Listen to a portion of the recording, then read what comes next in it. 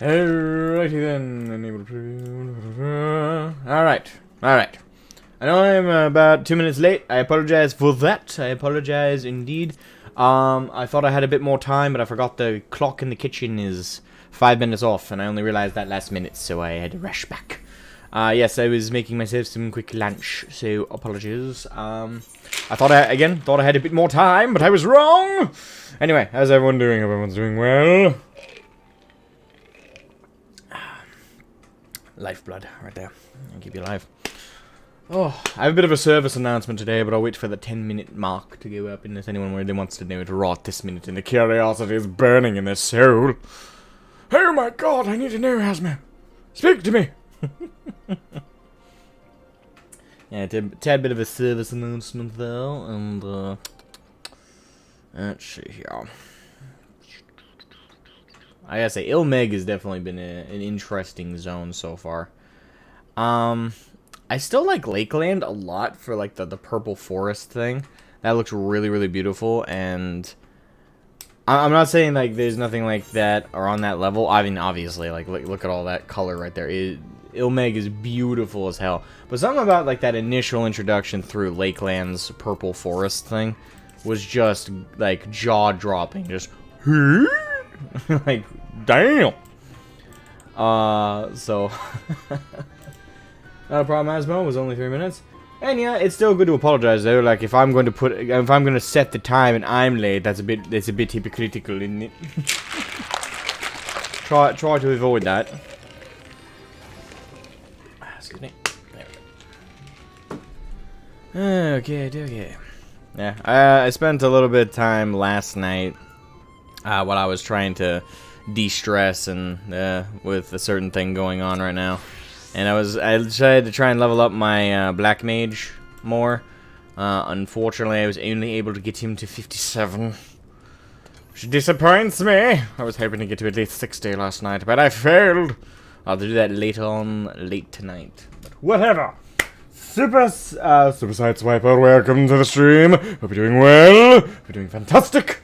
Note, each area mirrors a part of Eorzea. It's been brought up a few times. I'll put it like that. It's been brought up a few times, and there's been a bit of discussion here and there about it. But yeah, I'm well aware. When we were in Euphoria, I almost said Euphoria. When we were in Yulmore, I commented about like the fact that yes, I understand that what depressed me most about Yulmore was the fact that it's the reflected mirror of my home in the game, like my favorite place other than Ishgard. Like Ishgard is probably the most reminiscent of my IRL home, but like the home I've made for myself is definitely Limsa Lominsa.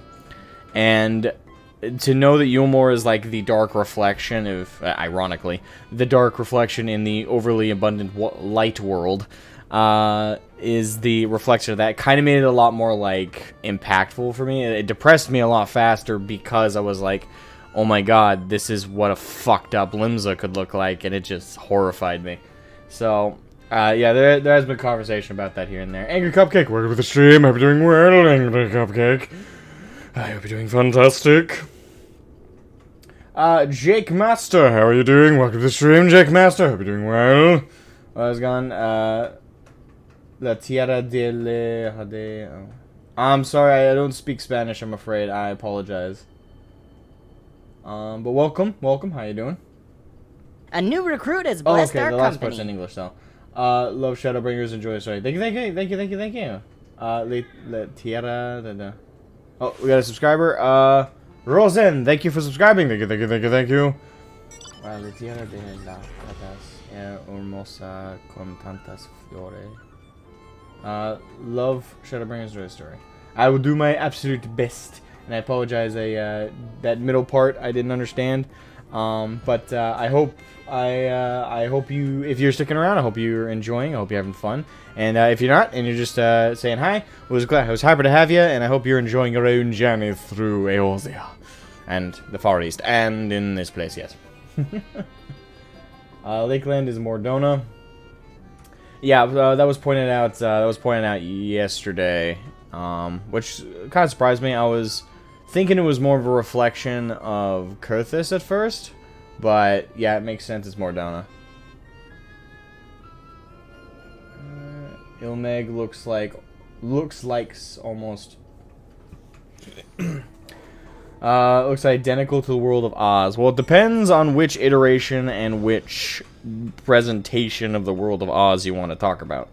Because there is the original film, which then you can debate, like in the black and white version, is like, what's the color there? Not necessarily dark, rather an alternate Limsa. I'd say it's dark. It's pretty dark. Maybe not in actual lighting, but in mood and in atmosphere and in what's going on, like social climate wise, it's pretty damn dark. Like I wouldn't call that not dark. I would say it's definitely dark. Again, not literal, like not like actual nighttime darkness, like shadows everywhere. I mean, like, if there's any place in this fucked up world I'd either be in Anmarang or I'd be in Lakeland in the Crystarium. I would not be in Yulmore with what the fucked up shit they're doing. Yeah, hell no. So they're pretty damn dark. I wouldn't call it an alternative Limsa. I'd just say a dark Limsa. They took Limsa and multiplied the depravity by 15. More like 100. Translation: here as we're going, the fairyland is beautiful with so many flowers. Ah, okay. Okay. Yes, I agree. Also, thank you for the translation, children dog. Ishgard is like your home in the lore of the game, more than Limsa or Ul'dah. Oh, for the character, yeah, kinda. Especially with us being a ward of House Fortom. So that's definitely a solid way to look at it. Yes. But I'd say like the home I made for myself as the character, being a first lieutenant in the Maelstrom.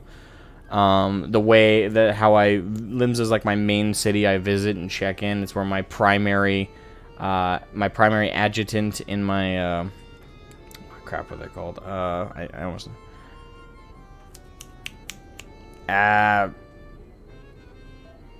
retainer. There we go. In my retainer, my main retainer's there. So as I see it, though Ishgard might narratively be like the closest thing to a home our character has, as I've made it for myself as a player with my character, Limsa's my home.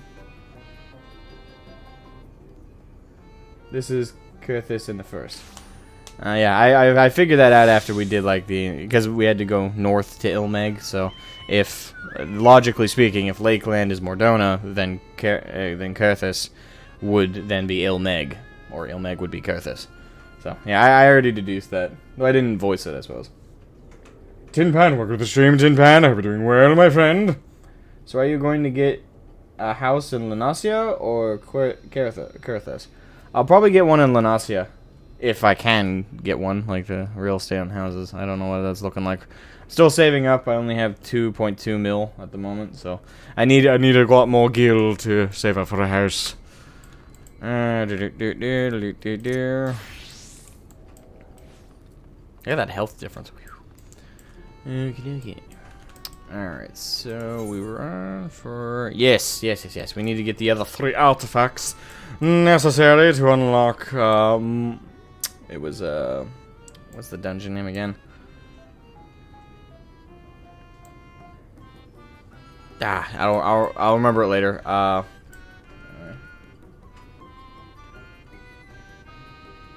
Sort of pointing out the obvious.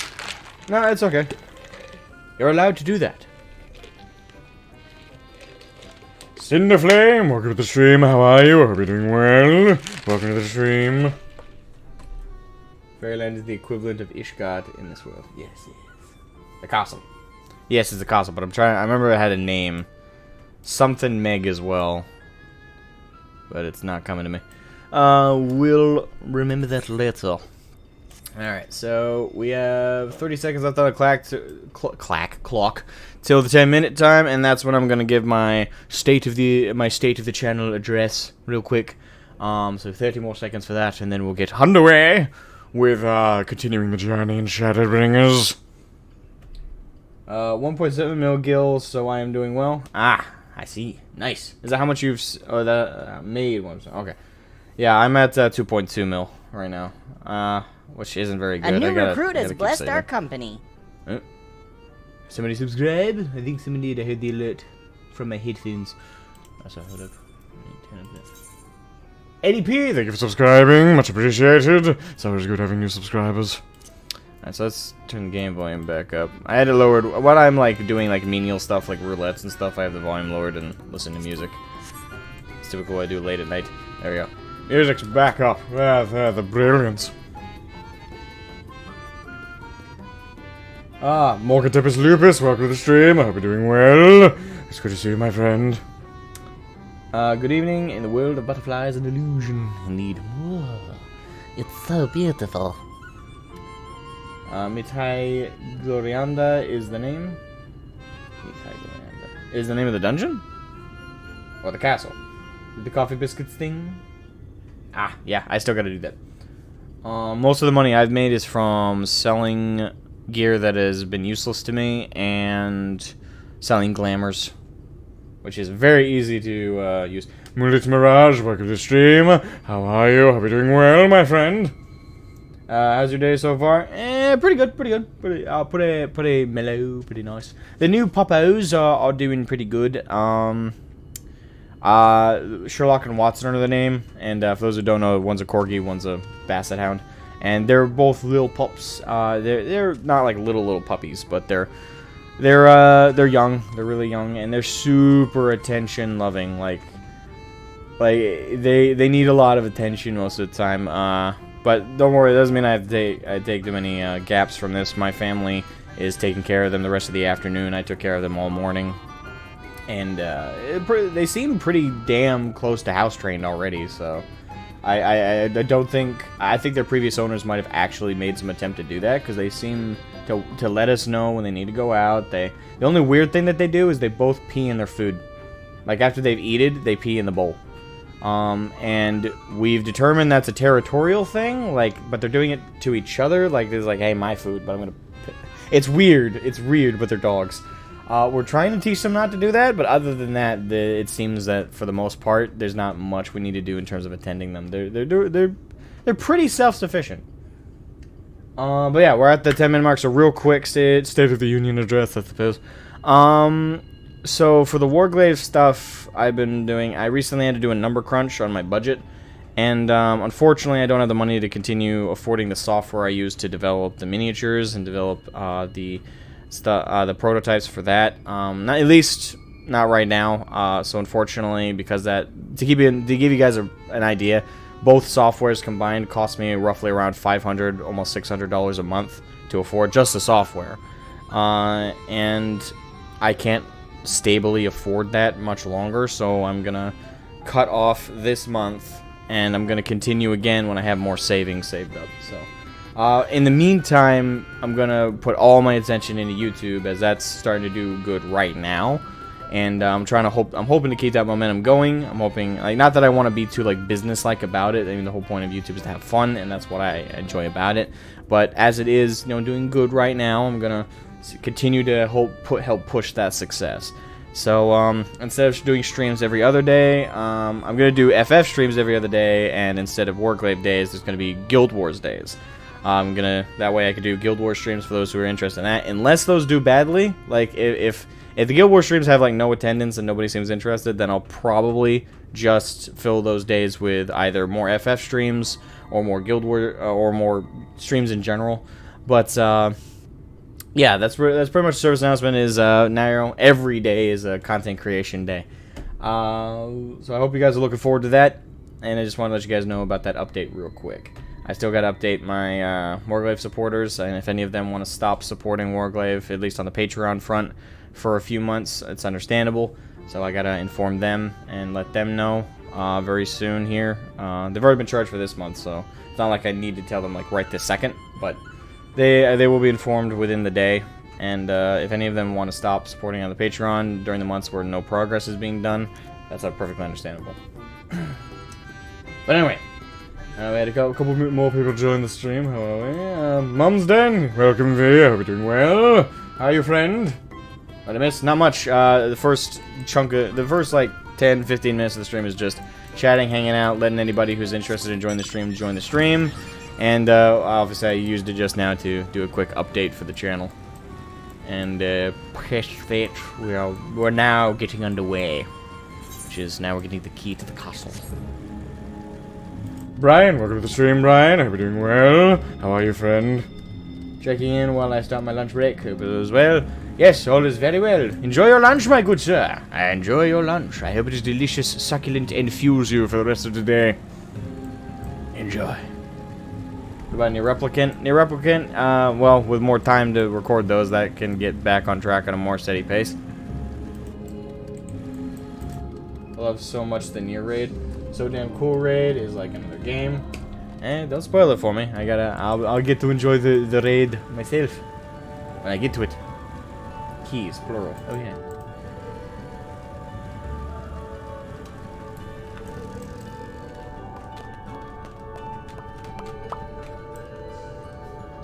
Excuse me. Also got some peppers. Here you're going more all in here on YouTube. We as a community are lucky to have you. Thank you. I thank you very much. It's good to be welcomed and enjoyed.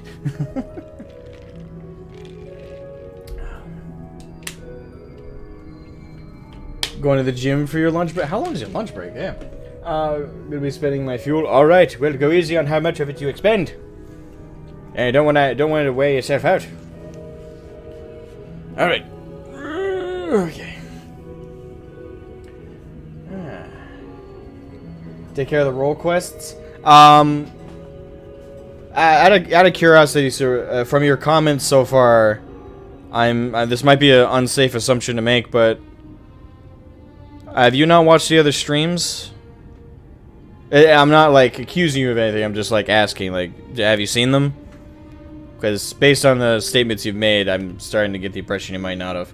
If so, I'm willing to do a quick recap for you, like what we've done up to this point, if you need me to. The quest line is amazing. I did it yesterday. I think you'll have so much fun. This one? Yeah, I'm sure I will. I've been enthralled thus far. It's been a very engaging storyline thus far in Shadowbringers. A new recruit has blessed our company. You already done them? I've done all of them I can up to this point. The role quests. There's a certain quest I have to do before I can continue progressing them.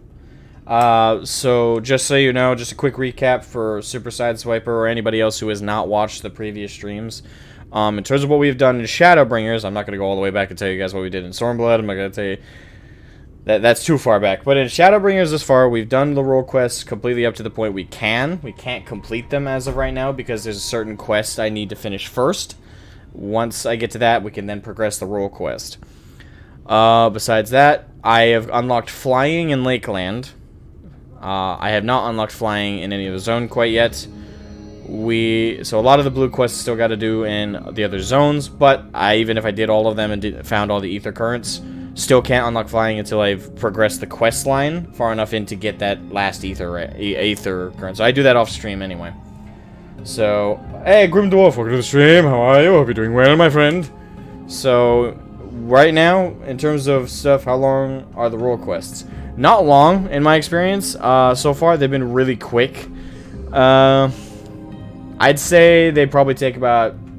It took me probably 20 minutes to go from the first role quest to the last one we were able to do. So, that took about 20 minutes, maybe less. They're very short so far.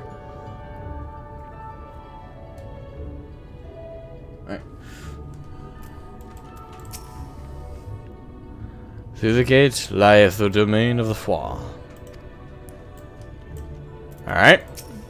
Stating the obvious. What a lot of leafmen.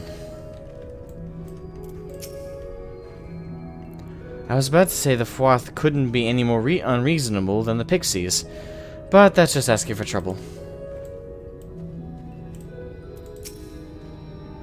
During our sojourns in Mheg, we avoided the lake at all costs. Let that suffice to warn you of its dangers.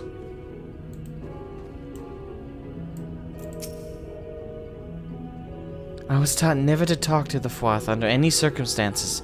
Are you sure this is a good idea? So, Disillusioned Dork, may I ask you, what riveting dialogue and fluff text am I looking for here? They all just stated the obvious again. And maybe at most added a little bit of foreboding. God damn it. Keep bumping into my mic.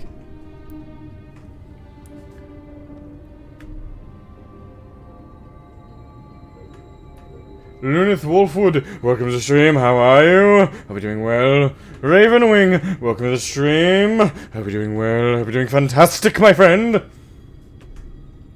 Ah, cool. Haven't touched them yet. Yeah, you're gonna need them because you won't be able to finish Shadowbringers if you don't do them. They're not optional.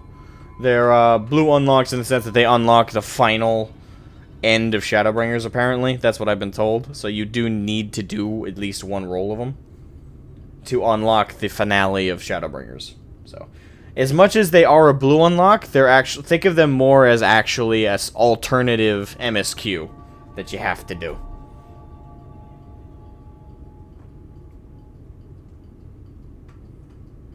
When childs tell you they aren't allowed to go or do this, it is fair to assume for adults it is may not safe either.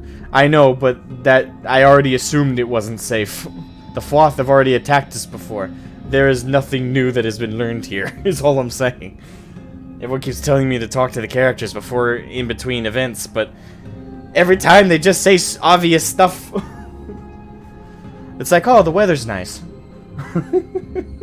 I'm sorry, it's just, it's funny to me. Alright, untouchable gate, and yet we touch it.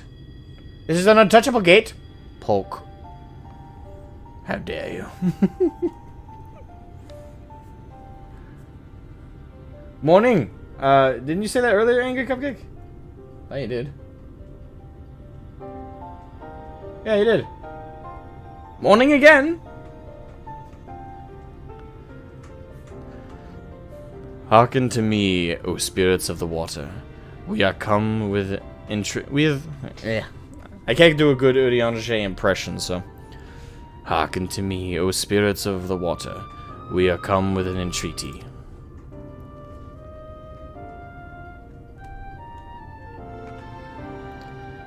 Not in a talkative mood, apparently. I'm not exactly sure how the gate works. But if the Floth are water spirits, perhaps we should take our search into the lake? Aaron Shepard, welcome to the stream. How are you? Hope you're doing well, Aaron. Mark Oliver, St. Louis, yeah. Welcome to the stream. Hope you're doing well, my friend. Welcome. TLDR, one of the reward for completing the final quest from one of the quest lines is a quest item for the MSQ. Yeah, there you go.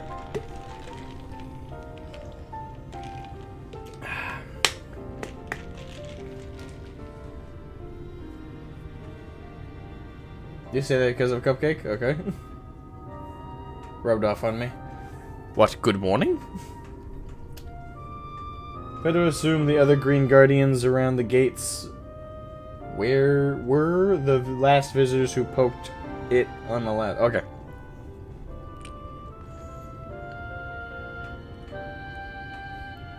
I mean, probably.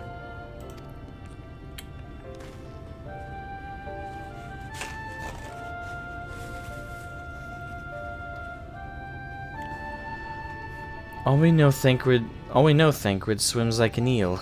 But what about you, Minfilia? I could swim well enough. Thancred taught me. Excellent. Like an eel.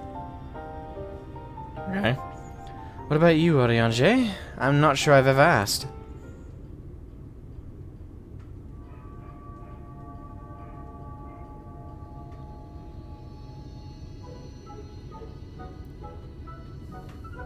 He can't swim. Rather than swim, mayhap it would be more expeditious to walk upon the surface by means of magic. He can't swim. You too, Urianger? That you should be a kindred spirit. Worry not, my friend. I know some helpful tricks, and I should be more than happy to share them with you. Together we shall conquer the waves.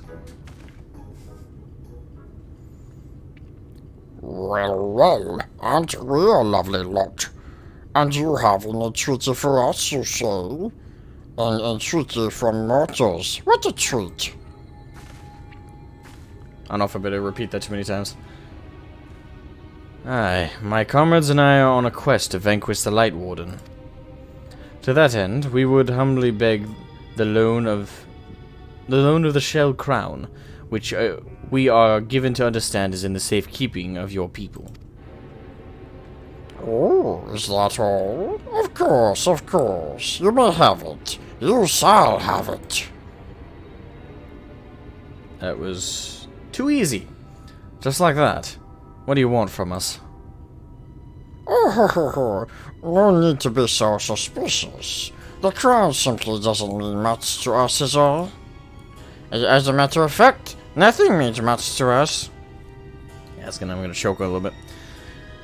For the fourth, it's over before it's begun, and we couldn't care less what becomes of the Fairy King, nor the world for that matter. Having said that, we do so seldom have mortal visitors, and it would seem a shame not to make the most of you. Touch the untouchable gate, and come hither to our domain at Dhon Mheg. In your tongue, it means forbidden realm. Sounds forbidding, yes? And so it should, for we are one with the water, our home wrought of ripples, and waves and currents. Find your way through, give us thrilling sport, and we will give you the crown. Oh! Dhon Mheg. That's the dungeon. Never mind. Voice is actually on point. I do my best. It's hard to keep that voice up though, because I'm pretty much what's happening to make that sound. I'm not physically like with my hands, but internally in my throat, I'm pinching my Adam's apple. I'm constricting the muscles right here in my neck to make that sound. So the longer I do it, the more painful it is. Thankfully, I'm able to keep it up for at least 5 minutes, 10 minutes or so. My precious. You got yourself some curry and naan bread? Oh, naan bread's pretty delicious, yeah. For me, curry is very dependent on the place and who's making it. Yeah. Urianger have a problem with the water. I keep waiting for the golem sound. Alright, so we're gonna do the trust system again. At least it worked out last time. Form part to enter Dhon Mheg.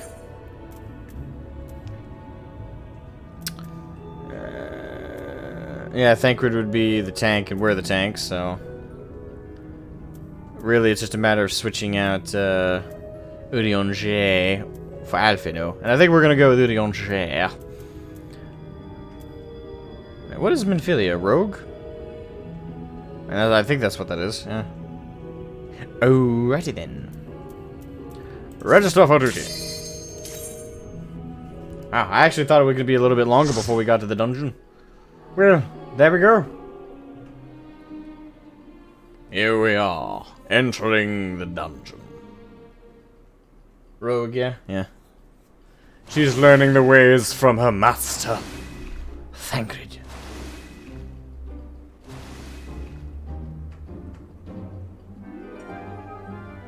Oh, it's just ha ha ha.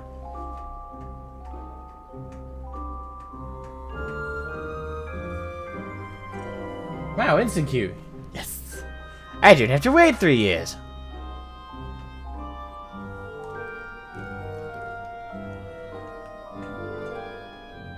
That music. What a fascinating locale. So colorful but deadly. Oh joy. I'm kind of getting Alice in Wonderland vibes. That's like my initial impression. Off with their heads! It's like being in a dream. Yet the danger Oh, yet the dangers of this realm are very real. Be not distracted by its beauty. Indeed.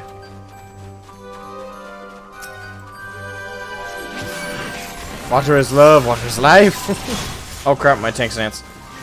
I keep forgetting it turns off.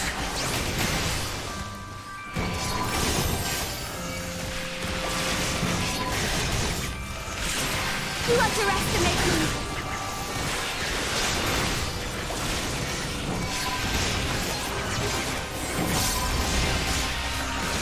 Yeah, man. AoEs for days, boys!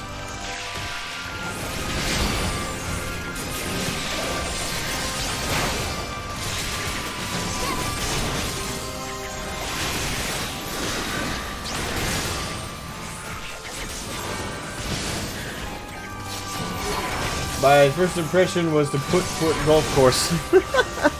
I see why. It is kind of like a golf course. A very decorative golf course. I'm on.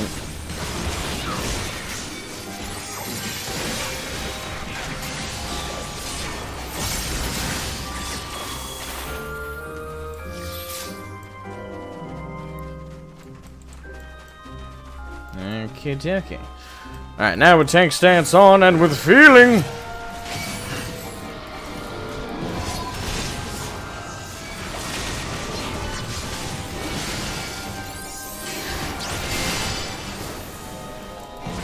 The music is very relaxed for battling. It's very lullaby-like.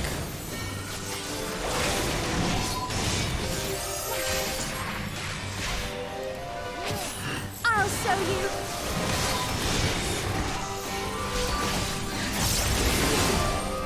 Air Mountain.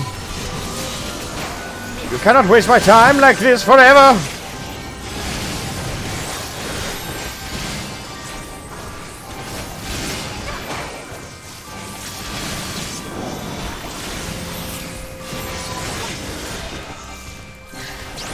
Alright, have fun, need to go. Alright, have a good one, Jake Master. Thank you for joining, man. Have a great day. All that I have and more I bring to bear.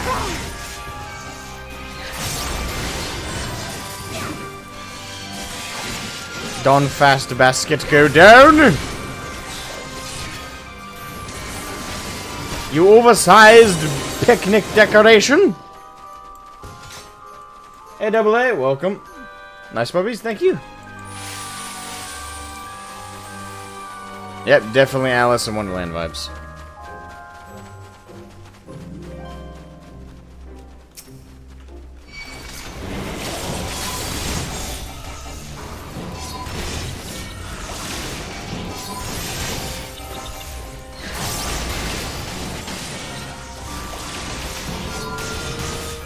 Trash mobs!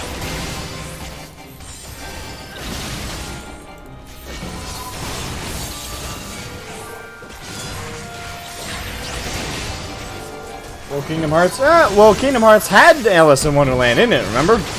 That's why.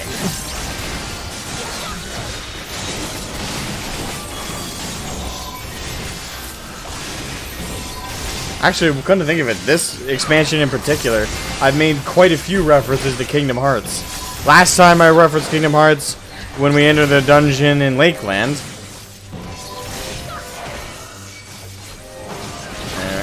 Because the final boss reminded me of a nobody. Which are the opposite of a heartless. Or, a nobody in Kingdom Hearts is the leftover empty shell of a body after the soul has been turned into a heartless.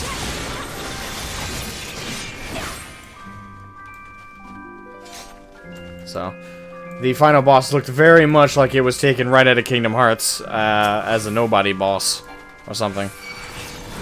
Not that I think there's an actual boss that looks like that in Kingdom Hearts, as far as I remember.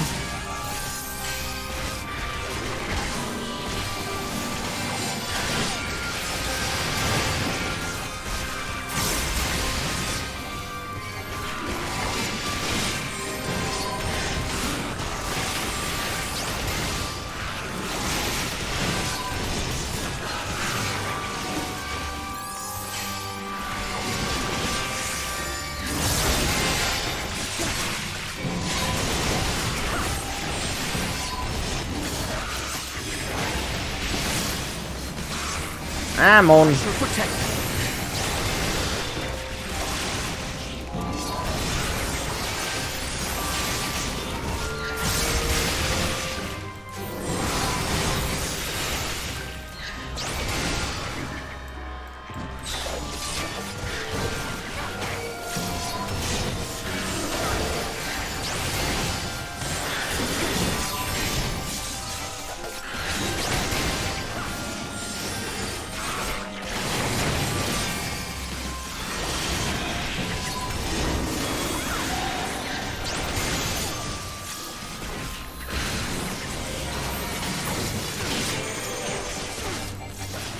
And Welcome to the stream. How are you? Hope you're doing well.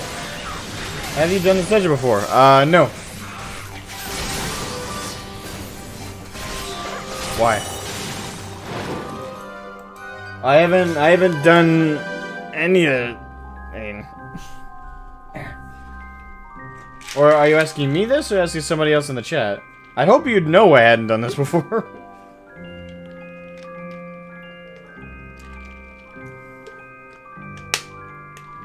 And I'm playing through Shadowbringers for the first time right now.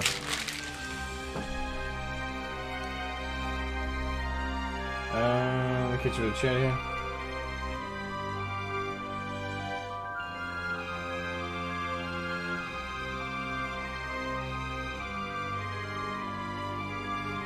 .5 to 2.5 remaster Kingdom Hearts since they introduced Sora into Smash Bros. There's not last I checked.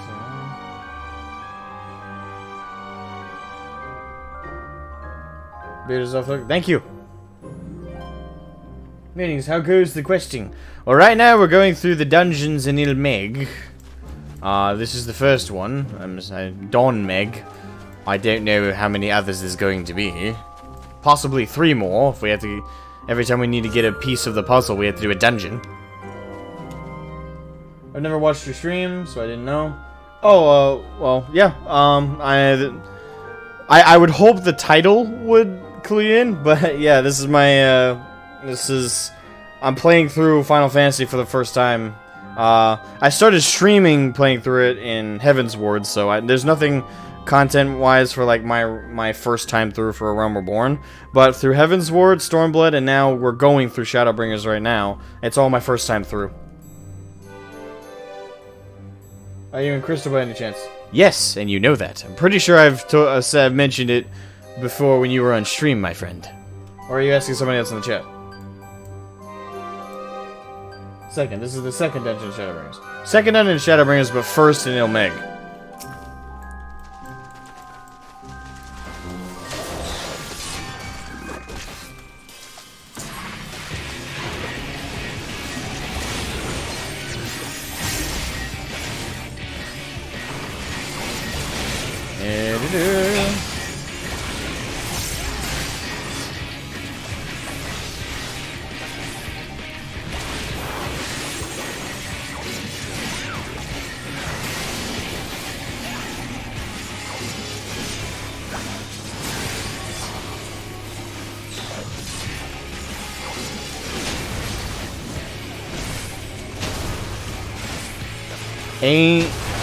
Dhon, Lord of the Lingering Gaze.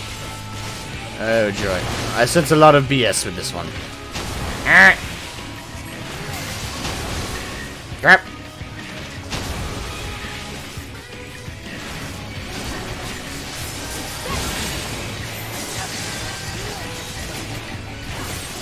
He looks adorable.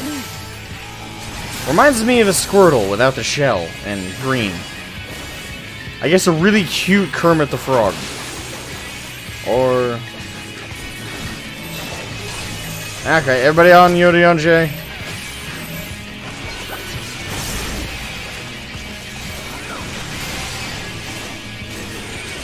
I shall protect you. I'll show you.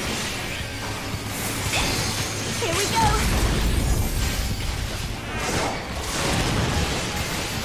Somebody already used the limit break. That was fast.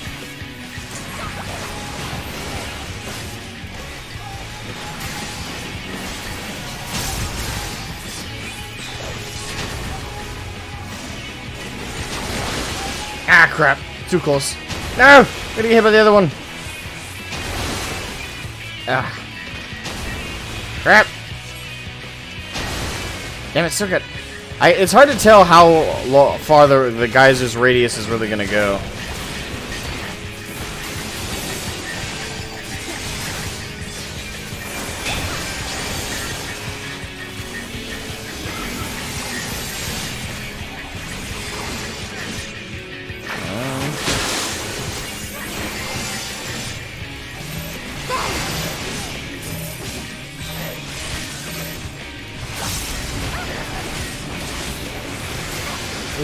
That was Ventilia. The one, that was her. I couldn't tell, but you're probably right. Yeah.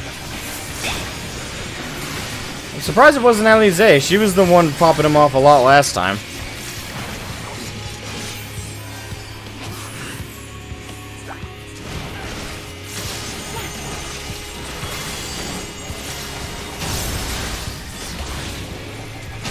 Yep.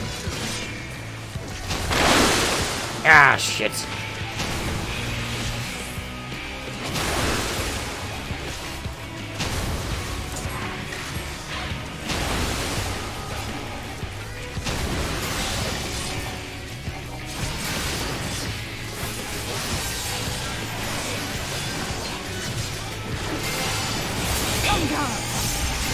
Quit bopping me with a hammer. You shithead.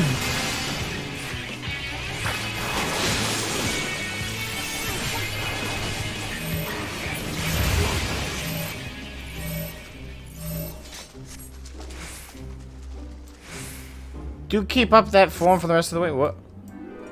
Bye? Zianani? Welcome, Zianani, to the stream. I hope you're doing well. Rivengeist. Welcome, Rivengeist, to the stream. I hope you're doing well. Hope you're doing fantastic. John Sleeper, welcome to the stream, John. I hope you're doing well. How are you this very fine day? What's the other science for lens blood? Lens blood. Jiminy Frog. Don't get too wet. Kermit, but evil. I can't do a Kermit impression. I've tried before. I can't do it. Hi, everybody. Nah, I can't do it.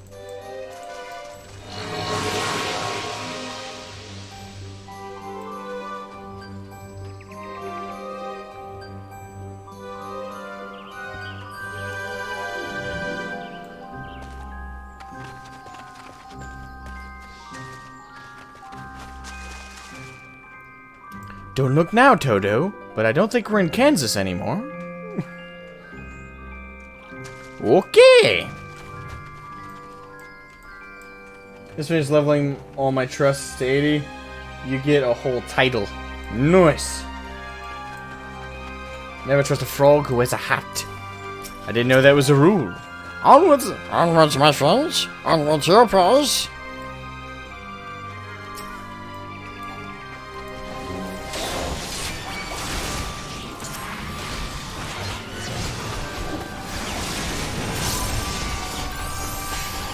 This music really doesn't put me in the mood for fighting.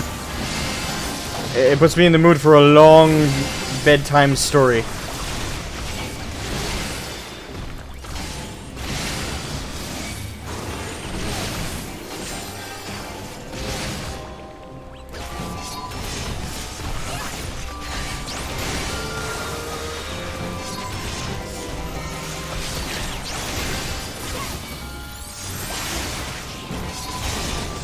Amen.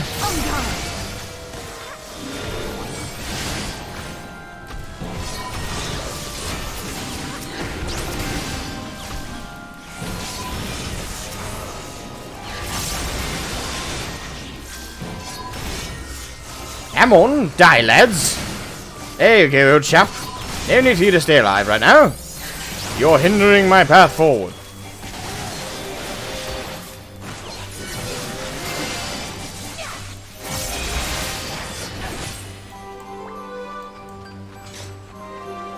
We represent the Lollipop Guild! The Lollipop Guild! The Lollipop Guild! My voice cracked while doing that too. That didn't help. Faymaster, Kitora Hiro. Kitora Hiro, welcome to the stream. We're doing well. I'm doing fantastic. Faymaster Illusionists. That was a good Dr. Nick voice, though. Dr. Nick. Oh! They're dropping beehives on us now! Shit! I don't like bees on the best of days. Oh, crap.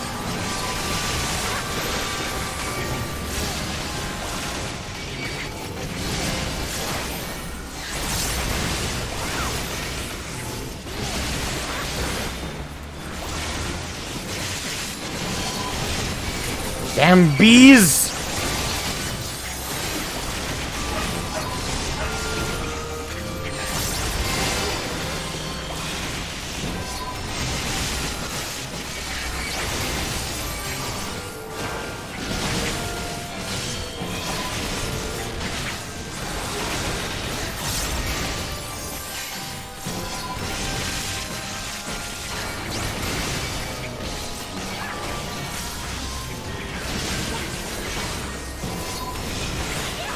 Amen.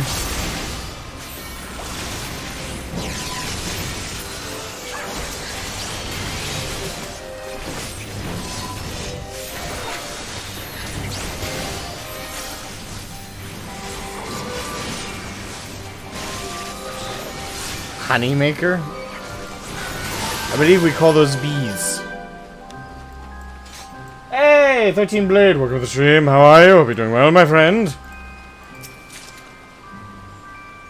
Oh no, not the bees! Not the bees! Wicker Man reference. Wait a minute. Oh, the leaves. I was like, oh. I didn't even realize this was a bridge. I gotta do some justice. Alright. You wanna get back? Alright, here we are. My apologies, but... What? My apologies, but accidents do happen. I see. How often do they happen?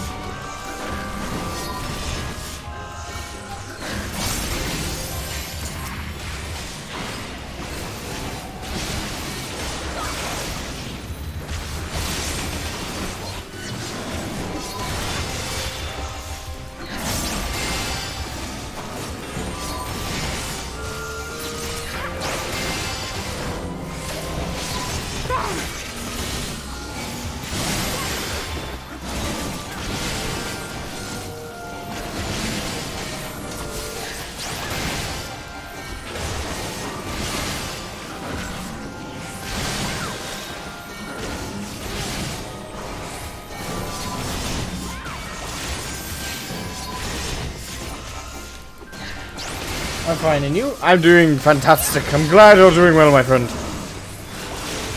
The Lollipop Guild. Okay, now the Lollipop Guild song is playing in my fucking head. That's gonna be there all day. Yeah, the bear's down at least. Leaves the two of you, little weasels.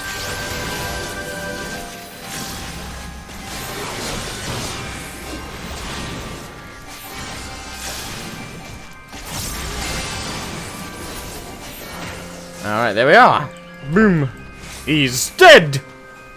Victory is mine. This is when you do your frog voice. Wait, often? What's often?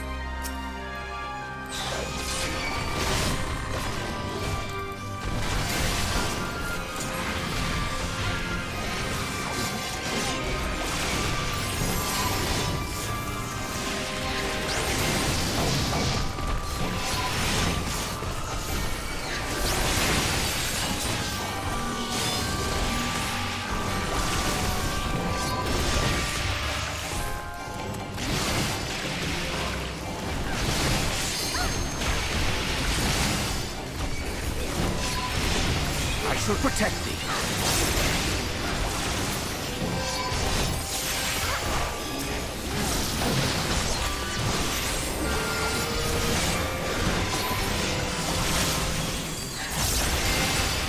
Damn trees are coming alive and harassing me.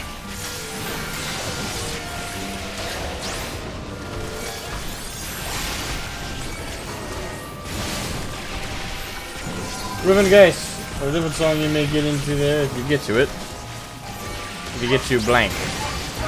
Okay. Never trust a frog who wears a hat. Oh, I read that earlier. Okay.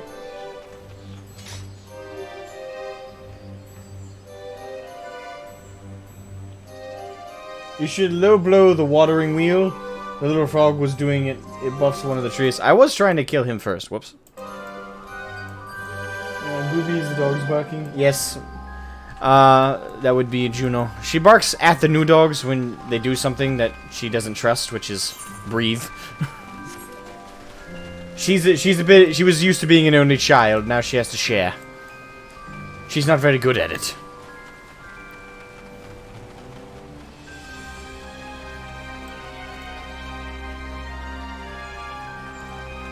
Oh, whoops, I'm going backwards. Yeah, I'm going backwards. Duh.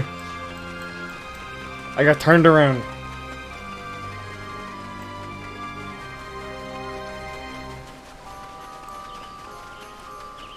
Alright, here we are. Treasure coffer.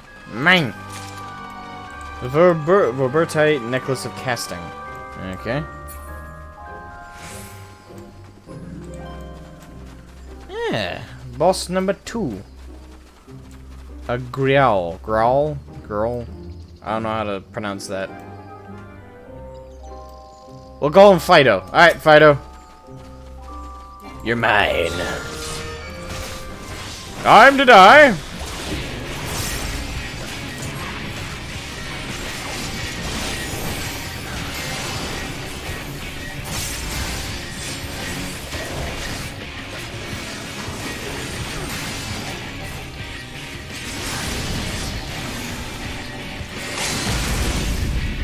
Already dropping a limit break, I see.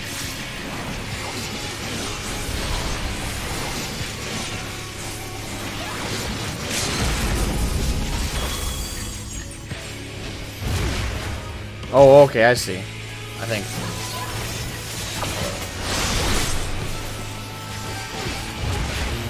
I think I understand how that one worked.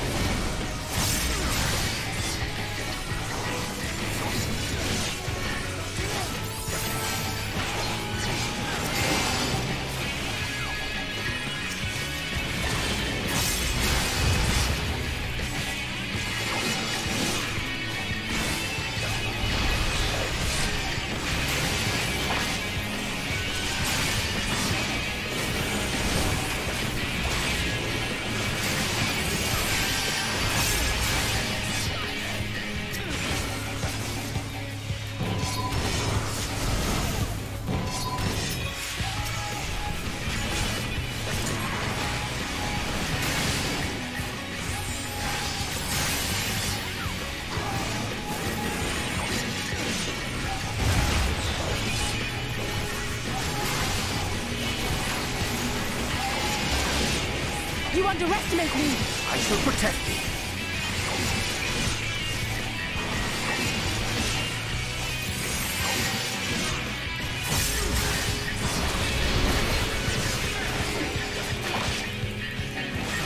Alright, well. Oh, come on.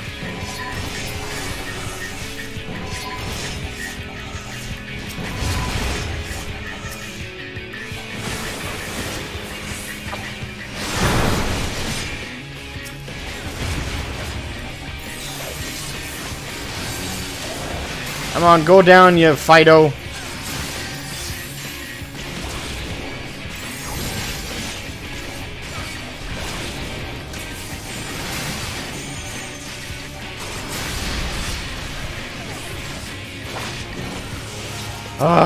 Stop entrapping me in these. That's cheating!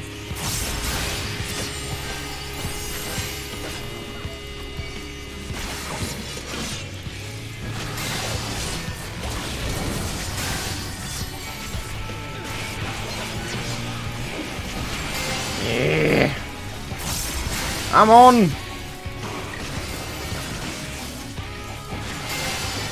Die already. There we go.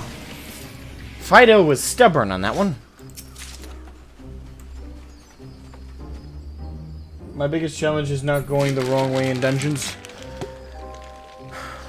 Most of the time it's fairly intuitive, but I'd say there are the rare occasion when you get turned completely around and end up going backwards. Then there are the dungeons with a bunch of beaten off the paths you can go down. But, yeah. It can be a pain in the arse.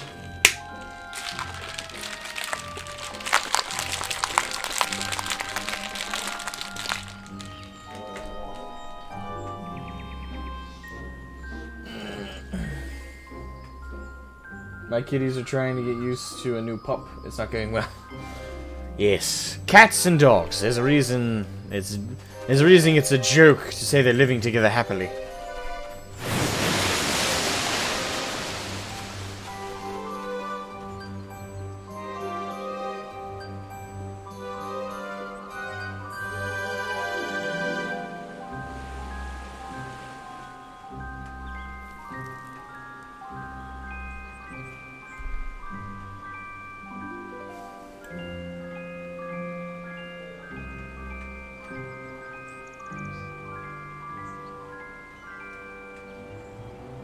Okay.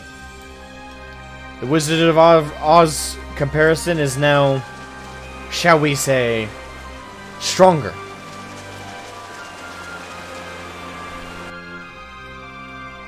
I mean, what I find mind-blowing about the dungeons, mind you, we're not even talking raids. The dungeons in FF put the World of Warcraft dungeons to shame. At the very least of establishing a set piece. Like, god damn.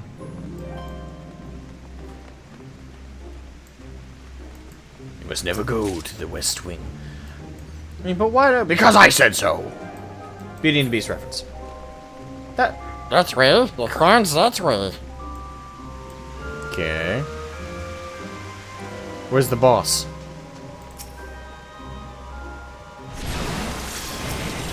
Oh, it's a fake. You just have to keep going. Damn you, damn frogs!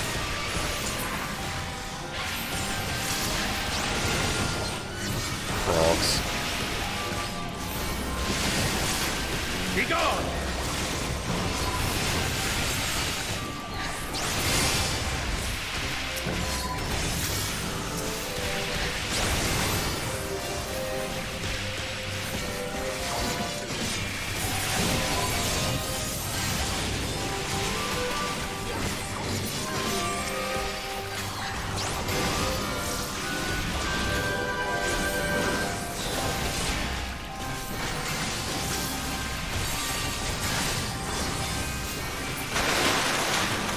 Alright. Those are the visuals of this dungeon? It is very nice. Oh, look! It's technically a seahorse and a horse combined. A sea proper horse. I don't know. A Dawnfast Kelpie, I suppose.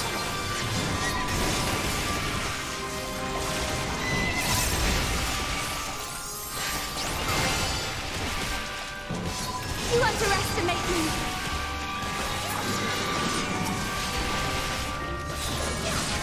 Seriously, this music is really off-putting for battle music.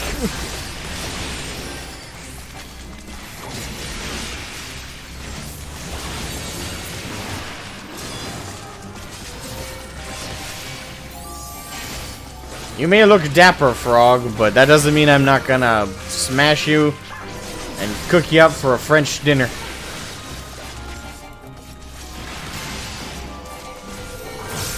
Come on, go down. There we go. I gotta say, they're ungodly adorable, but by fucking god. So far, they've been a pain in the ass.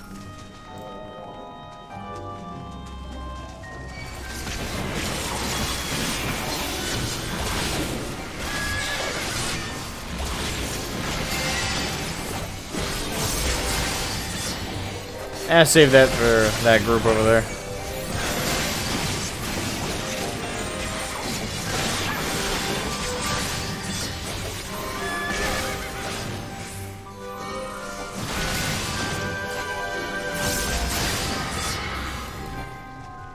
And it's dead.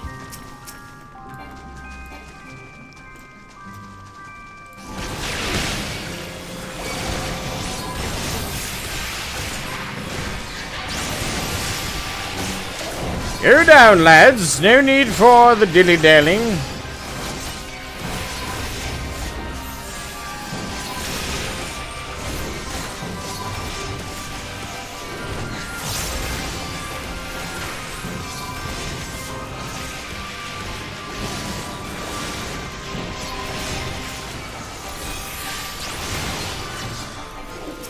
Michael, welcome to the stream. How are you? Hope you're doing well, my friend. Yeah, so trying to make our way through the dungeon.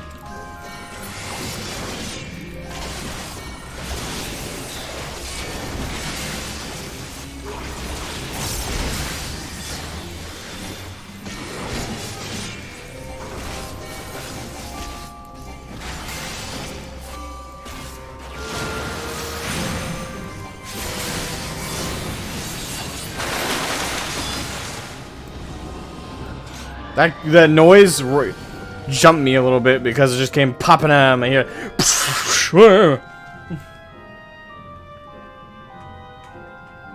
Really took the stage in Stormblood, one of the best characters on the expansion.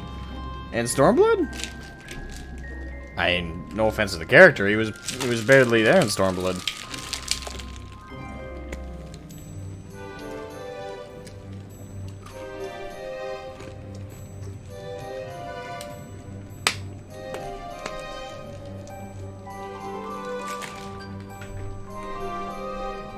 He activated his trap card.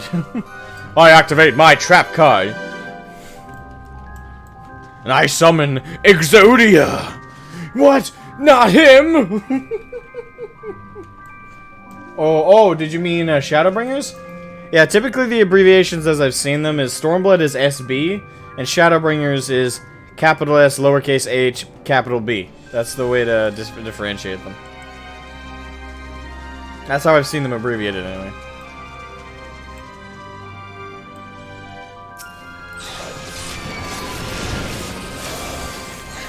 Alright, come on, lads.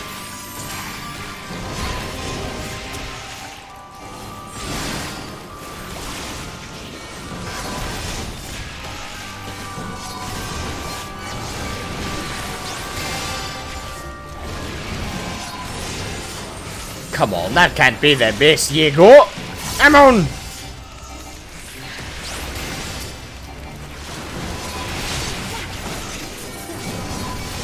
I'm still standing better than I ever did. Looking like a true survivor. Feeling like a little kid. I don't know why that came in my head. Of all songs.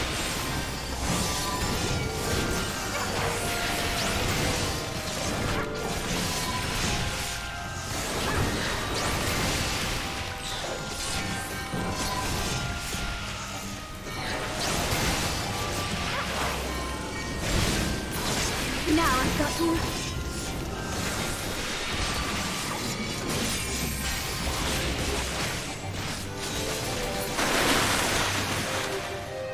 There we are. Boom. That song is a banger? It can be, yeah. I returned with dessert. I almost said desert. Chocolate cake and a single cream. I prefer me some cookie dough ice cream.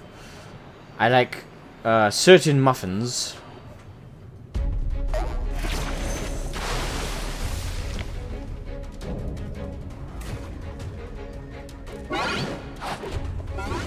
Well, aren't you looking dapper? Shall we tangle, old good sir? I hope your form has found its way.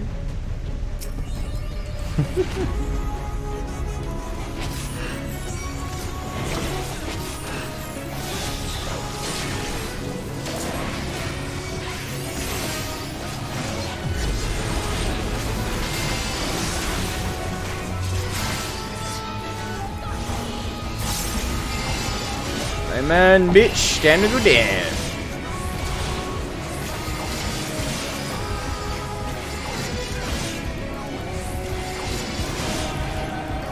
Oh, come on.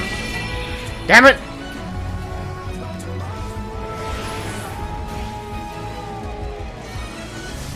You and your transforming bullshit!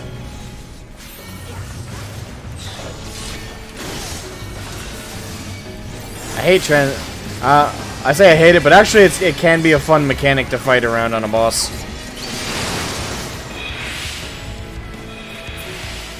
The fuck? Oh, that's a cool mechanic. Okay, that's creative. Oh, I love this boss. Ah, see, this is what I'm talking about. Stormblood had way too many of the AoE thing. This is a fun mechanic. Okay, that's cool. Oh, that was cool. I love the creativity and the mechanics of the dungeons. Oh, I love it. Love it, love it, love it, love it, love it, love it, love it. Make a man fall in love.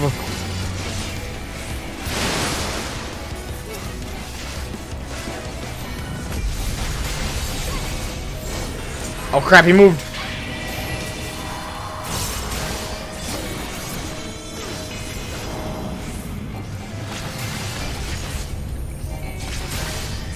Ew.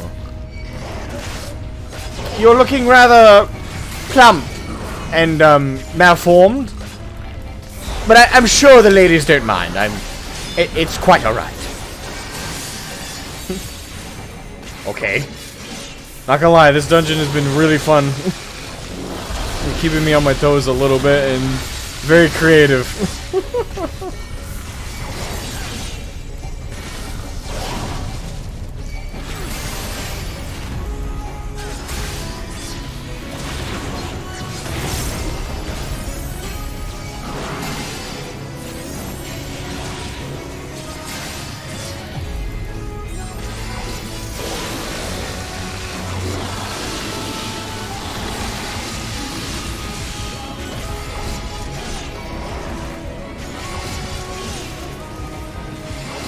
Oh, now you're back to your dapper self.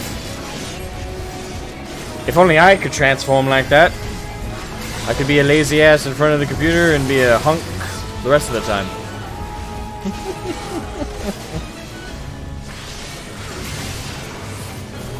There we go. Come on.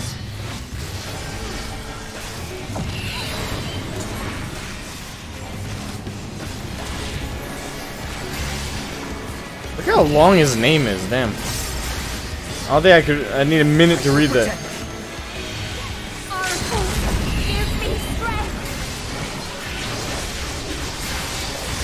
Well done, Minfilia! Proper form, lass! Proper form! Oh, not this shit again.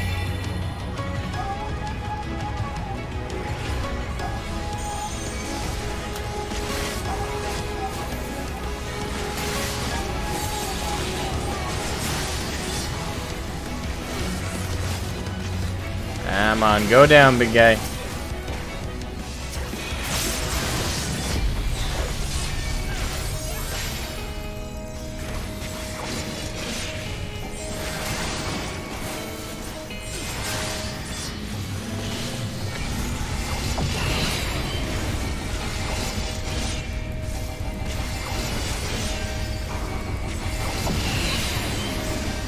Come on, go down, go down, go down.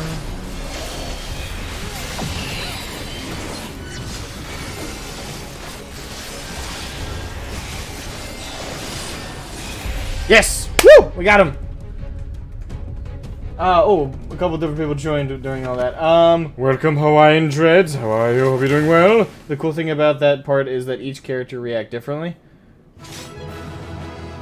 Oh, the part we're going across the chasm? Oh, that's even cooler. So everyone had a different path they had to go. I love creative mechanics. Oh, World of Warcraft hasn't had those in years. Oh, God. Sanbiaku and Madao? Madao? Sanbiaku and Madao. I hope I said that correctly. I apologize if I didn't. I like how Trust NPC have different ways of doing the mechanic. I like it too. I like it too. It adds a lot more depth to it. And I guess a level of replayability. The drug have something funny. You didn't expect the ew reaction? What, him turning into a giant slug?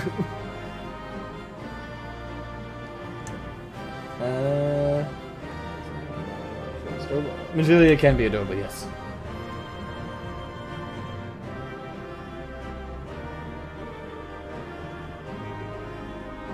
Oh, okay. They act differently to it. Okay. Don't run this with both Minfilia and Alfie. Both take too long to reach the boss. Oh, great. Allie just runs through it. Minfilia and Alfie takes their time. Thank you, Nudionche. You're undoing. Thank you, Nudionche, cheats.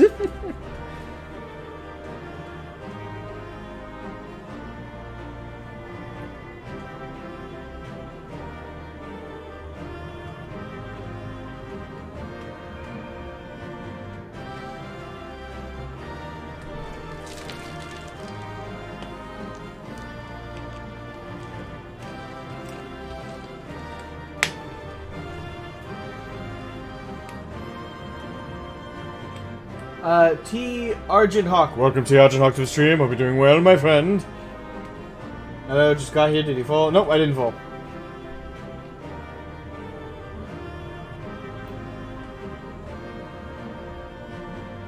You're delighted by the creative mechanic, no falling. Yeah, I am delighted by it. Like, I value the creativity in the encounters, and this game overall, I can see why it's now currently dominating the market. It's the best MMO on the market.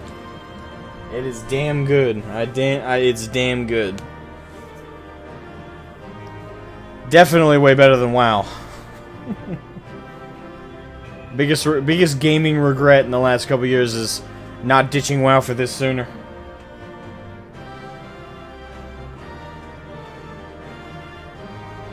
Disillusioned Dork, don't engage. Don't engage. Don't engage him.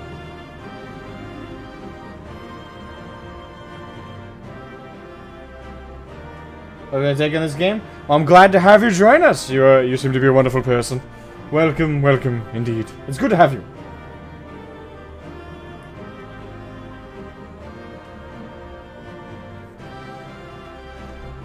Alright.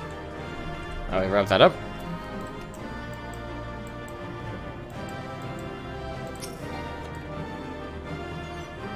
I already possess one. Oh, yeah, I do. There we are.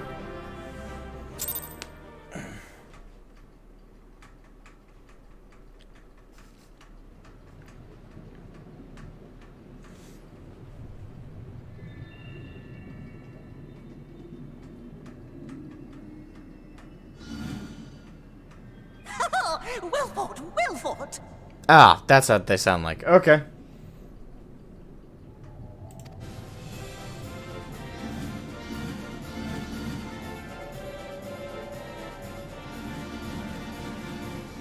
Eyeballs everywhere.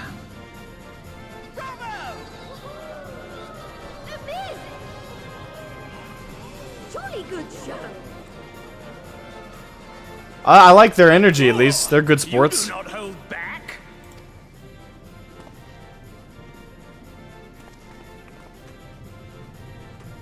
Hello, you little froggo. But I would have it no other way. Seldom have I enjoyed such sport. I prefer my voice as well, but oh well. At least they're understandable. We have satisfied thy demands. Wilt thou now satisfy ours? Of course. Of course. There it Bloody is. fey folk. The relic you seek. Yours for the taking. Have care you do not break it, though, yes. Evil Kermit.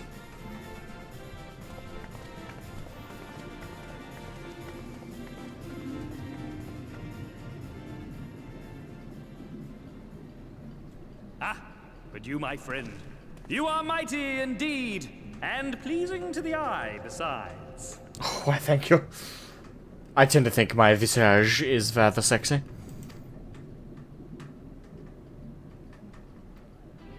More? I want to see more of him.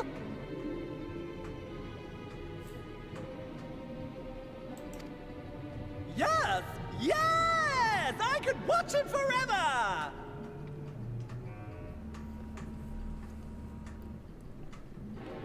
Oh boy. Why don't we just make him one of us? I take back what I said. Take back what I said. Not very good sports. Yes! One of us! One of us, one of us, one of us! One of us, one of us! Them fey folk. One of us, one of us, one of us! Fuck off! What a fine idea! Why ever didn't I think of that? You may have the crown, but in exchange, we will have you! You won't want me in a minute here.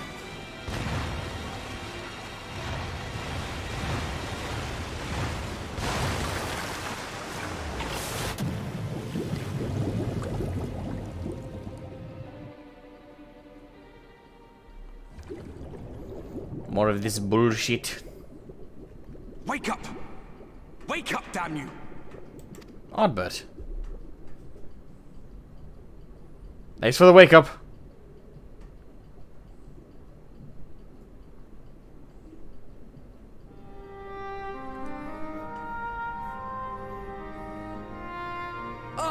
You're alive. Thank the gods. I don't know where you learned to breathe underwater, but it's lucky you can. That would be in Stormblood. A little bit before you... Well, technically after your time, but before your... You know, doesn't matter.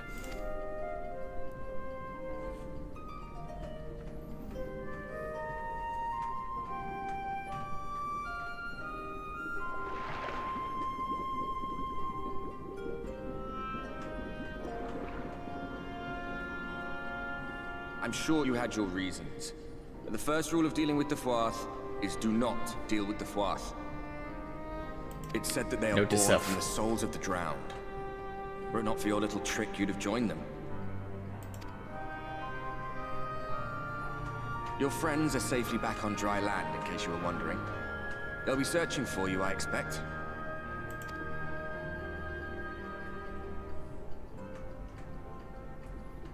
Very useful, we can't drown. Nice try, you little shits!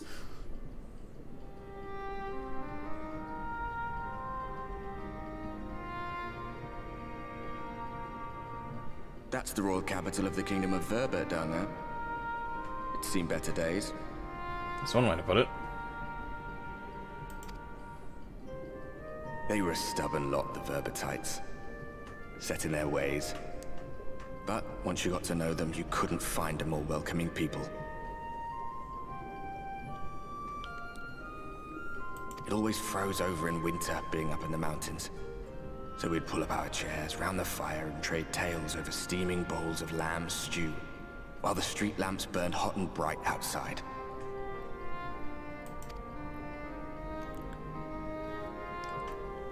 All dead and buried now. Them and anyone else who might remember. Everything we did, everything we gave, what was it for?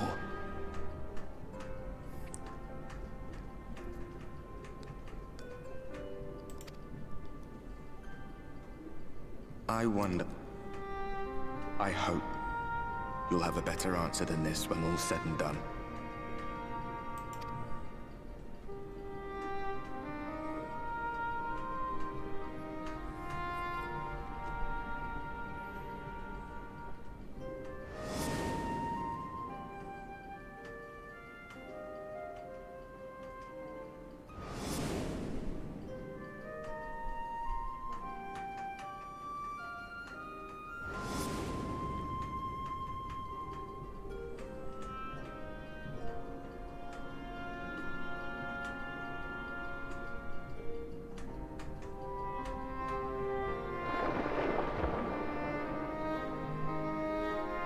That's upsetting. Yeah, the Vobotites, I assume safely, were the Ishgardians of this world.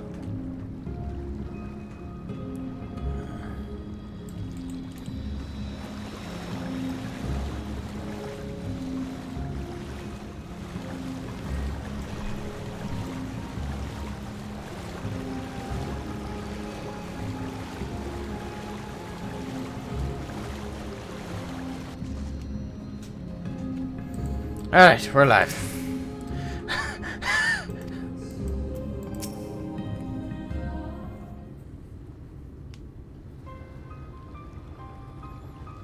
I'm going back in.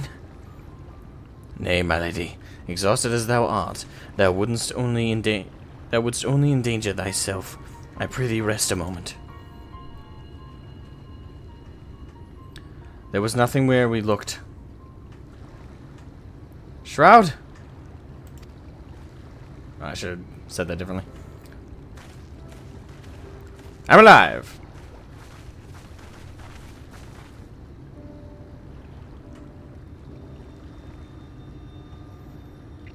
Dear gods, were it not for Sodaban's blessing. But I need not labor the point. I'm glad to see you safe and well, my friend. Have you any idea how worried we were?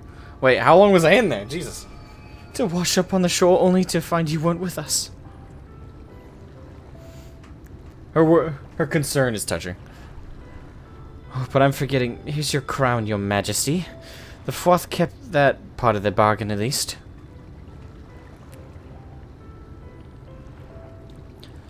While there were certain twists and turns, our work here is done, with everyone none the worse for wetness.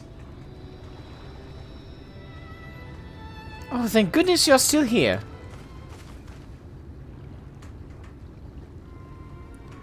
Sul-Win, is something amiss? A great big mob of mortals is marching into Mheg. Mortals with ugly weapons and uglier faces. They wouldn't happen to be your friends, would they? Rather the reverse, I fear. The Umoran army, I'd guess. Meaning we can play with them? Oh yes, have fun! Play with them as much as you like. As much as you like. There you go. As much as you like. But just to be sure, I will return with you to confirm their identities. If they are who we suspect, we will require your aid. If Alphina was coming, then Alize will be too, yes? Can't have one without the other, you know. Alright. Just remember, we're not your playmates this time. I'm afraid we must leave the rest of the relic hunt in your hands. Don't worry, I've done this sort of thing before. It's fine, defeating the Light Warden would always have fallen to... So I could be a begrudging asshole about it, or okay, no. First one. Don't worry, I've done this sort of thing before.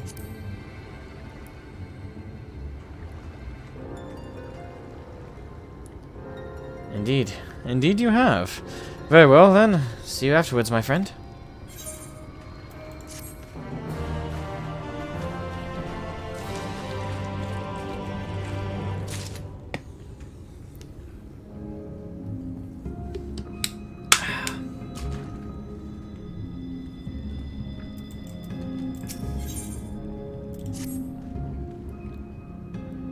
With our enemies fast approaching, time is of the essence.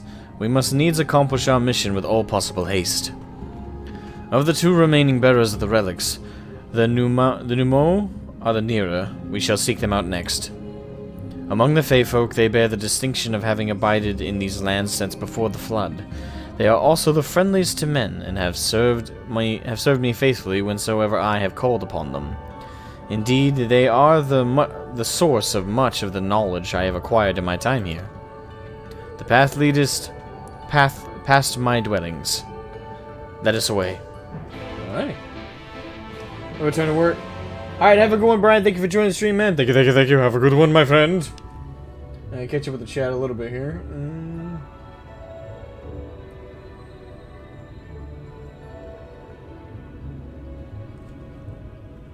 Excuse me. Tinkerbell is a horrible template for a fae. She is. She's the Disney version of what a fairy or a pixie might be. Nah, but the original Grimm's fairy tale versions of faes, of fae folk, whether they be fairies, pixies, leprechauns, you name it, any of the fae folk, they're all mischievous little cunts. To use a very, very, very aggressive word, but it's factual. It's correct. It's a correct way of putting it. They are very mischievous and in a very murderous way most of the time. That's why I do indeed like what they've chosen, the route they chose to go with them for FF, because it seems that they're going for the more traditional fae folk from legends and mythology.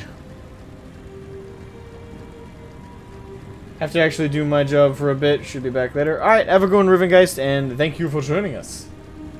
I hope to see you back again later, my friend. We have only... After all, we've only barely begun our journey today. We have much left to go.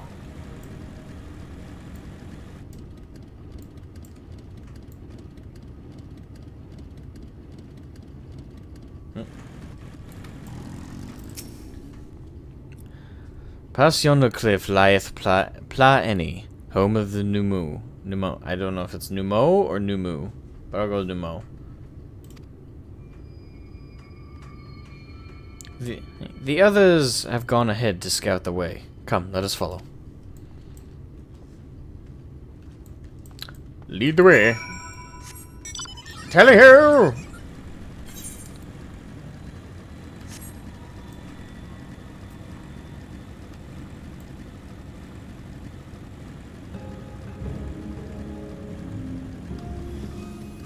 Oh, hello.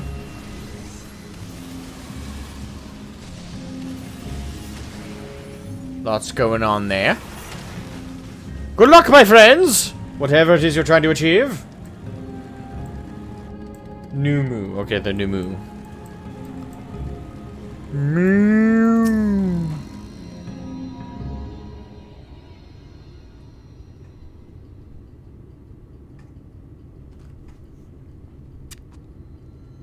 Shiny. If the path striketh thee as precipitous, 'tis because it was once a mountain trail.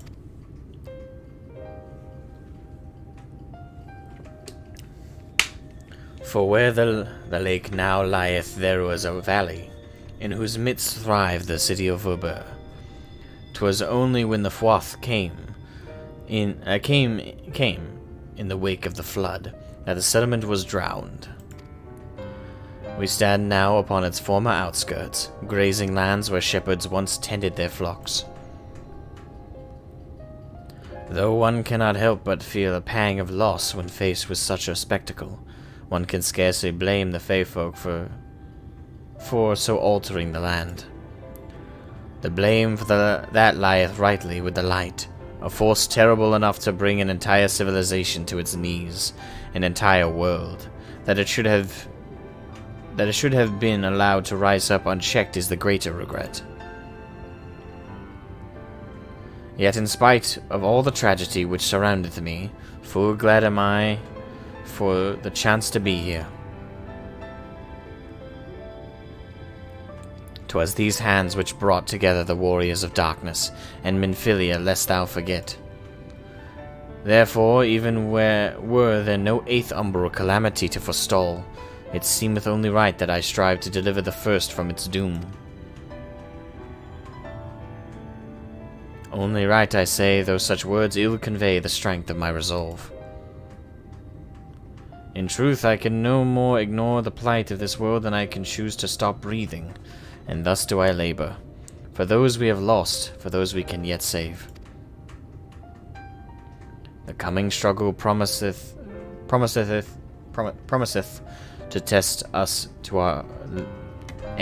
promiseth... I don't know why that's throwing me off. The coming struggle promiseth to test us to our limits, but so long as we stand together, I doubt not but that we shall prevail.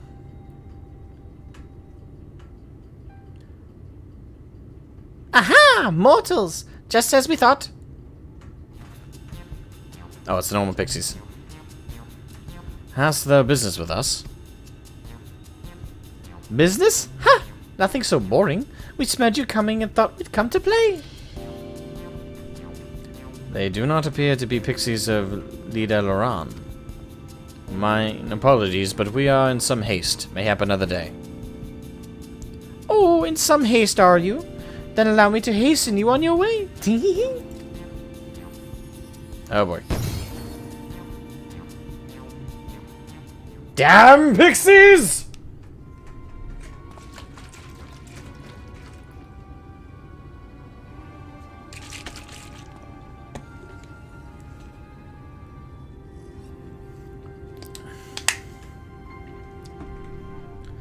Teleportation magic. For a mercy, we were not sent far from our course. Should the pixies find us again, however, they will most assuredly repeat the trick. We have not the time to waste. Let us avail ourselves of an enchantment I have learned. Fey Cloak, 'tis called. A most ingenious magic which rendereth one invisible to fey folk, albeit briefly. Useful. I wonder why he developed it.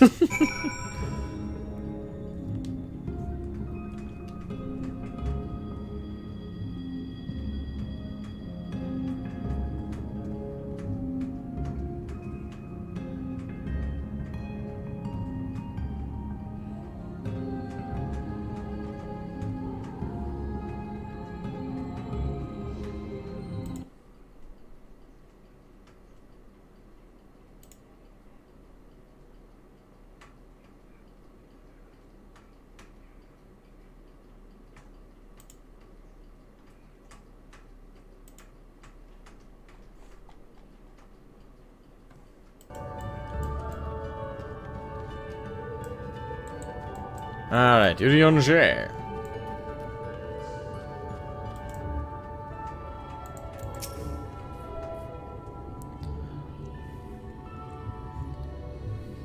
I shall cast the enchantment upon thee. Under its aegis, thou art to make thy way past the pixies and rejoin our comrades. Know, however, that the enchantment shall suffice to veil thee and thee alone. Be not tempted to employ a mount, as it will only serve to give thy presence away.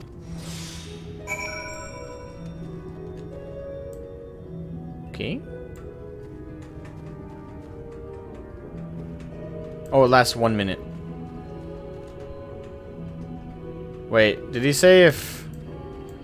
Hold on. Did he say I couldn't mount? I think he did. Alright, so we'll just run. Fuck you both!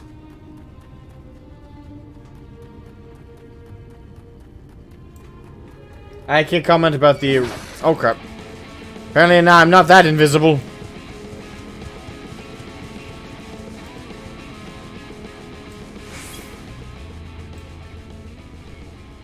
Although you gotta love the guitar riff there. Anyway. Good game, the original anyway. I can't come out of the main. Yeah, I haven't played the remake of FF7, but the original FF7 was god tier. Fantastic. Fantastic game. If you haven't played it, you owe it to yourself to treat yourself.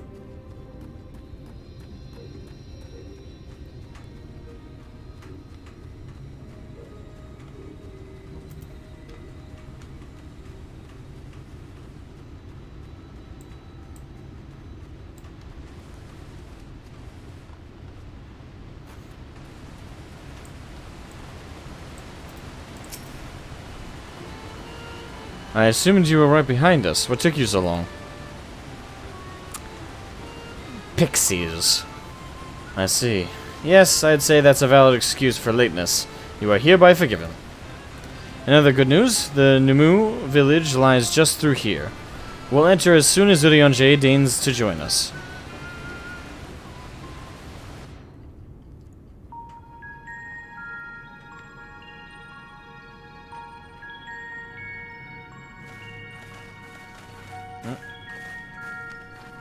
Tried it, age has not been kind to that game. Yeah, graphically it doesn't hold up, but you gotta keep in mind when it came out.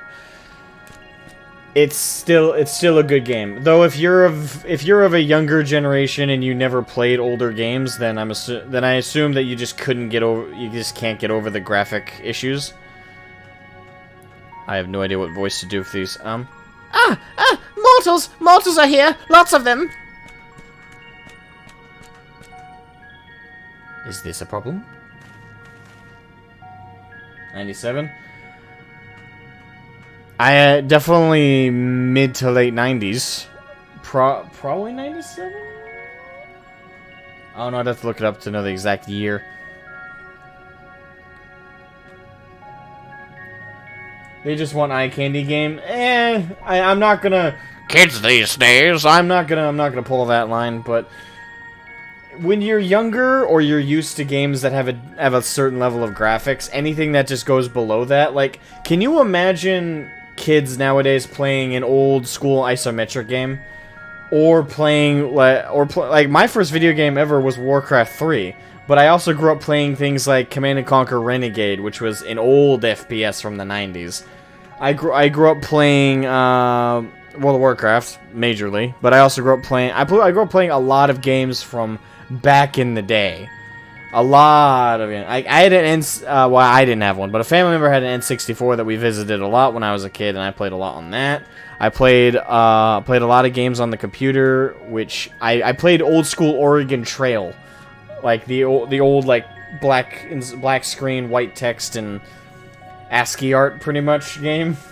Yeah, text-based exactly text-based games. I used to play in old forums, like roleplay forums for like Star Wars and stuff like that, where there was no visual at all. Kids nowadays are incredibly spoiled with how much games have progressed since then. Like the market of games and the type of games you could play back when I was younger. And keep in mind, I was born 99, but I still grew up with the aftermath of games from the 90s. So I grew up mostly with games older than I was most of the time. And yeah, it's just an unfortunate truth, but a lot of the kids nowadays don't realize what they're missing. Because right now, games have kind of switched from what they used to be. When I was younger, games looked really blocky, really garbage-like in terms of graphical fidelity, but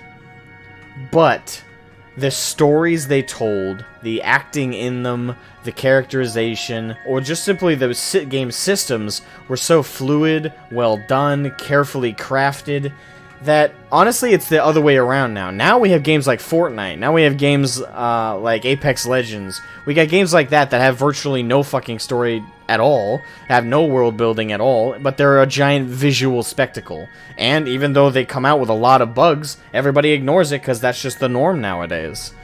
There's been a massive 180 flip on how things used to be in terms of quality. Back in the day, yeah, visually the games sucked, but everything else about them was so god tier.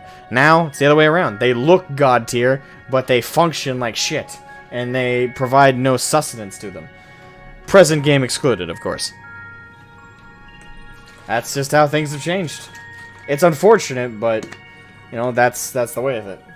I don't know. I guess I did end up going into kids these days. I just went on the long path to doing that. January 97? Oh, okay. So yeah.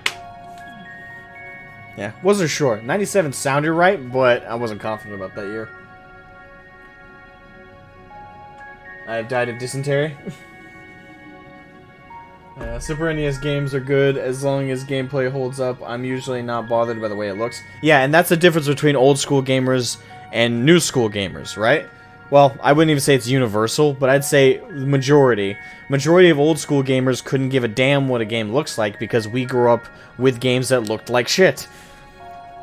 The younger generation, they could never play a game like Warcraft 1 Orcs and Humans.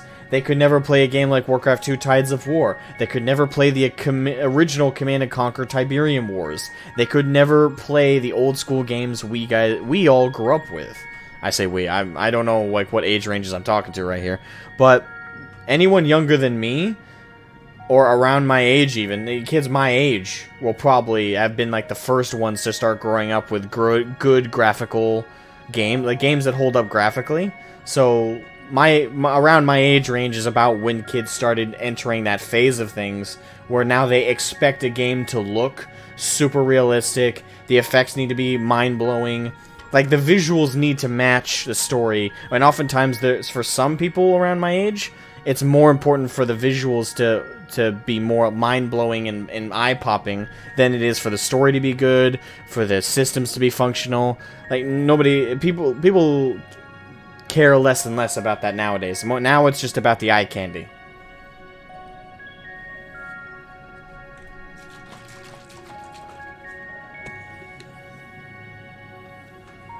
But yeah, people like myself and other older gamers who grew up with games, especially isometric ones, probably don't give a rat's ass how the game looks, as long as it plays well. But that's the difference between old school and new school. Again, not universal, but it's majority in both parties.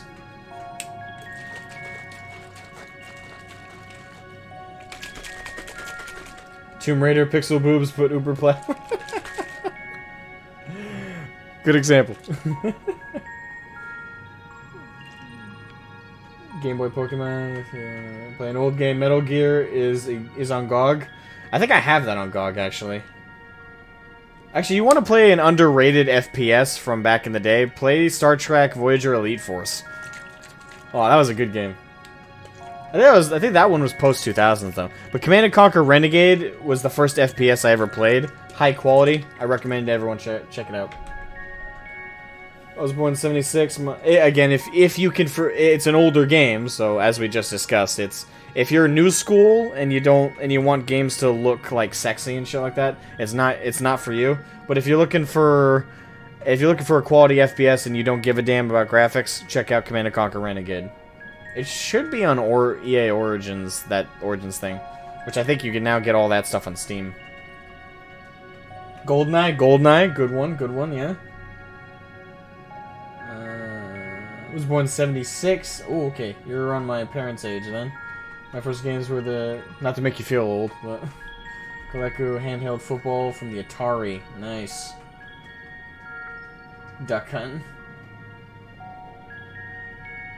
Text-based games, yeah. There's only 2 text-based games I ever played. One of them was Oregon Trail, but that had ASCII art. Yeah.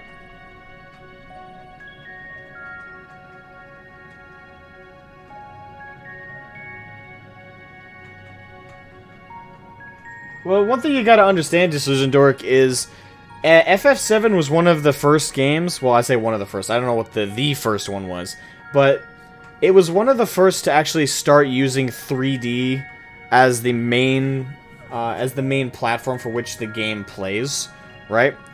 You can really start seeing the transition from 2D pixel art style to 3D. Now, what you just said right there is that it should have said stuck to pixel art.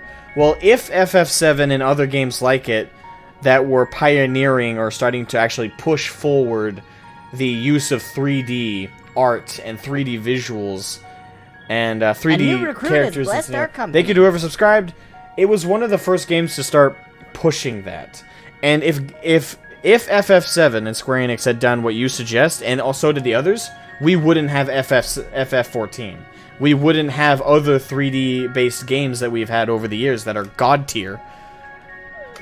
Everything would still be isometric in 2D if games like FF7 didn't take that risky step into the unknown and experiment with a new way of games to be, which is 3D. So honestly, though I might agree in the sense that visually and overall the game might have looked better and played better if it had been an isometric 2D game. I don't agree in the sense that someone needed to take this first dip into the pond to test the waters. People needed to experiment, needed to innovate. What you're suggesting is them to go the Disney route and, just do what's safe. Do what looks right. Do what we know works. That's the problem with nowadays, is that mentality. What we need more people like the developers that chose to go a 3D route in FF7 and the other burgeoning 3D games back in the day, because we wouldn't have the games we have now if people didn't take that risk. So I strongly disagree from that avenue that FF7 should have been 2D. I don't agree.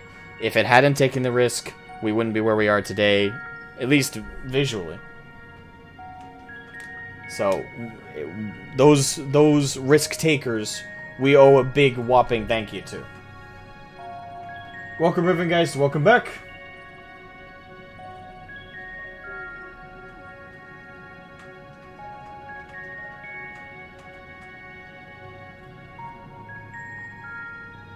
Boy, Elite Force was 2001, I think. Yeah, it was just after the 90s. But it's still older, and the graphics still carry over from 90s graphics.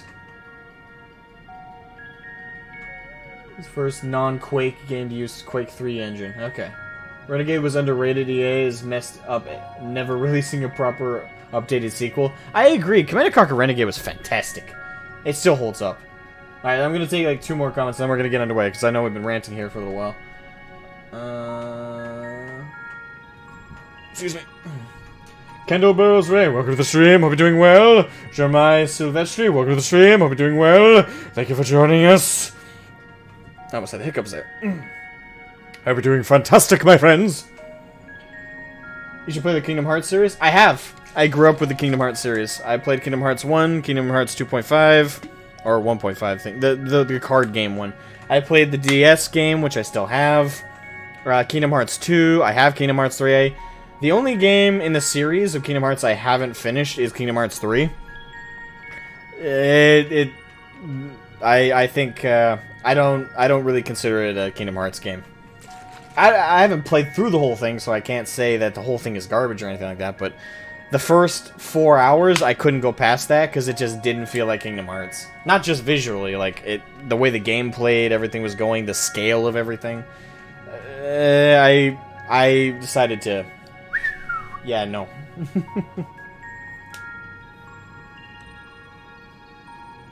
The development nowadays is also slower.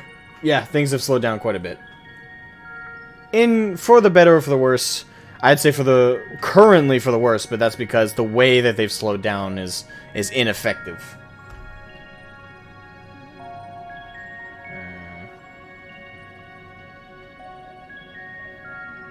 Yeah.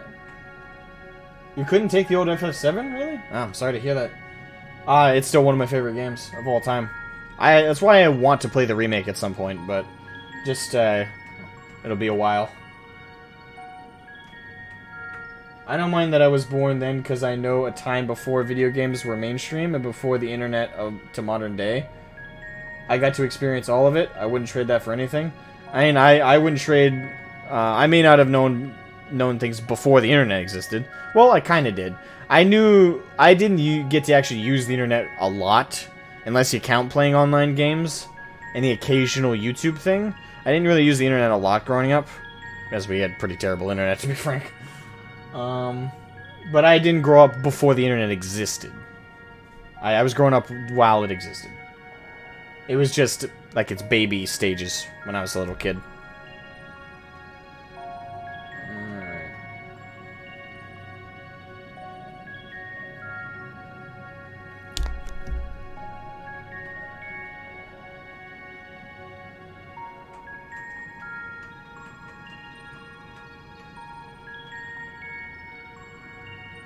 The Robin Williams voice. I don't know. I wasn't intending to sound like Robin Williams, but I take that as nothing but the highest compliment. Chain of Memories. Thank you.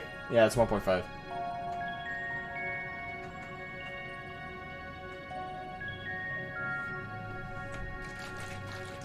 Asmogan kind of gives off a feeling, you mean?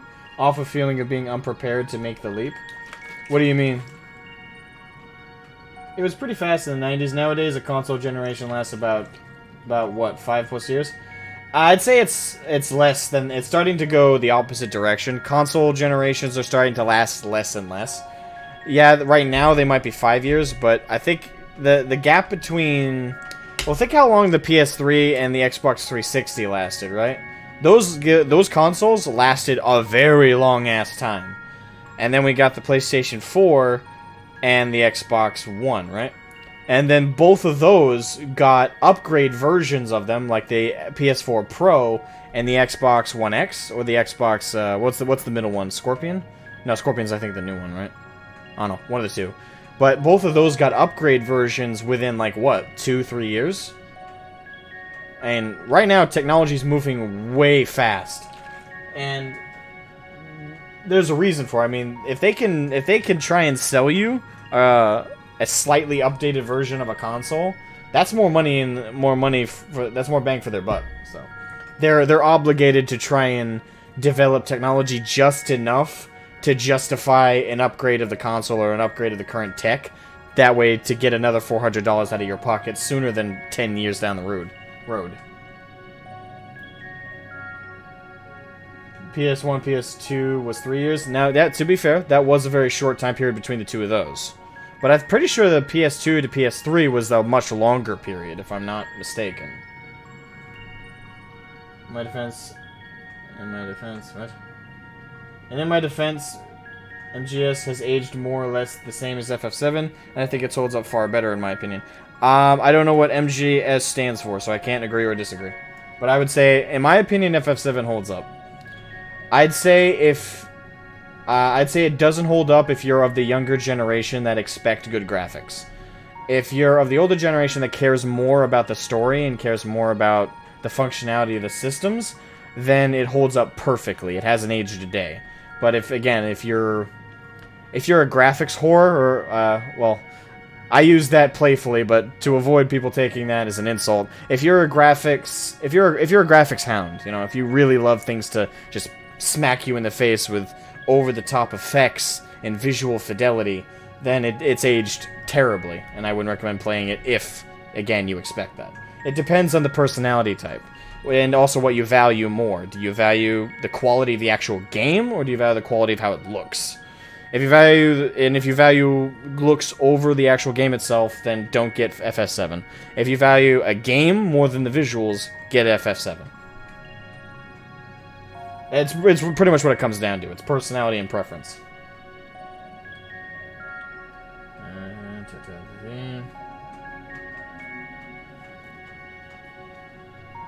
Metal Gear Solid. Yeah, Final Fantasy 13 Trilogy needs a huge remaster. And I haven't played those ones. Final Fantasy 13 anyway. They need to get the PC port of FF12 to stop being garbage. I haven't played that again. I played the PC port for 7, and I'm playing 14. Speaking of, back on track. I thought you said the Numu were men's best friends. The poor thing was beside itself with fear. 'Twas beside itself, perhaps, but not with fear.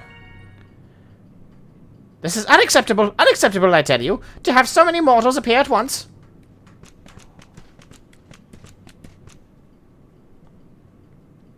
It's more excitement than we can bear. Greetings, Elder Widonk? Elder Widonk. Tierney. It hath been a while. Pray forgive my brevity, but time is against us. We are come to borrow the stone scepter of Namu. The stone scepter? And you mean to lift the seal over Legaia? That is unacceptable. Unacceptable, I tell you. If the king is set free, none here will be safe. Unlike our Fey cousins, we Namu have called this land our home since time immemorial. Leaving is unthinkable. Thus did fall many of... Thus did fall full... I can't see. I keep trying to say fall.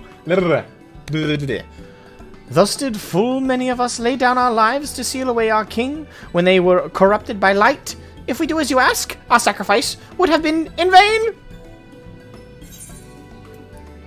Alright, we'll defeat Titania. No one will come to harm. Yeah. Just hand over the goddamn staff. Give it here. I demand it. Alright, no one will come to harm.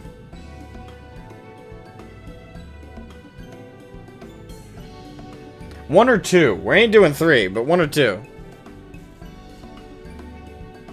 Nani? A graphics what?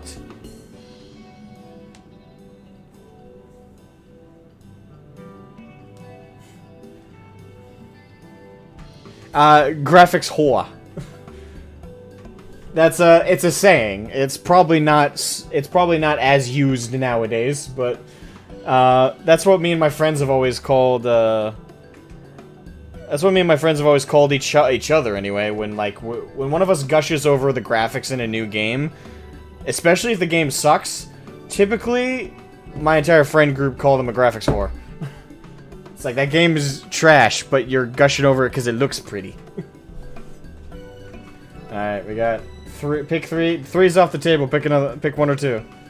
One or two. Alright, we got one vote for one vote for two.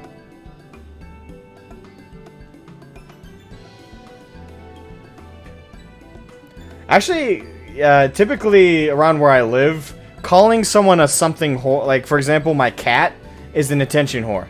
Because he comes over and he's like, pet me. I'm like, no. I could be eating food. He'll jump up on the table and rub his face against my face.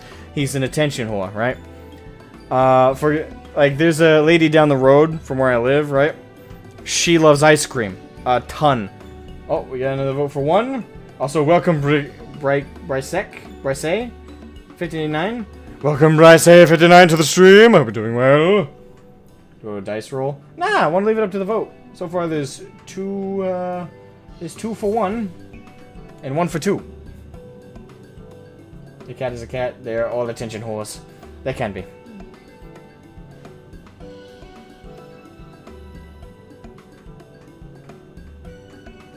My dogs are both... the new dogs are both attention whores, but they're puppies, so it's different.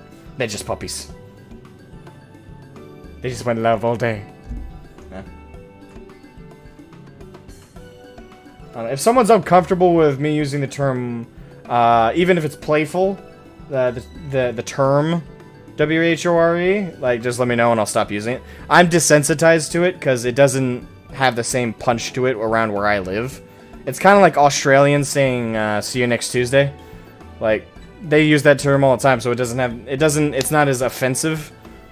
Whereas, you know, here, using that term is pretty common. Actually, what's funny is one of our local... There's a mayor of one of our towns who actually made a joke using the term and everybody laughed, so... Just to give you an idea, even officials don't try and avoid using it. It's more or less just a joke at this point. But I understand that not everywhere else has the same sensibilities or lack thereof as I do, so if anyone has a problem with it, feel free to voice your issue with it. Puppy's gonna pop. Exactly. I have 2 demanding lap time while I'm trying to work on crochet blanket. Cats and yarn is a bad combination. It is, and that's one of the few stereotypes from cartoons that's entirely accurate. Yarn! She was a graphics whore. Alright, so, no, it looks like we just, it's 2 for 1, so we'll defeat Titania. But then you'll only become another Light Warden. It changes nothing. Wrong. Honorable Elder, pray believe me when I say that this man is possessed not only of the strength required to vanquish the king, but of something still more valuable, a means to resist the resultant corruption. Indeed, he hath already laid low the Light Warden of Lakeland, all without succumbing to the influence of its light. He is yet a stranger to this land, 'tis true, but he harboureth the selfsame desire to see the Sin Eaters eliminated as we do.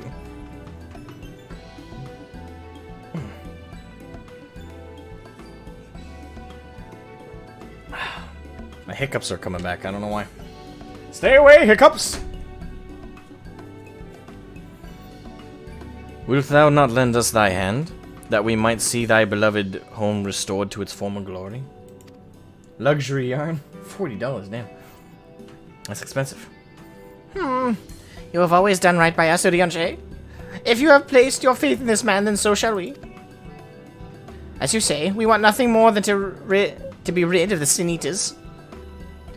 Be that as it may, this is not a decision that we made lightly. We require time to deliberate. A turn of the moon, perhaps. A month?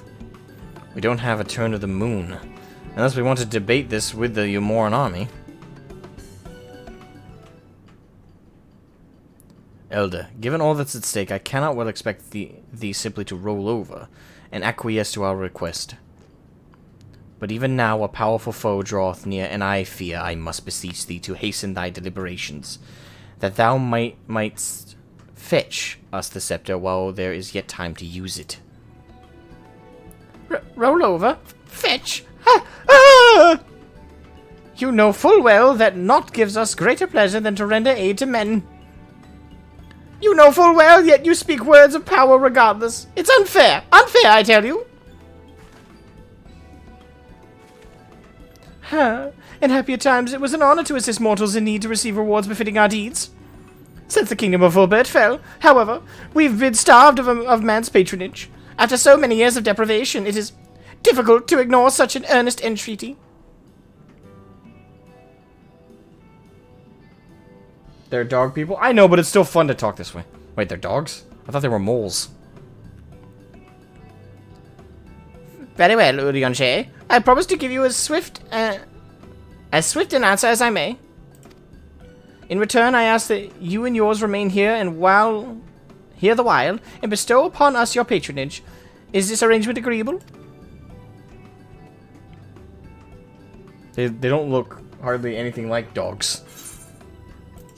What about that? I'm sorry, maybe I have a very different types of dogs I'm used to, but what? They are loyal canine companions.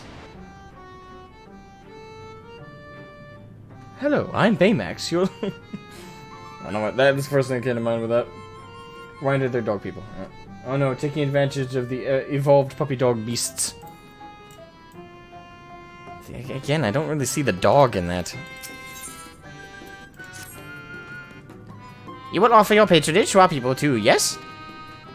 Let's see, perhaps you can begin with Man Os. They are one of our foremost artisans, once held in the highest esteem by the Knights of Fulbert. With the Knights gone, however, Mon Os has had an opportunity to put their skills to use. They would be overjoyed for your patronage. Hence, fetch and roll over. Oh, okay. I didn't catch that. But to be fair, they don't look anything like dogs. Alright, first things first, let's attune.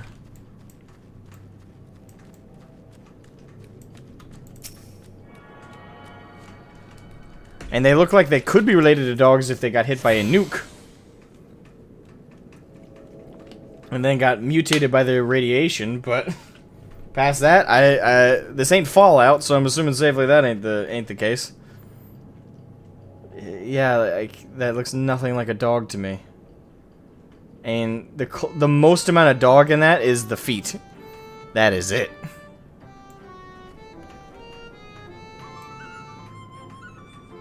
They look like the Uru sages from the Dark Crystal. Ah, yeah, that's actually a good one. I like that. You're right. I agree. They look like dwarf versions of them. You hit the nail on the head. Capybaras are so funny. The thing is, capybaras, I always have to remind myself what they look like. But yeah, they are kind of funny. They're originally from FF Tactics, by the way. I never played FF Tactics. Yeah, just to reiterate for anybody who doesn't know my history with FF, I played 7 and this. That is it. That is the entirety of FF I've played. Right there. Down. And I still haven't finished this yet. Oh, my back. Oh! Ow. You ever stretch your back out and you can feel each of the vertebrae, I think they're called, like click as they stretch out, like kind of like dominoes. Like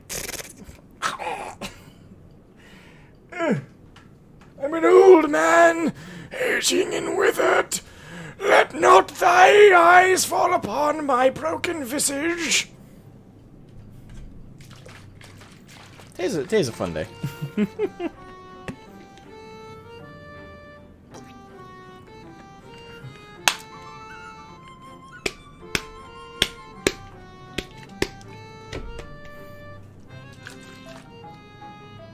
Know the feeling? Glad someone else knows my misery.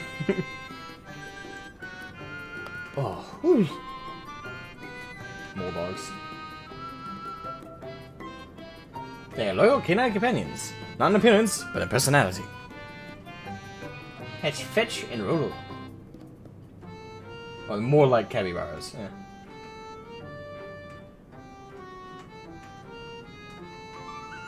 They do, I know, right? I've been falling apart for years? Yes. That's pretty much what life is just slowly falling apart, and everyone's going at a different pace. Some people are going at a really fast pace, and others are going at a really slow one.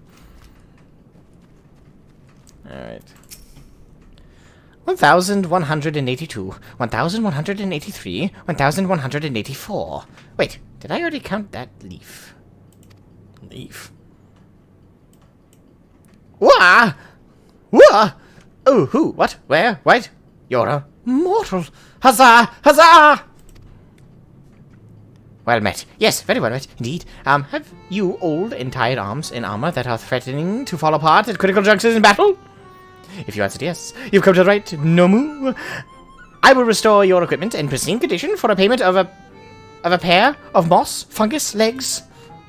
Moss fungi room just outside the cave. Please, please, please give their legs and your patronage to me. Okay then.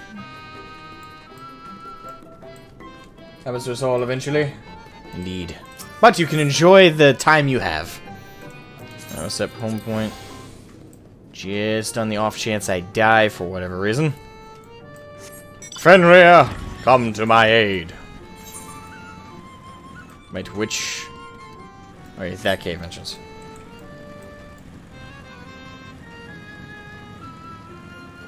New Mao? I was told earlier it was New Mu. Is it so it's New Mo? Wait. It's the same either way. So it's not New Mu, it's New Mao. Alright, so I said it okay, so I said it right correct the first time.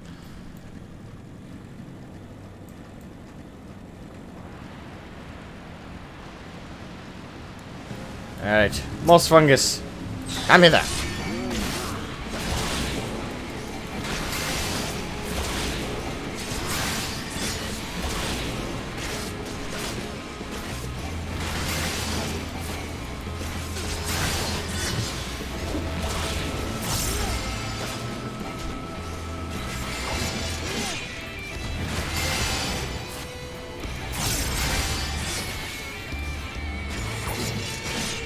There we are.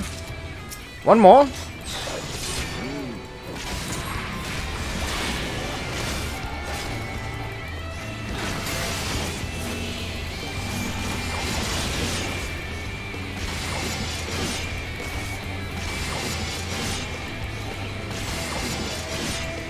One more. Boom. There we are.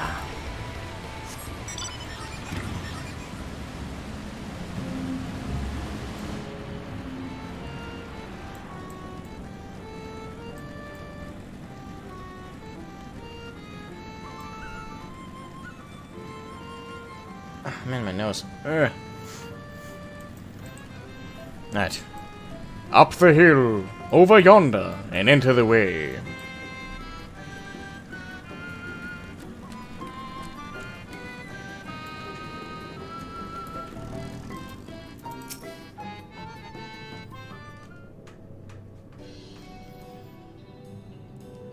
Ah, you are returned, and with the moss fungus legs, I hope. They are tools of my trade, lest you wonder, used to polish metal and leather alike to a lustrous sheen. Now that I have work again, I must replenish my stores. How many moss fungus legs do you have? 2.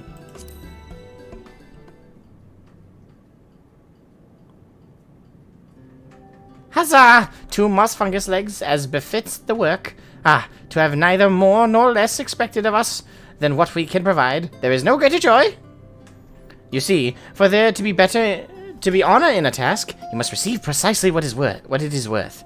Too little means you belittle our ability. Too much means you question our integrity.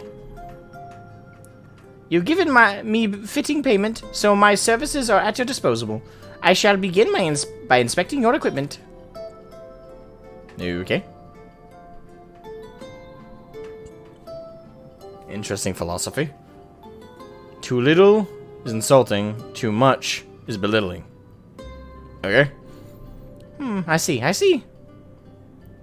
Though I must ask for a small fee for the materials, I am pleased to say that all your arms and armor may be restored. If you mean to change them in the near future, however, there's no need to hurry. My first repair is complimentary. Here's the coin which you may pay me with when you desire to have work done. Many thanks for your patronage.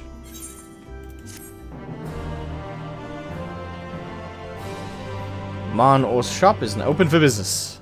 Oh, and if you meet to offer your patronage to another, may I suggest Isgyf Wonder. Yonder. Judging from your equipment, 'tis plain you're no stranger to battle. I believe Isgyf will have something to offer you. Isgyf. Alright.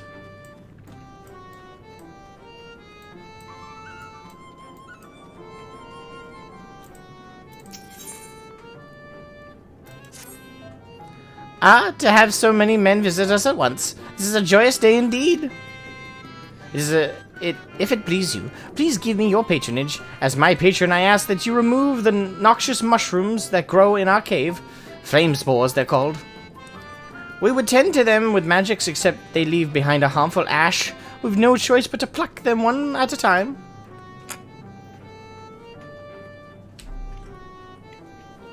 Yes, Disillusioned Dork, I attuned. And I also set the Aetheryte as my home point.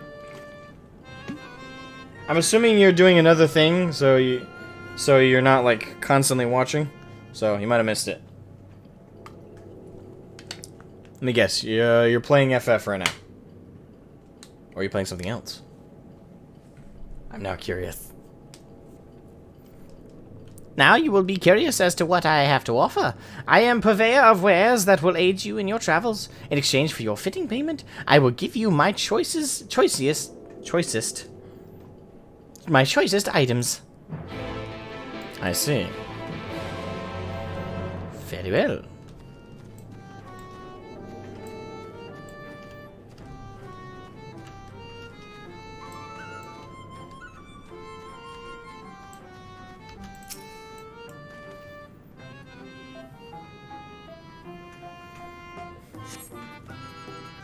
How did you know? Are you psychic? No, what?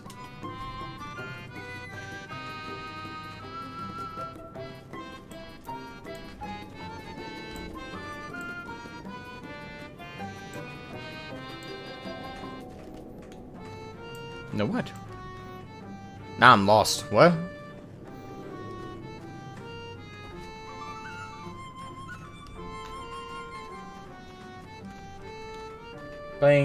You're playing FF14 in the background?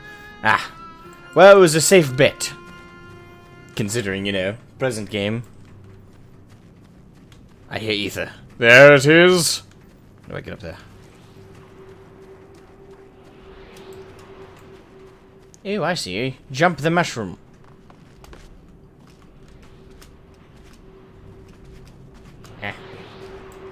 Mine. Mine.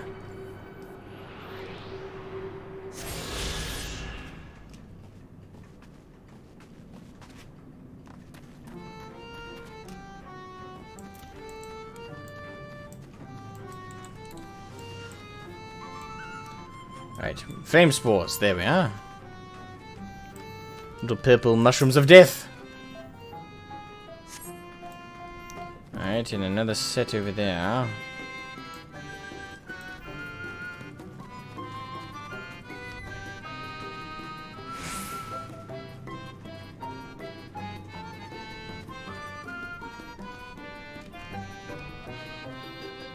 suppose it's higher up.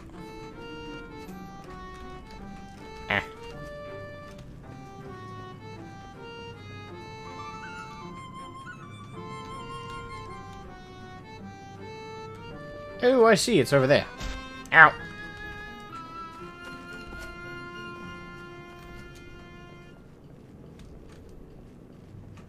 A Lalafell could live in this village quite comfortably.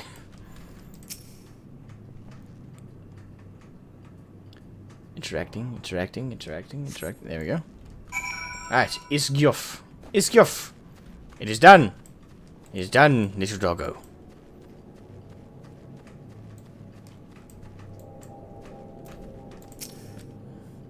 We've already removed the flame spores? How very quick you are! But did you perchance search by the western entrance as well? I'm told that more have cropped up in that area. Ah, I see. Giving me more work, are you? I wonder what that would be like, having to deal with literal growing, growing landmines, essentially. Sounds rather horrifying. A new recruit has blessed our company. Thank you to whoever subscribed, you wonderful, amazing, sexy person.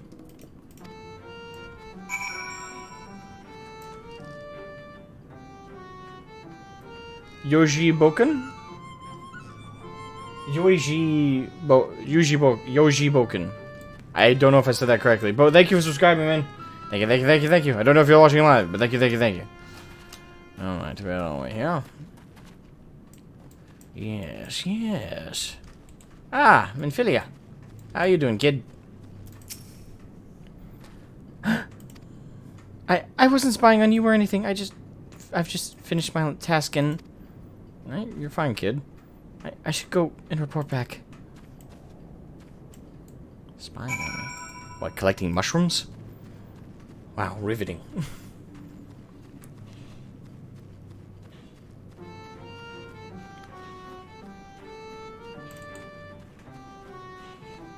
So glad none of the ether currents are as obnoxious to get as some of the phones in the locks, in the loch.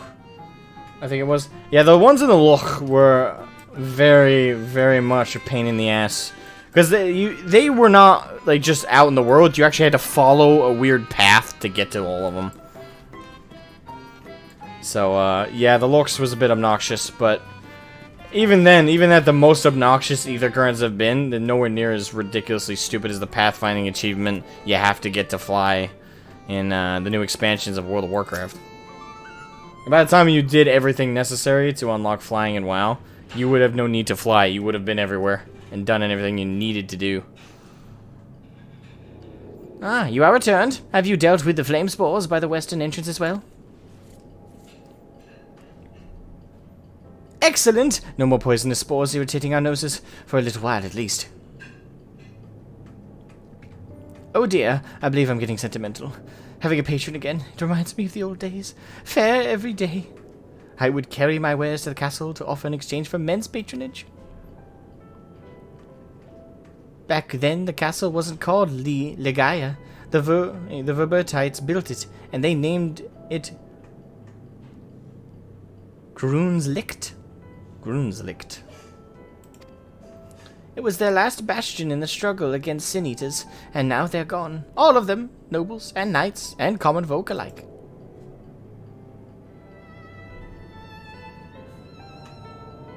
But enough reminiscing. I must give you what you've earned. And if you desire anything else I possess, I would be glad to offer them to you for a fitting price, of course.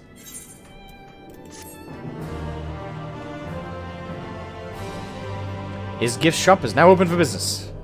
Now, will you be offering your patronage to anyone else? If so, would you consider Widlad? Widlad. Age of Resistance.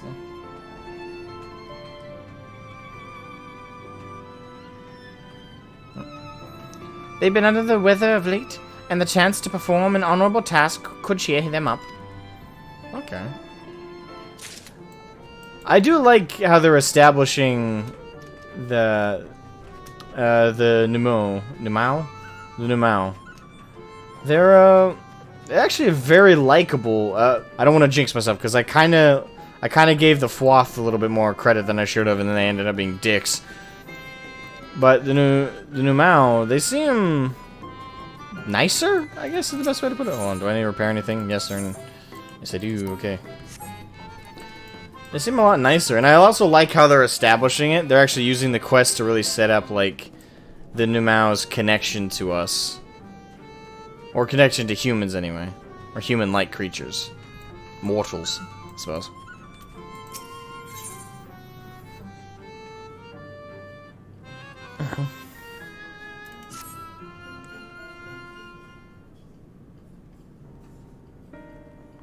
What? You would be my patron? But I can't do anything for you. The lawless ones took my invisible ink, and without it I can't make my arcane wares. Who are the lawless ones? They're no moo like us, except they've turned their backs on our values. Curs without honor they are. They refuse to work, instead spending all their time cavorting and making a nuisance of themselves. It was when I was outside for a walk that they set upon me and robbed me of my possessions, the ink included. I was too weak to resist them, but you, mortal, you look quite strong. Do you think you could take my ink back from those villains? If you do this, I will consider it your patronage, and by way of service, I will make you something very special. Excuse me, Shroud, but I couldn't help overhearing. If you mean to undertake this task, will you let me accompany you? I would learn from you and help you in the little way I can. Yeah, you're welcome to join.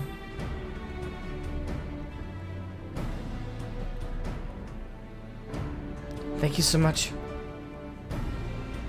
The lawless ones make their lair to the south, inside a cave called Father Collard's Chambers. They took many vials of ink, and I would be grateful if you could bring as many back as possible.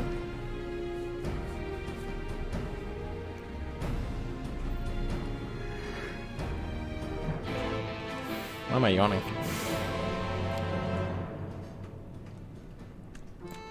Alright. Now. Speak with Minfilia. Ah, yes.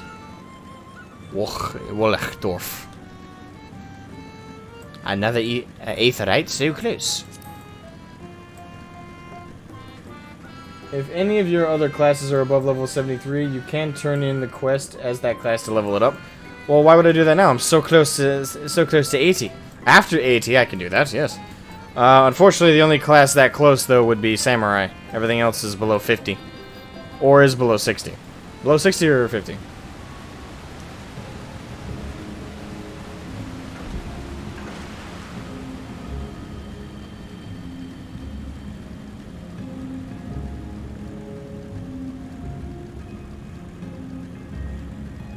But right this second, I have no reason to yet. Not until Shroud is at least... is at least max level. Then I'll have an excuse.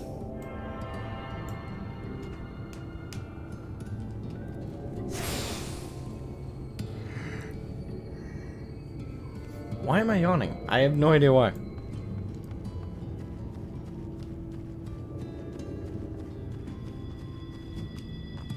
Alright, where are we going? Ah, okay. Only a little ways off. Alright, real quick, we're gonna go pee real quick. I shall return momentarily. Just give me a wee moment.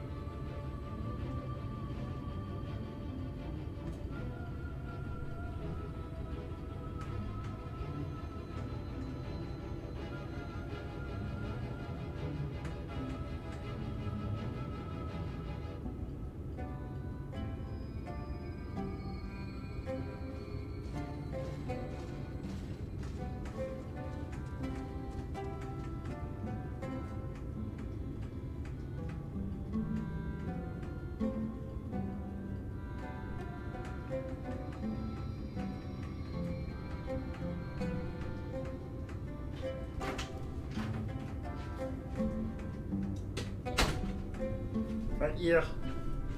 I wonder if that pun was intended or not. Pun? Oh, a wee moment. And it wasn't intended, but I can pretend it was and act clever.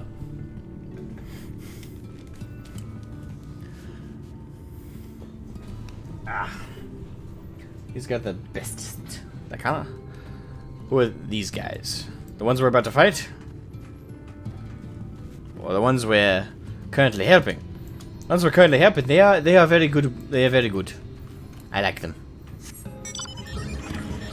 I don't know if I should be cautious about them, especially when it comes to our last interaction with Fey-like folk. In particular, the Fwath. And the Pixies. Both are rather dickish.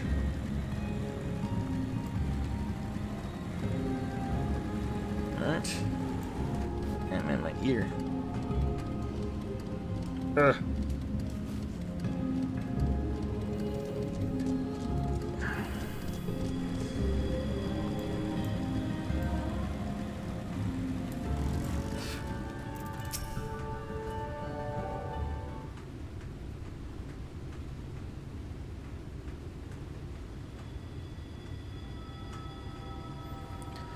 Father Khaled's chambers is through here. I peered inside, and sure enough, it was milling with Numau. They looked none too friendly. If Thancred were here, he'd tell me to go about it quietly and quickly. Let us split up. Righto. I'll find all the ink I can and then come back outside. See you shortly, Shroud. Alright. And immediately, this Minfilia is far more proactive and useful. Not to bash her on the old Minfilia, but she wasn't exactly an active member of the outside duty, if it were. Excuse me, Potter.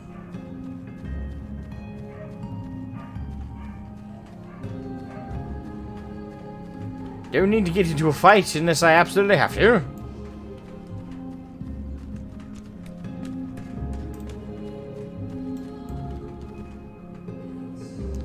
I don't know if I'm going to be able to get out of this one without aggroing at least a couple of them.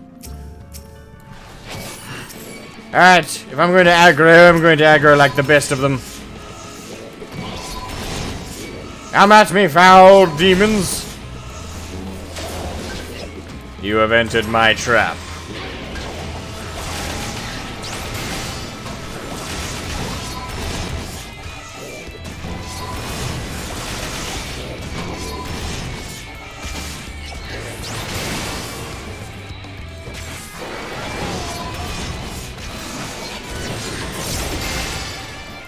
Clever.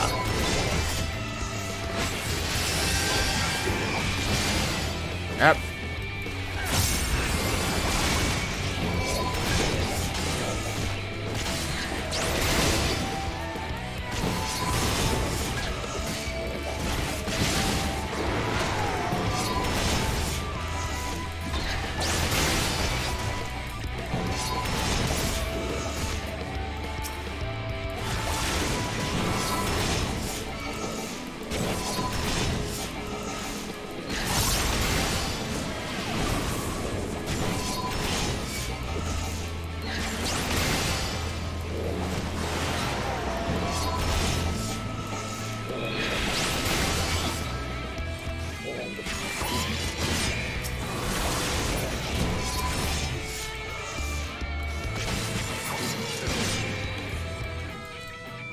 They did a lot more damage than I was expecting. But I still overpowered them all. Alright, what are we looking here? Ah, invisible ink. Spectacular!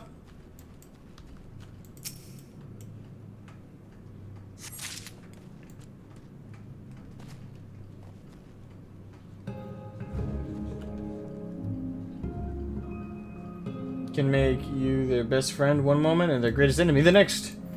Exactly, and they find fun in that. Which is kind of creepy, but understandable to a degree. Theo, her VA walks that line between I love you and I will skin you if I feel like it. Yes, like an actual mother, too.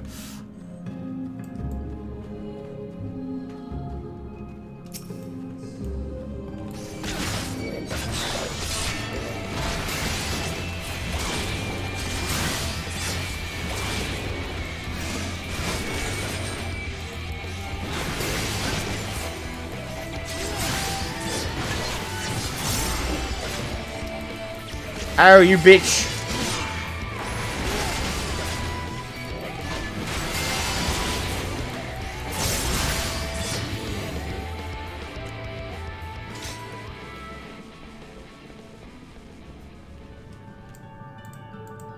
Invisible ink. Why is it left on the doorstep like candy?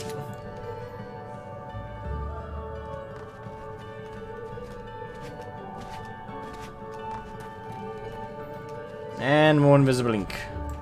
Mine! Mine. Chaotic Lucher at its finest.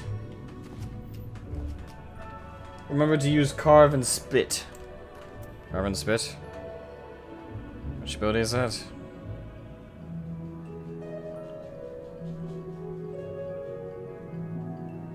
Ah, yes. No.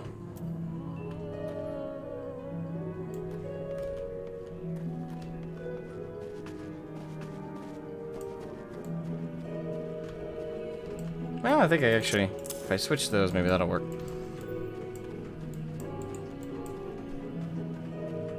If that doesn't, then no.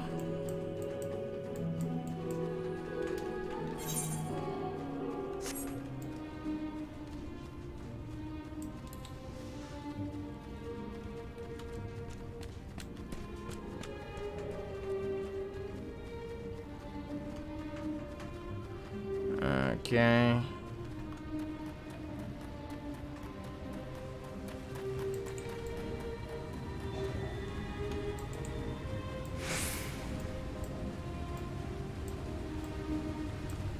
Alright, there we are.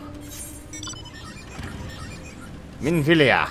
Let's check up on the poor lass.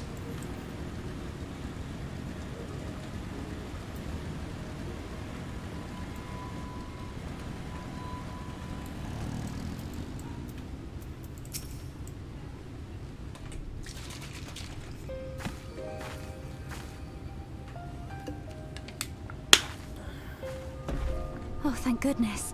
There you are. Those Numo were rather frightening. I'm glad you're safe. And I'm glad you're safe, young lass. Yeah. I see you use daggers.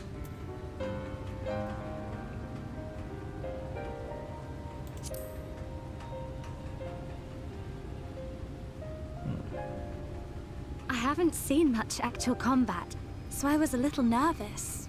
But I'm happy I could help. The Minfilius before me battled Sin Eaters as part of the Yulmoran army. But that had all changed by the time I was found. They held me captive, so that I wouldn't follow in the others' footsteps. I'd still be in my cell now had Thancred not spirited me away. When he found me, I knew nothing of the world. I didn't know how to live, let alone fight. Thancred once told me that if the efforts to summon you failed, it would fall to me to face the Light Wardens. I realized then that it was the only reason he kept me close. As a contingency. The truth is, he can't stand to be around me. Ah, crap.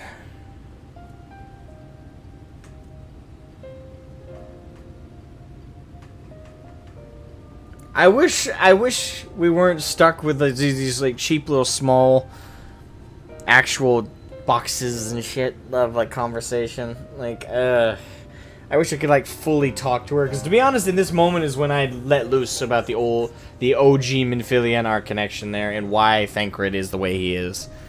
The thing is, I don't think he realizes that he's being a little cold to her, because she is Minfilia and she's not.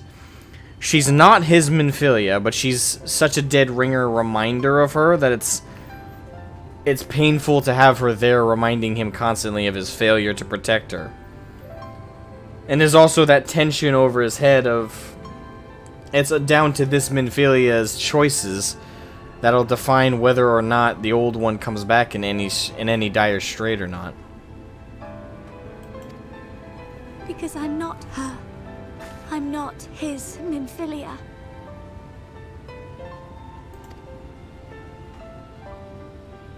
Well, I guess she understands it to that degree, at least. Once, we journeyed to Nabatha Reng together, to the place where the Oracle appeared and stayed the flood. As we drew near, I felt as though I was fading away. I shut my eyes and covered my ears, and then... I'm not sure what happened after that. I have a vague feeling that I said something to him. Only it wasn't me at all. It was her. Afterwards, Thancred didn't say a word. Only kept to himself and brooded. There's nothing I can do for him. Nothing I can offer but my presence. Though it only reminds him of his loss.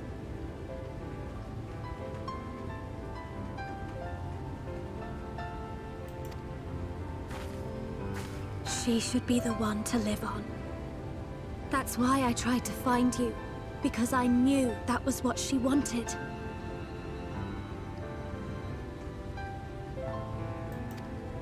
But now that you're here, I'm not entirely sure what it was she intended me to do. To tell you something or bring you to someone or somewhere? I can feel the answer at the edge of my mind, just out of reach.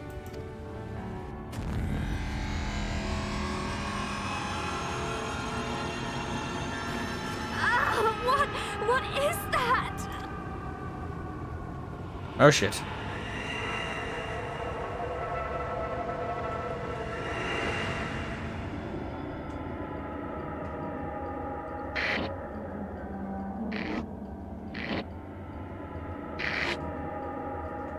Why? Why did you imprison us?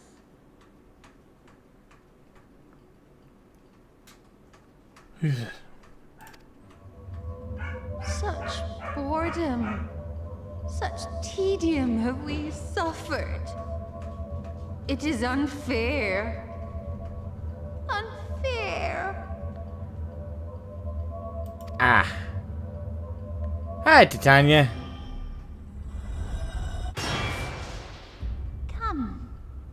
Come and play with us. I see we've gone horror movie style here. It came from the castle.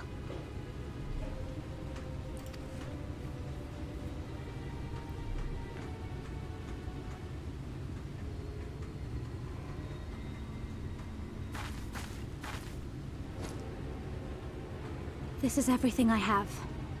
Please see it delivered to the Nemo. Where are you going? I will bear word to Thancred and the others. Oh, I'm sure. I would, at this point, I would just pick her up. I'm like, I'll make sure you do. Let me drag your ass back.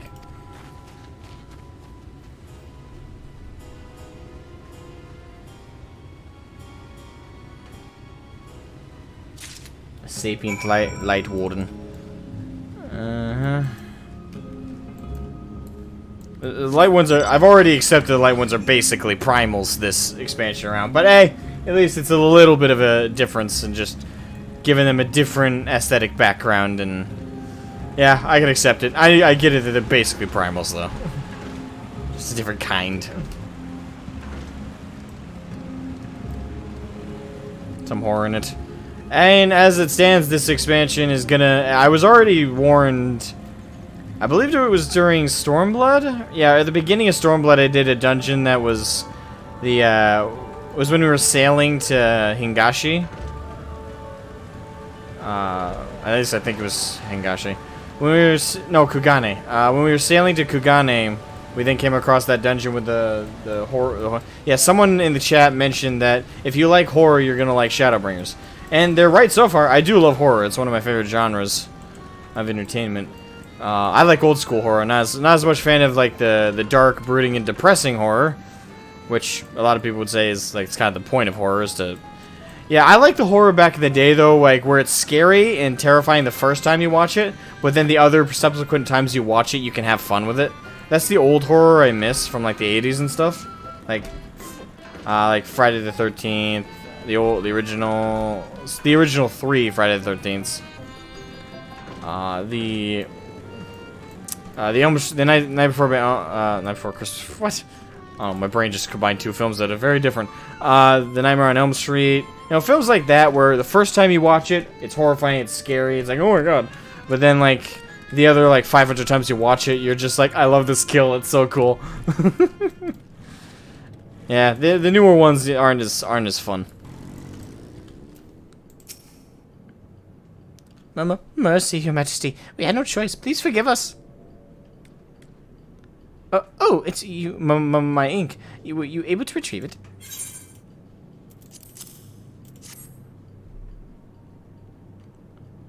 Haha, yes, this is the ink, and almost all of it, too. When our king spoke to me, my day went from bad to worse, but thanks to you, it's simply bad again. What, you had the vision, too? Oh, what was us? Ordinarily, when a living being turns into a sin eater, it loses everything about its mind that defined it. However, the king has retained some of their instincts. This manifests in the desire to play and be free, so long as that desire. It often leaks through the seal to invade our consciousness. For a long time, we've ignored it, but we can't do so forever. But forgive me. I was going to thank you for reuniting me with my ink. You did exactly as I asked, so I will give you the service I promised. Nothing up my sleeve, and voila! May it serve you well.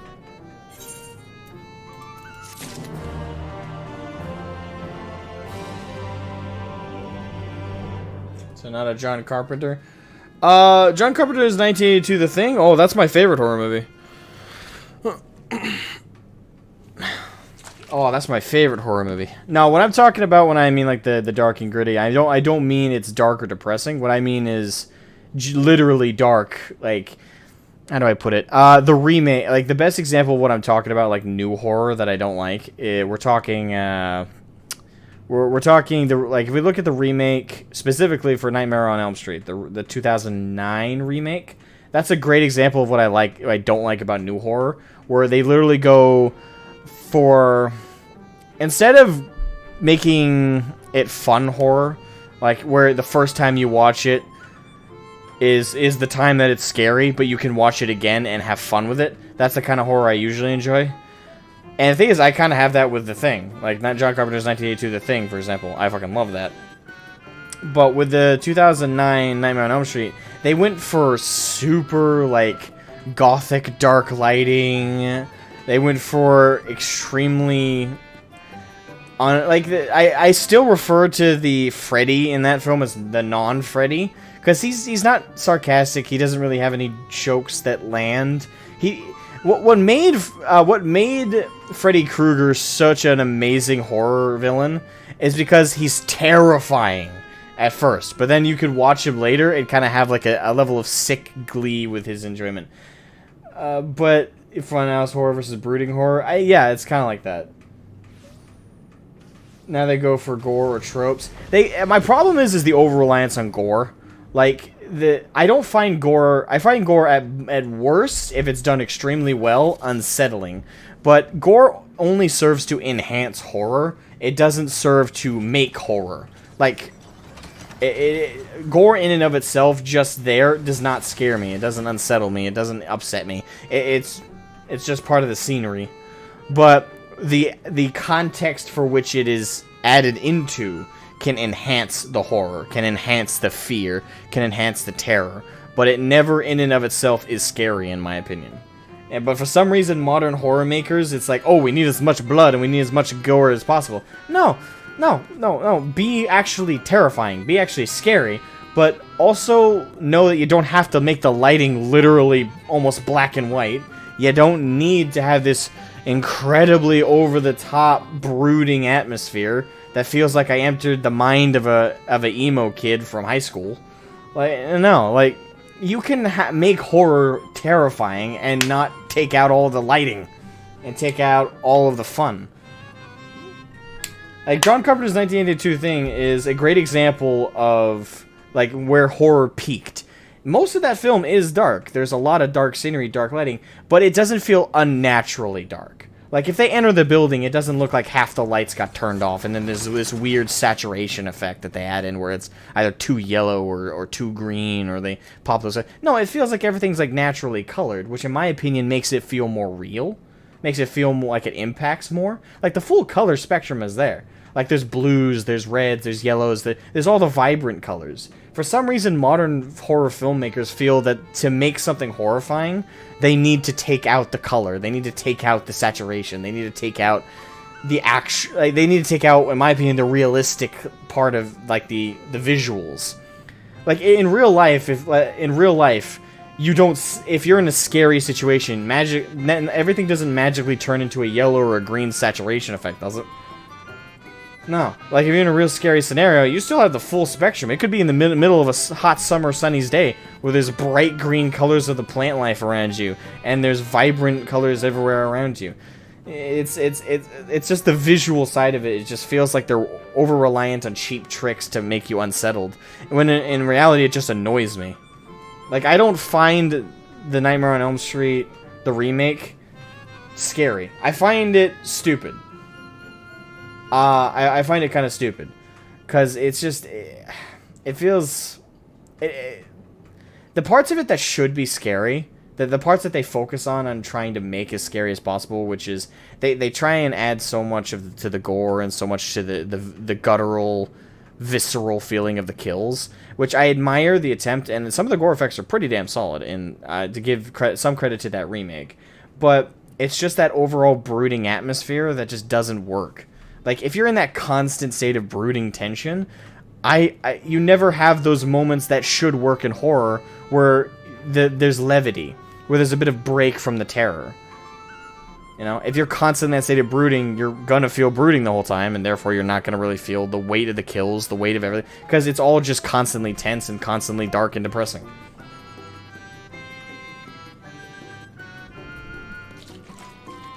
I still haven't seen Us. Like, unfortunately, I have missed out on a lot of the newer horror films. Well, when I say a lot of, I mean those ones in particular. Us, Get Out, and there's that other one I missed. Every other horror movie lately I've seen, but it's these three in particular. What's the other one? Happy Death Day, I think it is. Happy Death Day? Yeah, I think that's it. Darkness means nothing without light to contrast it. Exactly. And that's the problem with modern horror filmmaking, is that they want to make it as dark, brooding, and terrifying as possible, but that's the thing. What made the old school horror films work was the fact that they had a realistic color spectrum, you know, full color range. They didn't need to make everything have this dingy, gray, dirty effect to it.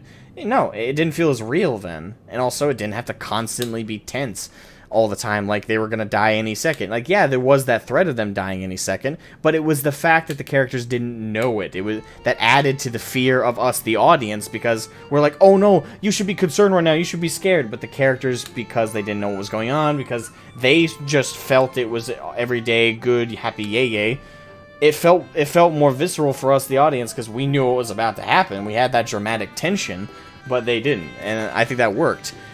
The way they film it now, I'm like, how do these people not feel like they're gonna die any second on a normal day with this gringy, dirty effect? Also, the acting in some of the newer ones has been pretty garbage.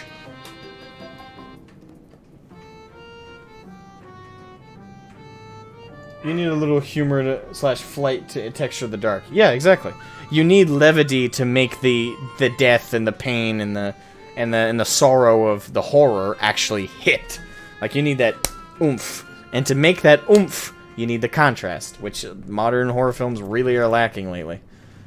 Again, I haven't seen Us or Get Out and Happy Death Day. I haven't seen those ones, but I've seen pretty much every other recent horror film, and a lot of them have that issue.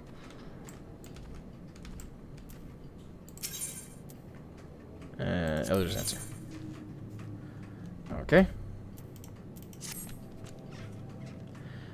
There's nothing like honorable work. Thanks again for giving me the opportunity. Oh, I should mention that Elder Wid Ankh returned a moment ago. If you seek them out, I dare say they'll have tidings for you. Righto.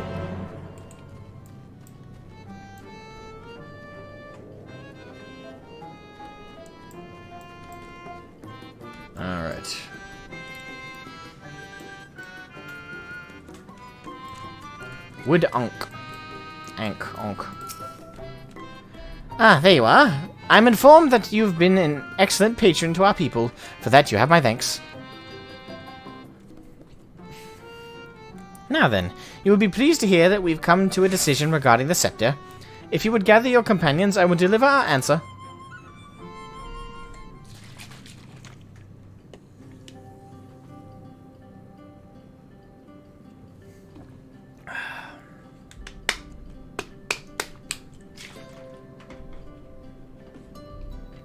Before I begin, please allow me to express my gratitude for your kind patronage. Having been deprived of purpose for so long, our people are overjoyed at being able to serve again. But on the matter of the stone scepter, during our deliberations we were forced to concede that we will never have the power to deal with our fallen monarch. We can release Titania neither from the castle nor from torment. In light of this, we have decided to entrust their fate to you. Yes, we got the scepter. So that's 3 out of 4, right? Because we got the one from the pixies, we got the one from the 4th, and now we got the scepter. Now we need just one more. Take it, the stone scepter of Nimau. This makes 3 relics. One more, and we can arrange a meeting with the warden. Ere you continue your quest, allow me to enlighten you as regards to your foe. Know that Titania is not a name, but a title bestowed upon one chosen to lead the pixies by the grace of nature. This leader upon Mheg's foundation arose as ruler of all Fey folk to bring order to our riotous kind. In our turn, we Fey folk render our blessing unto nature. Until water, wood, and wind, that our king might be further empowered. Though they are become a sin-eater, their powers remain unchanged. When you face them, be prepared to face the full fury of nature. Oh boy. Oh dear. Is there anything else that we should know? Music stopped. Anything else? Only that if you feel unready for the challenge, and none here would blame you for it, you are welcome to remain among us a while longer. After all, I myself have yet to enjoy your patronage, and who knows when I will next have the chance. We would see that you were comfortable, of course, and do all in your power to make you feel at home. Feo! Mama Feo! I love you! Honestly, I look away for one moment in every fairy, and their nuncle tries to steal my sapling from me. I can't do the accent, so I'm just gonna do it like this. This is my sapling. Mine, do you hear? Not yours, and not the Fourth's. And anyone who so much as thinks about trying to seduce him will wish they hadn't.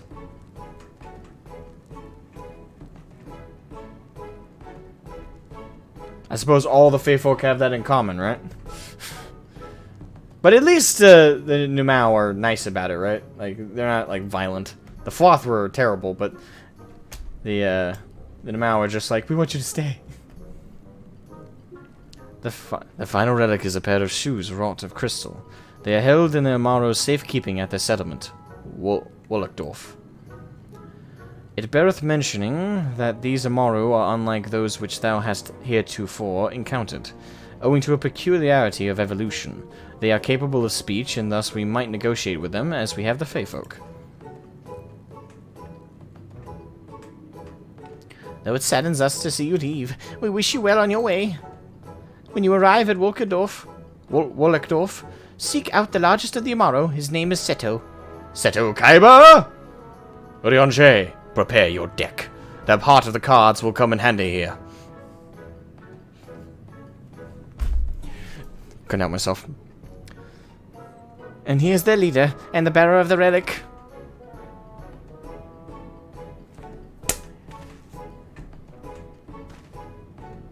He's even got his dual disc on his back.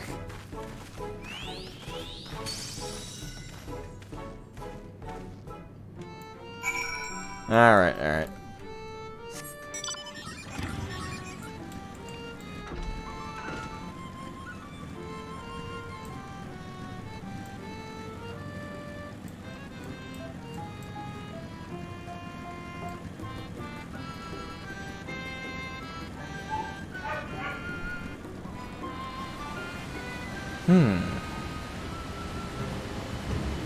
We're like the catnip for Fey folk, always wanting to keep us with them forever.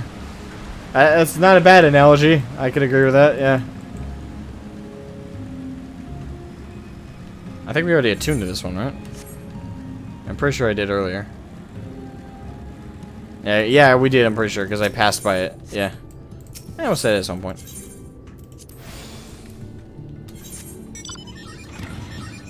I speak with Enormous Amaro.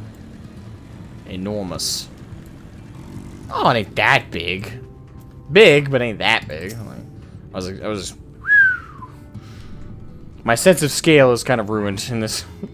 An enormous Amaru slumbers peacefully. Cal Seto. It's Seto. Why Cal?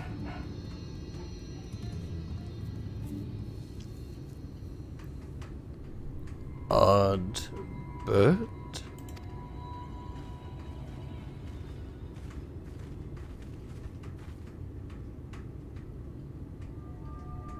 Odd bird.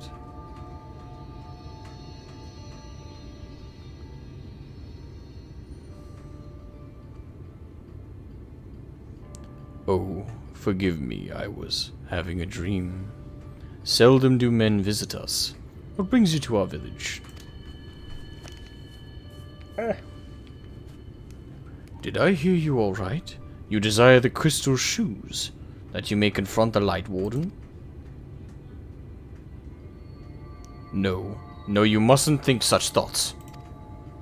Even if you are indeed immune to the Light's corruption as you claim, vanquishing the king will bring you naught but sorrow. Forget this folly. Return whence you came. While we appreciate your concern, we have no choice in the matter. Will you not reconsider?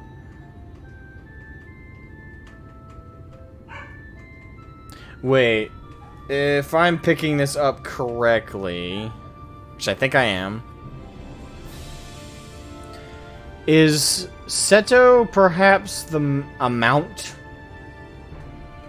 or friend of Ardbert? Mount and friend, perhaps. A spirit animal. A loyal steed. I don't know if I'm picking that sense up correctly. And part of the motivation of his refusing to give it to us is Ardbert wasn't able to succeed in saving the world from the light. That's kind of the vibe I'm getting. Oh no, at risk of overthinking it again. Like, a couple people went after me for overthinking these kinds of scenes.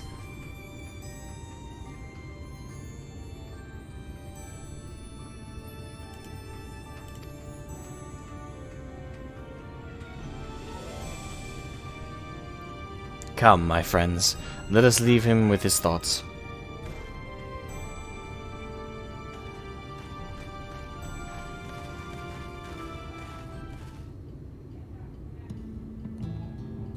As I understand it, Amaro in this world are more often used than chocobos, so perhaps that's their equivalent.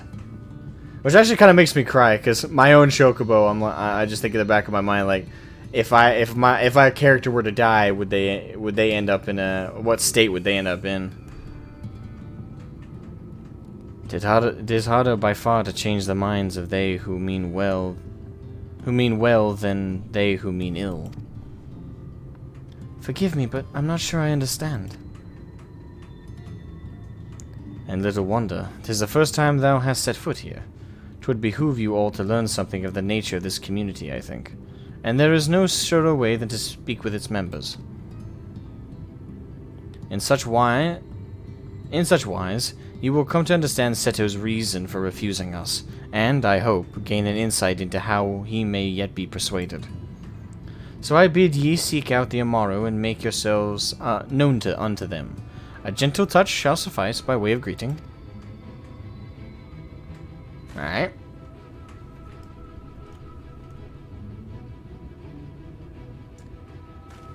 Alright.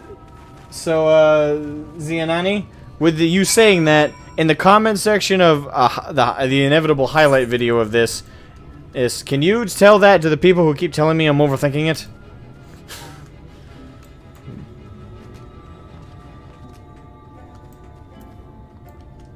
Yeah, I'm teasing a little bit about it, but whatever. Rispa. Well now, it's not often that we are visited by men, much less unglamoured ones. What brings you so far from your own kind? Oh, right, that's right. / pet.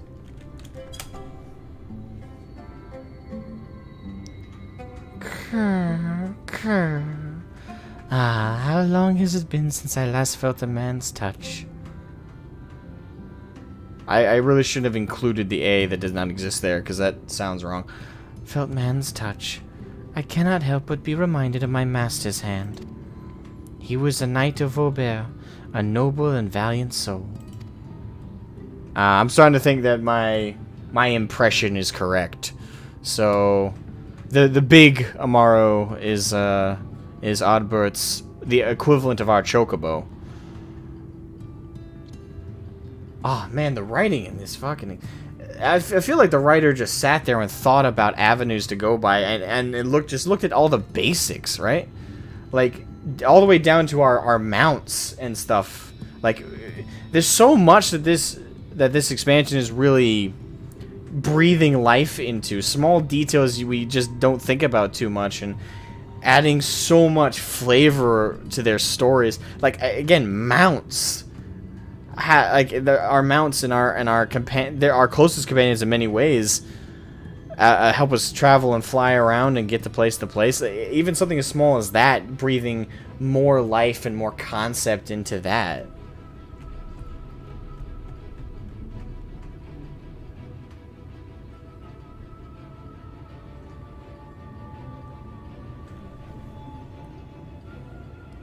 It's just something I'm not used to. It's so dead nowadays. In other games. Hell, in other books. But like so many others, he died fighting the Sin Eaters. Though he is long departed, I remain in this land out of respect for his memory.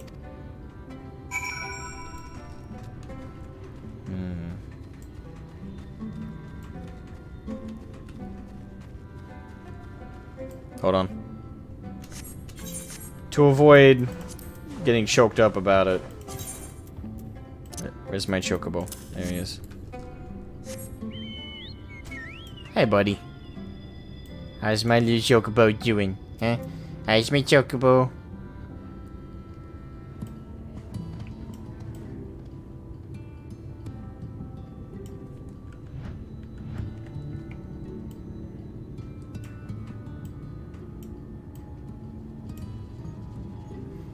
I'm sorry I don't summon you that often as my ride. If you were a tad bit faster, I would. That's not an offense. It's just, you know. It's good having you, buddy. Sorry, I just felt the need to do that.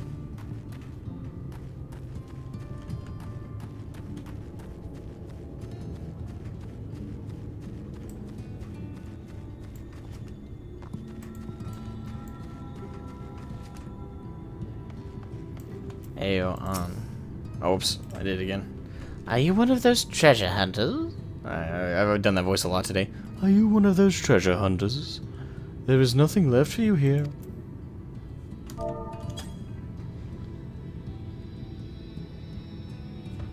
Jalen633. Welcome to the stream, Jalen. I hope you're doing well. I hope you're doing fantastic.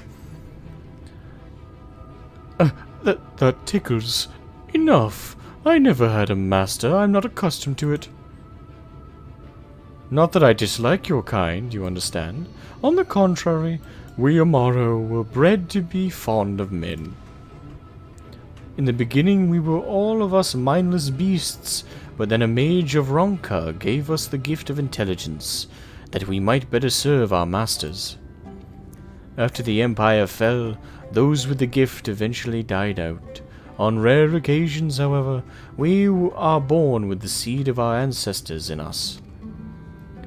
If we live long enough amongst men, this seed may quicken, restoring the power of speech to us, amongst other things. So it was with me, though I never had a master, as I told you. Ah, so you're like a special case, or a unique, rare case. up, fellow warrior of darkness? What's up, fellow warriors of darkness? I feel like that should be a metal band. Yo, ladies and gentlemen, we are the Warriors of Darkness. Get ready to rock. Like heavy metal headbanging music. Actually, there probably is a band out there called Warrior of Darkness or Warriors of Darkness, but I just don't know it.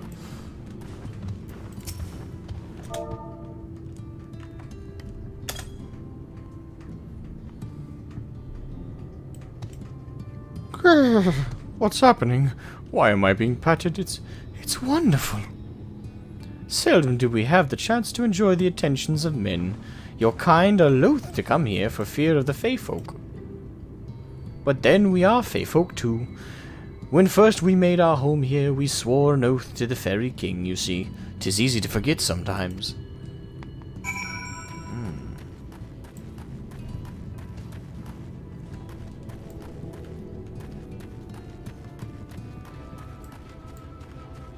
Alright, speak with Urion Cher.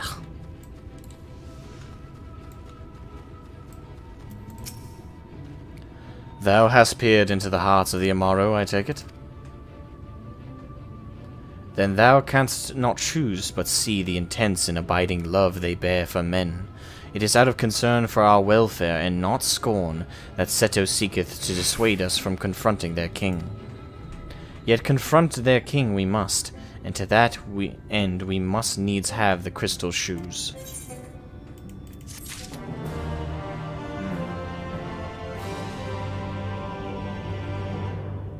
I do know that, Brisset. I don't know if the entire time I've been trying to figure out how to say your name, not gonna lie. Brisset? I don't know if I said that correctly. Don't miss the Aether current. Does everyone think I just say... Okay, I think you guys... I'm sorry, let me tease the chat for a moment here, okay? I think the chat... I think this is what the chat think happens. Hold on, let's do a reenactment of what I think you guys think happens when I come to an Aether current, right? Alright, let's do this. Alright, we'll do this first person mode. Alright, so this is what chat thinks happens.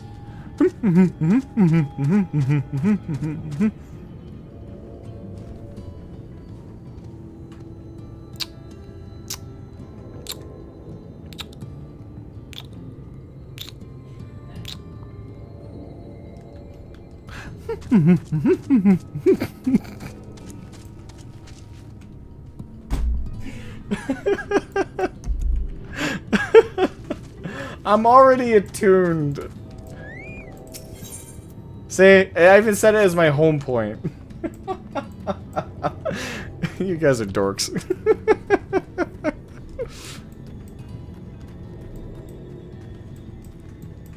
Oh, good God. You guys make me laugh. I love all of you. It's nice of them to worry about us, but we really need those shoes. Yep. Yeah, but I do know that they have a... I do know the dev team has a band called the Primals.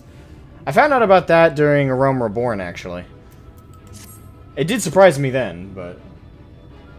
Dorks and proud. Hit your compass. Shroud, might I prevail upon thee to confer with Seto in private? The task of slaying the Light Warden will ultimately be thine, and it is for thee, I believe, that he worrieth the most. Tell him of thy many great deeds, spoken in earnest.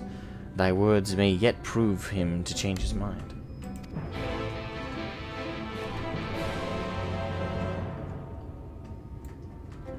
We know you got the crystal, silly. Oh, the Aether current you guys want me to find.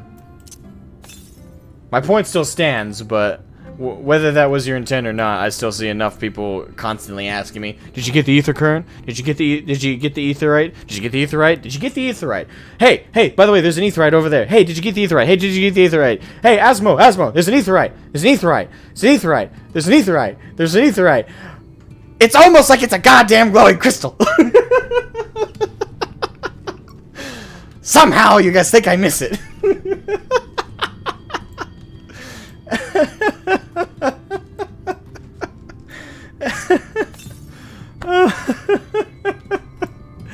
Oh god, you guys make me laugh.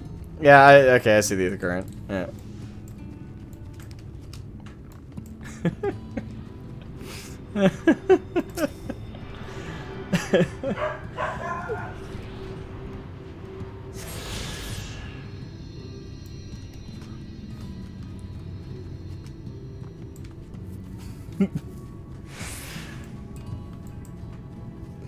Never let it be said we tried to help. Never let it be said we try to help. Oh, am I never allowed to say you guys tried to help? Or did you mean to say never let it be said we didn't try and help?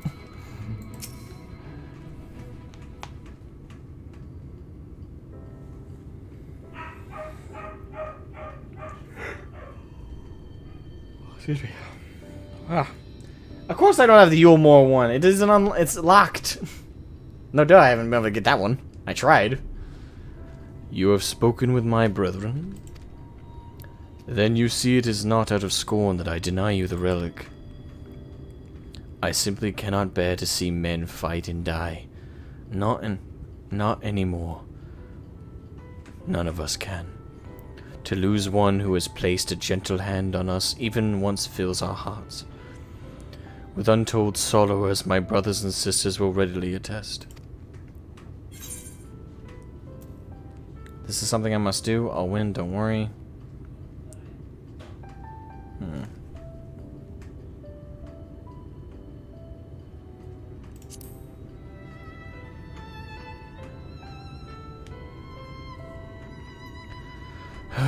What am I to make of such declarations? Tell me, why do you wish this? This land is no longer man's to fight for, nor will your doing so compel the Fey folk to change, and in order to obtain the other relics you will already have paid the due price. Not more is owed. Why then would you risk all to face our fallen king? To keep a promise to my friends, to do what no one else can.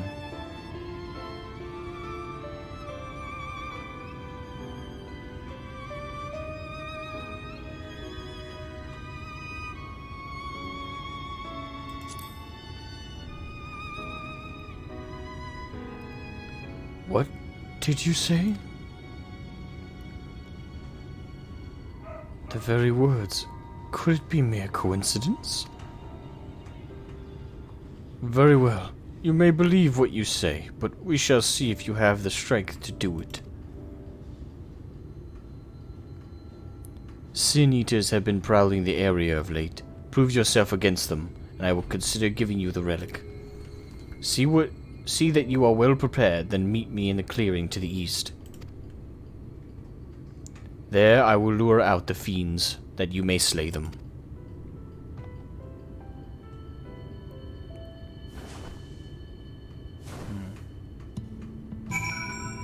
The feels, yeah.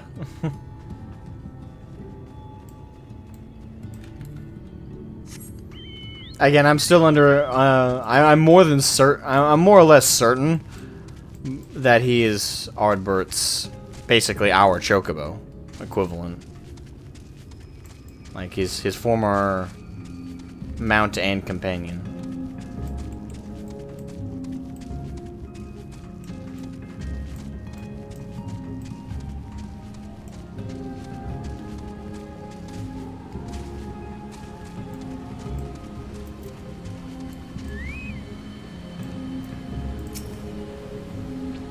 I will use my voice to lure out the Sin Eaters, as I once did when I hunted with an old friend.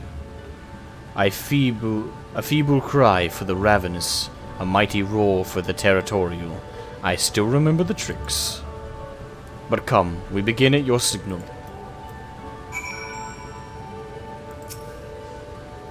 Ready then? Very well.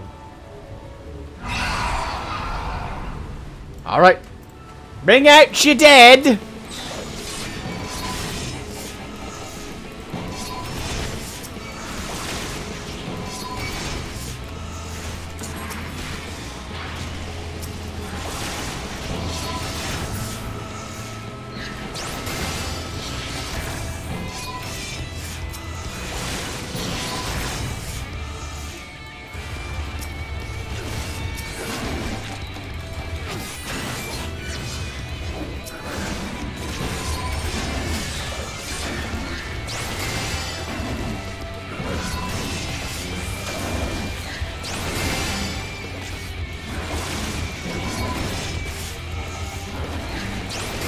I'm on. Time to die.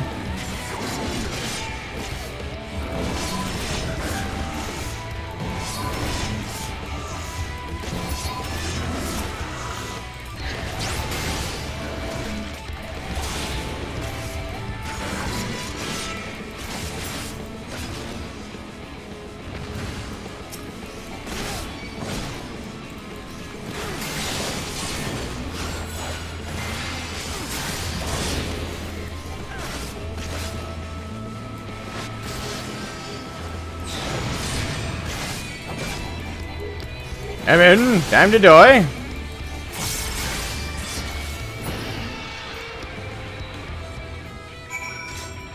Was that all? Well, that was easy. You made short work of those creatures, I will not deny it. I have seen enough. Let us return to Wolleckdorf.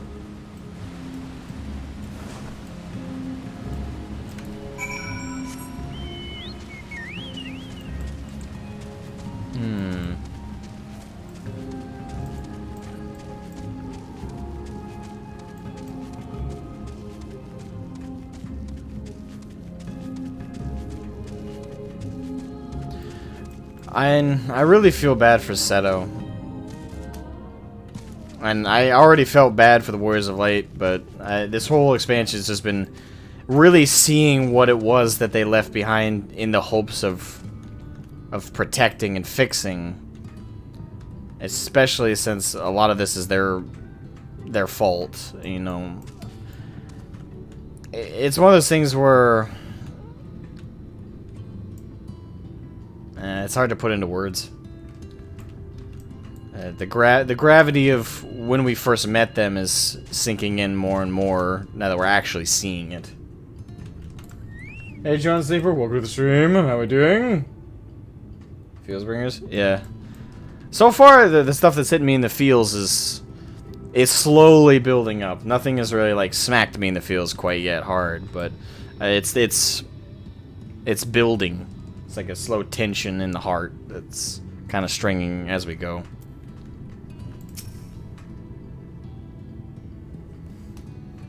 By the ease with which you slew those sin-eaters, I see that you are capable. However, I still require time to think, and if you should be willing, there is a favor I would ask of you.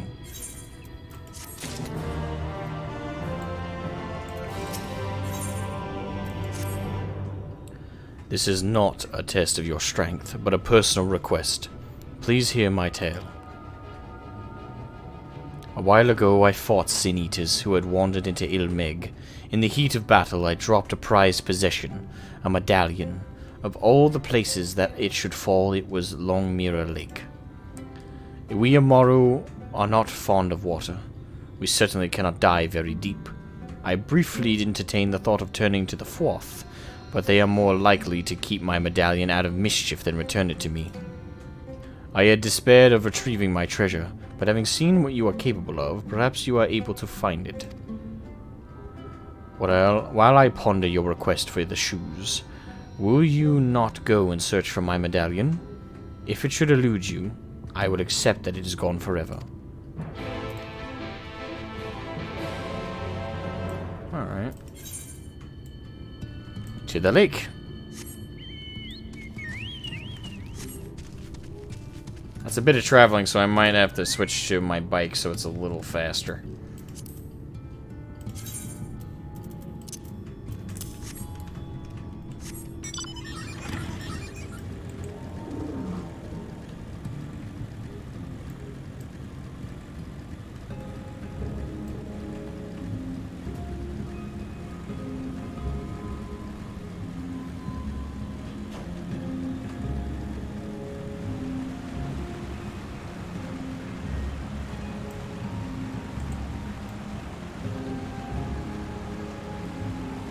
If I have time to do all four, I'll try to. I'll have to probably boost my I'll boost a healer and rush through it as the healer. But the other ones I'll just level up my alts. But the healer, the one that requires a healer, I'll boost a healer and rush through it. I don't play healers, so just to experience that one, I'll boost a healer. Probably a white mage.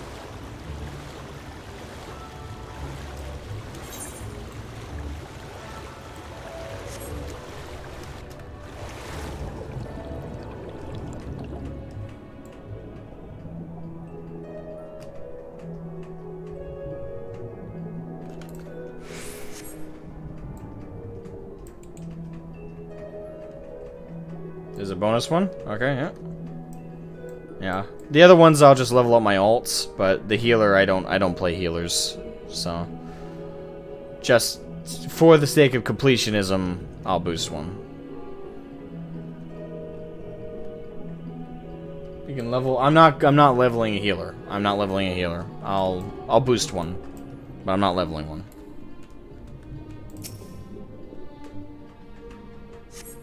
I don't play healer. This does not appear to be Seto's medallion. Alright, not that.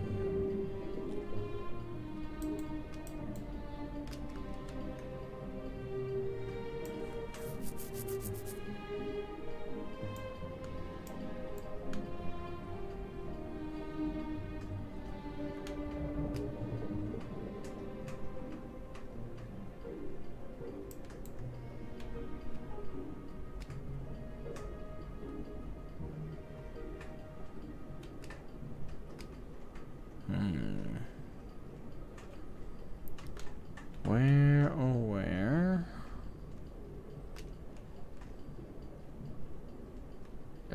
How did it fall in here? I suppose there's a hole in the ceiling, but that's one weird fall.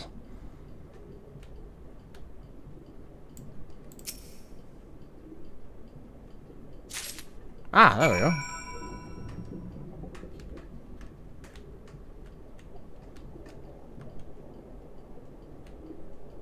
I love those sounds.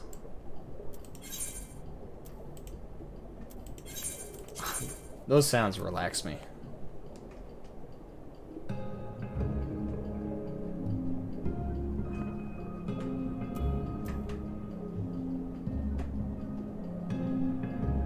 An Aetheryte ticket, what? I know. Oh, there we go. I don't need to do it for free. I got cash.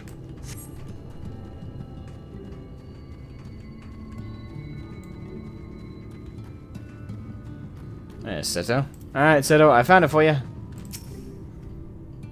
Ah, you all returned. How fared your search?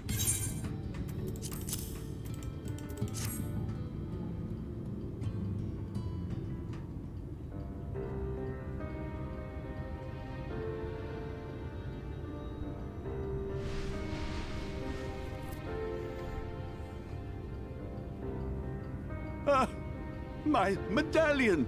You found it! Oh, that's how he sounds. Oh, I know not how to thank you. It is my most treasured possession. A gift from a dear departed soul. He was a traveler, and together we journeyed to the ends of the world and back again. When I was young. In those days, I could not speak, but we found joy in each other's company nonetheless. Oh, the memories. This medallion he found during an adventure, fashioned it into a necklace for me, his partner in crime. I had not the words to tell him then, but it filled my heart with pride. I was so happy.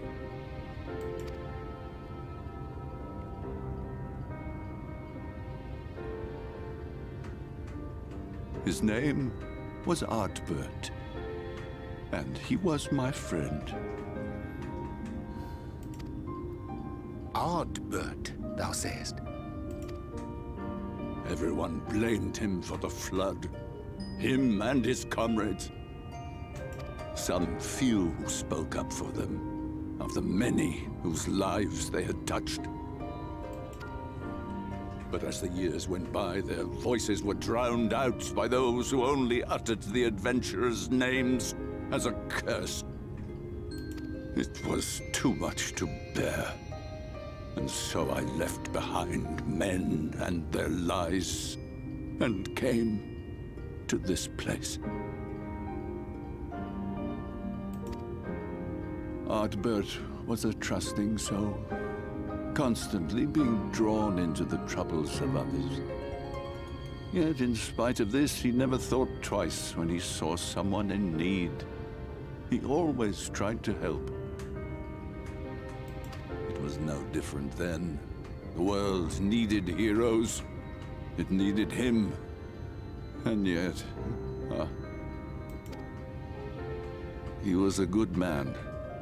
He deserved to be happy. I wish I could have told him that, at least.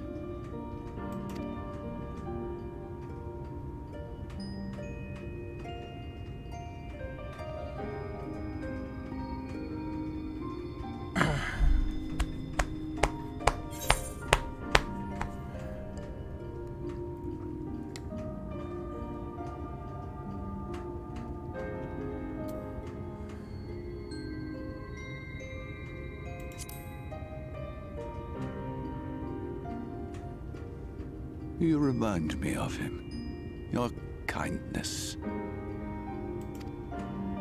When we Amaro were created, we were granted the ability to perceive souls.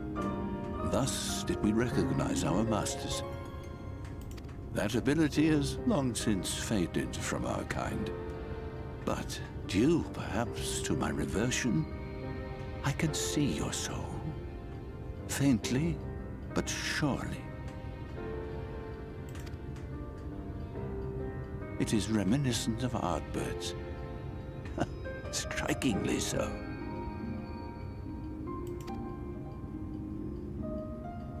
Of course, you are you and no one else. We are defined not by the soul we are born with, but the path we walk. Nevertheless, I cannot help but feel that this is more than mere coincidence. Which is why I will place my faith in you. The relic. It is yours.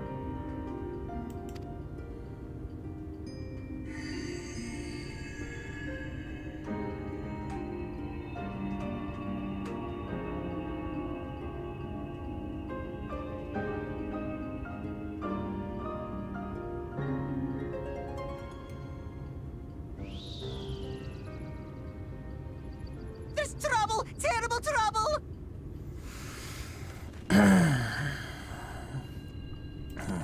Alright. Has something happened at Leader Loran? Together with the twins, we were playing tricks on some nasty mortals to stop them from setting foot in Mheg.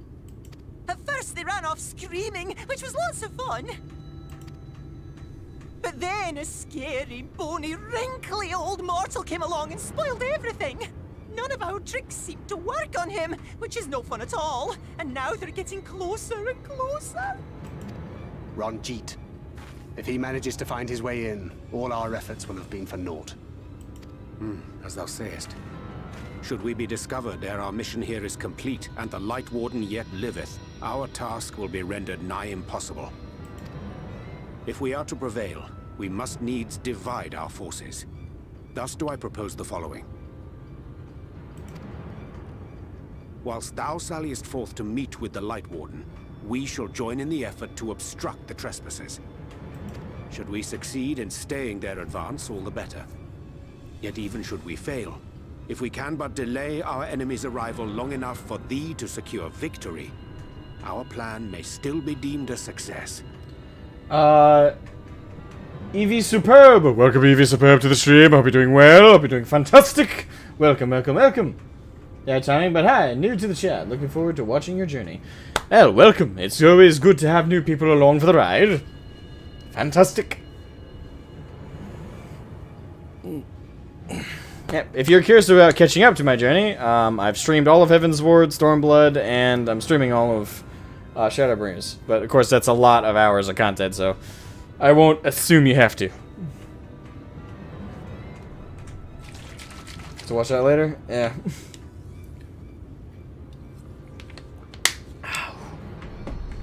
Ranjit, yeah.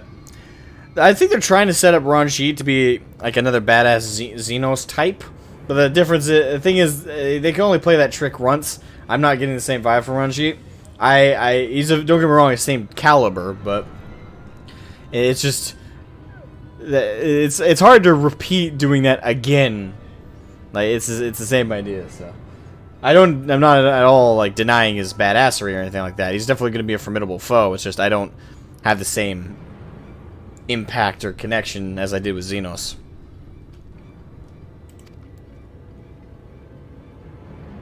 So the moment the lights go out, we all beat a hasty retreat, yes? Let me come with you. I have the blessing too.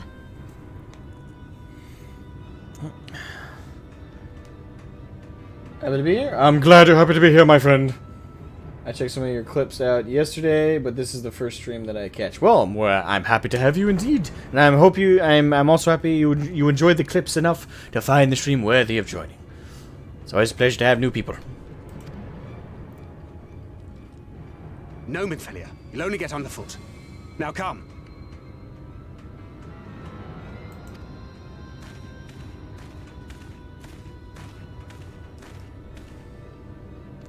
Wouldn't it be worse? There were more I could do.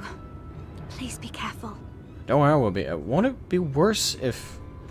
I'm trying to think of Thancred's logic here. They're going to face Ranjit. He's after her. So shouldn't the whole... I guess I'm missing the logic there on Thancred's end. Wouldn't it be smarter for her to come with us? Because if she goes with them, that means she's going to be right there on the front lines, potentially to get grabbed and dragged off by Ranjit. She's the objective. I missed something.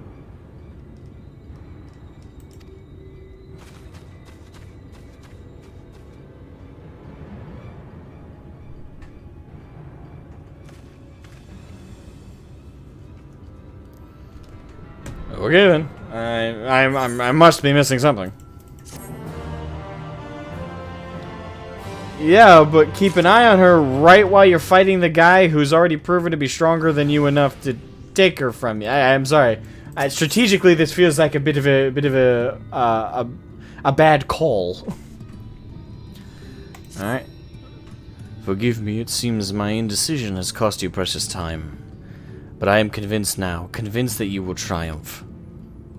To the south, you will find the bridge to Ligaya. As the bearer of the 4 relics, the gate to the castle will open to you. Alright, let's go vanquish us the Light Warden. Mama Sin-Eater. Ride my steed into battle we go. To fury and fire we doth burn. Traction, dangle a carrot to get focus away from you. Yes. But you're dangling the carrot, which is their objective. Yeah, they're gonna be pissed another Light Warden's dead. They're gonna be even more pissed that another Light Warden's well, even more pissed. They're gonna be more focused on getting Minfilia than they are getting the Warrior of Darkness right now.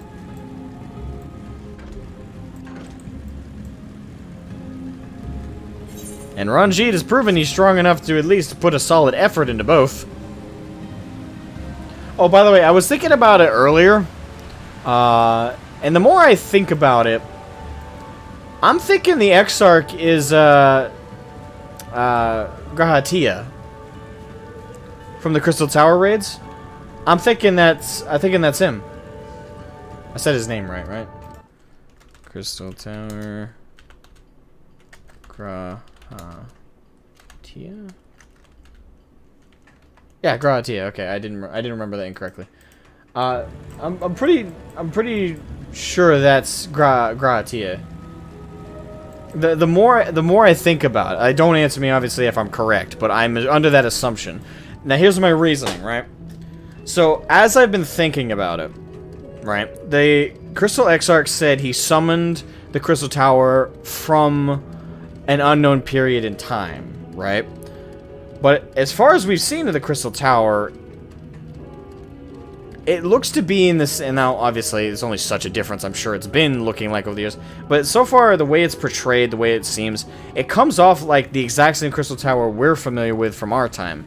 Now, to be fair, we don't have a presentation of how that looked in previous times, so that's not strong enough. If that were it, I would not even use it as an excuse. But what's also about it is also visually, Gratia had that same kind of lip shape. I know it sounds weird, and it's probably not good enough, but each of the other characters' lips, even other Mikote in the lore and other characters we've met, don't seem to have like normal lip shapes and normal lip contortions. But with Gratia, he had that kind of like this gray kind of twist right here, which is what the Exarch has as well. Now, what counteracts my theory is that Gratia, being a Mikote, has a tail and ears, and the Exarch's hood flatly goes over his head with no protrusion suggesting ears, and no protrusion out the back suggesting tail. So that's the only thing kind of hurting my case. But also at the same time, the other thing hurting my case really strongly is Gratia was not a magic user, as I recall. He was more of a bard in terms of like using a bow and being more of an acrobatic kind of fighting. So that's the other problem. And then the other big issue with my theory is that how in the hell did Gratia not only learn magics like this? We can assume he learned it from sources within the Crystal Tower, right? Like, I think that's safe to assume. But what hurts that explanation is, why is Gratia still as old as he is? Like, is the Crystal Tower perhaps keeping him alive with certain magics? I don't know. The more I think about my own theory, the more I can poke holes in it. But at the same time, those holes can be filled in with more information if my theory is correct. Like, if it's just explained later. And that's under the assumption we ever get an explanation of who the Exarch is. It would help if in the Crystal Tower raids they were voiced. That way I could say, like, go based on the voice actor. It's like, oh, the voice actor's the same, but they're not, so. But the other thing, I think the thing that almost sinks that ship of mine, that thought process is, we asked the Crystal Exarch about Gratia. We said, we asked him directly, like, is he in there? Did you find him? And he said very flatly, no, I don't know of such a person. If it is Gratia, why would he not tell us who he is? It's not like we're on bad terms. We're friends with him. And he sacrificed everything to ensure the safeguarding of the Crystal Tower. But, so why would he, what reason would he have to not tell us? I don't know. It's been something that's been it's been aching in the back of my mind. I'm just voicing it now.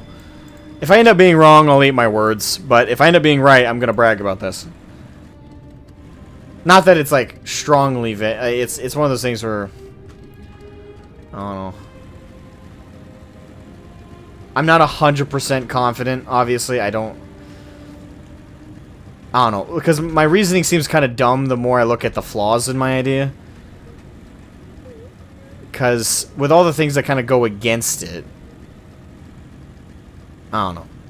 I feel confident enough in it that I'm stating it, but I don't know. I acknowledge that there's plenty of flaws with it. So yeah, I may very well be wrong.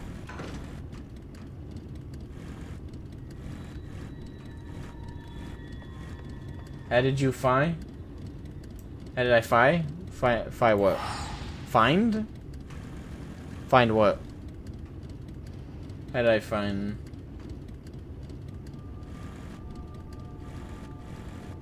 Question, who can control the tower? Well, that's the other thing. Like, I'm trying to remember. I know Grahatia can, because he has the royal blood necessary.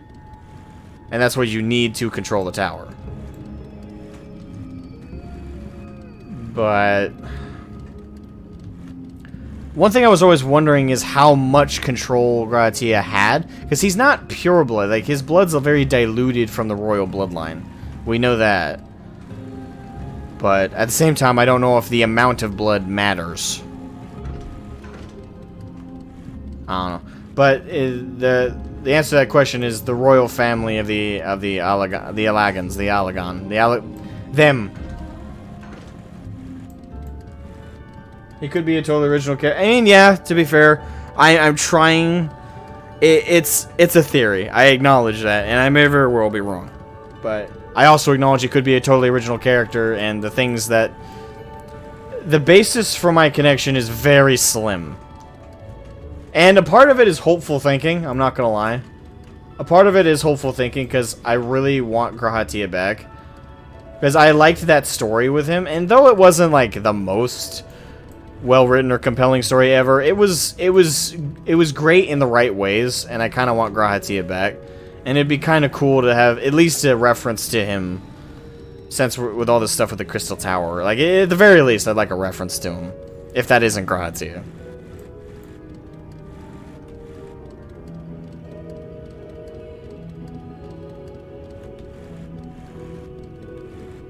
He said exactly, no such person was in the tower when it came into my possession. And yeah, I know. And again, it just doesn't... That's the thing that kind of tanks the idea, because I can't think of a single reason why Grahatia would keep that from us. It would make us trust him faster, if anything. So I don't know.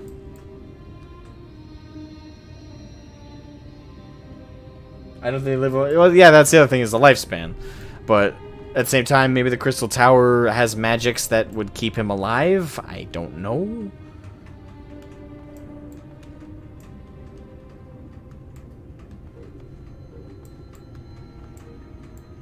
I don't know. It's all speculation. I'm not gonna go too much on it. Oh. I'm confident enough to mention it, but I'm not confident enough to say, like, I'm right, but I don't know. There's too many holes in it, I guess.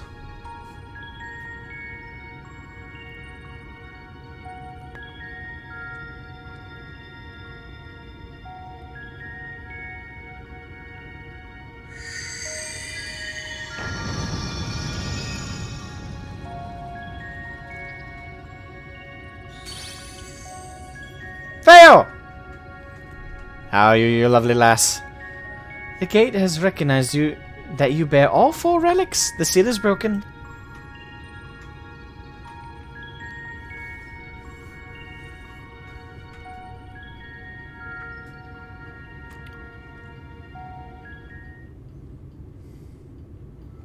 All that remains is to enter the castle and confront Titania, a being bereft of reason and mercy.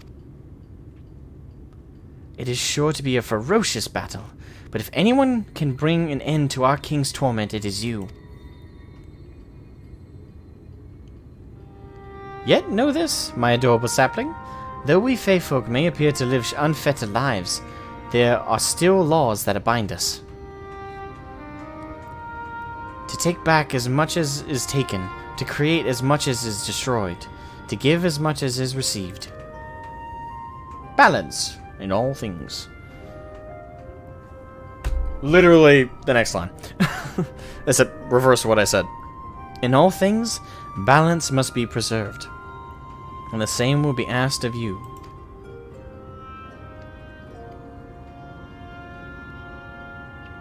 But worry not. Come what may, your beautiful branch will ever be at your side.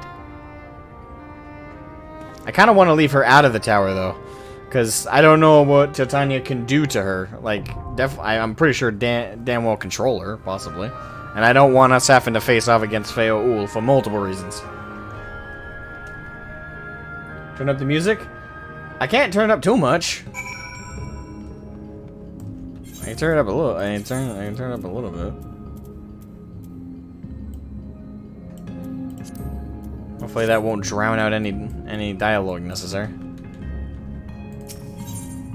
Actually, with it, let's turn up. Voice is already at 100, okay. Alright, clear selection.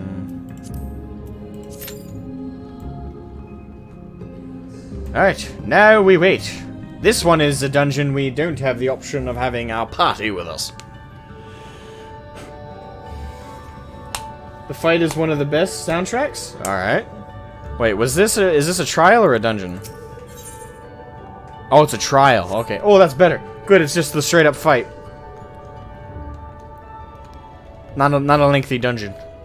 Not that I have a problem with that, it's just it's better to have just a straight up trial in these situations.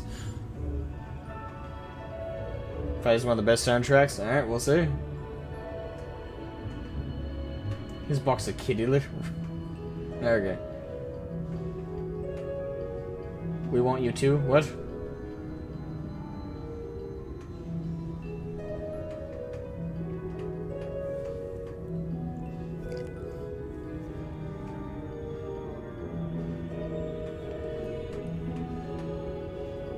The fa la la la la la.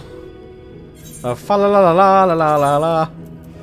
Alright, you guys probably might not be able to hear me at this point, but we'll turn it up there. No trusts in trials. Feo Ul is so fun. I love them. Yeah, Feo Ul is a great character so far, I gotta say.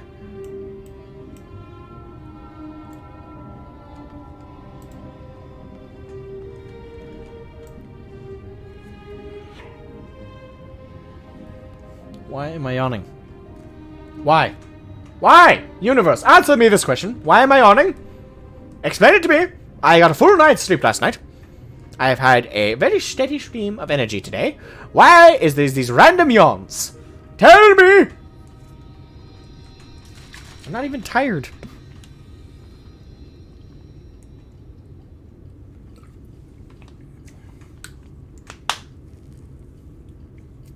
You love the scene where the Warrior of Light sees our tombstones in the first? Yeah, that was funny.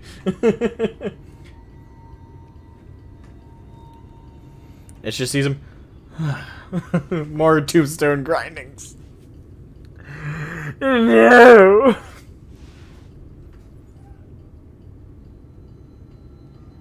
Alright, we're waiting on 2 healers. Come on, healers! Go on the key. Come on. Come on! And yawning is contagious, apparently. I guess while we wait, I'm gonna scroll up in the chat, see if I missed anything.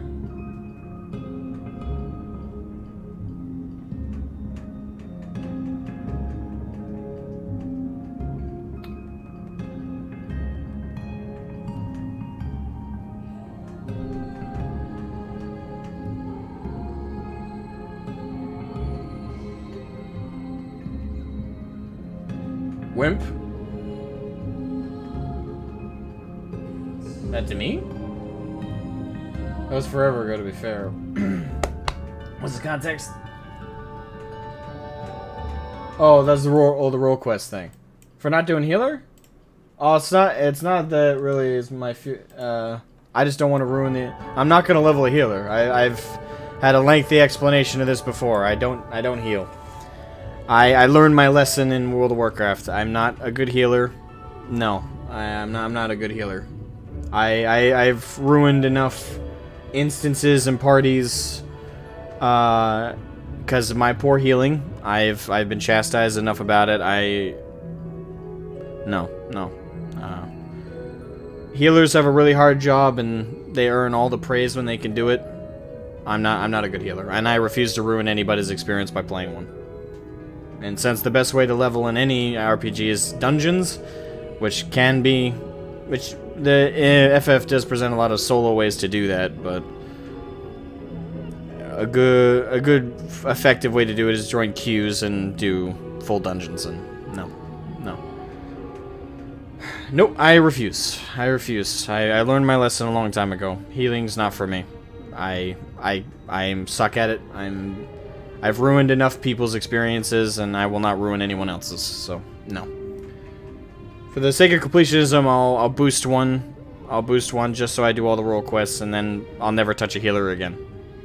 But I'm not playing healer. I don't play healer. I've learned my lesson. I've learned my lesson.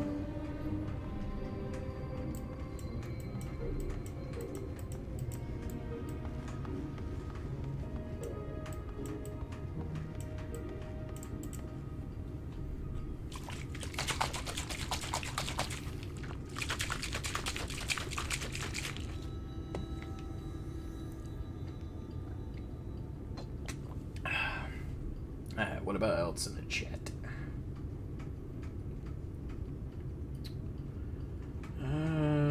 I'm skimming, because I don't know how long I have here.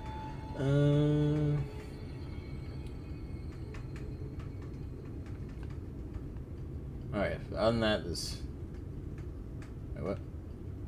Manilo, Minfilia, damn autocorrect.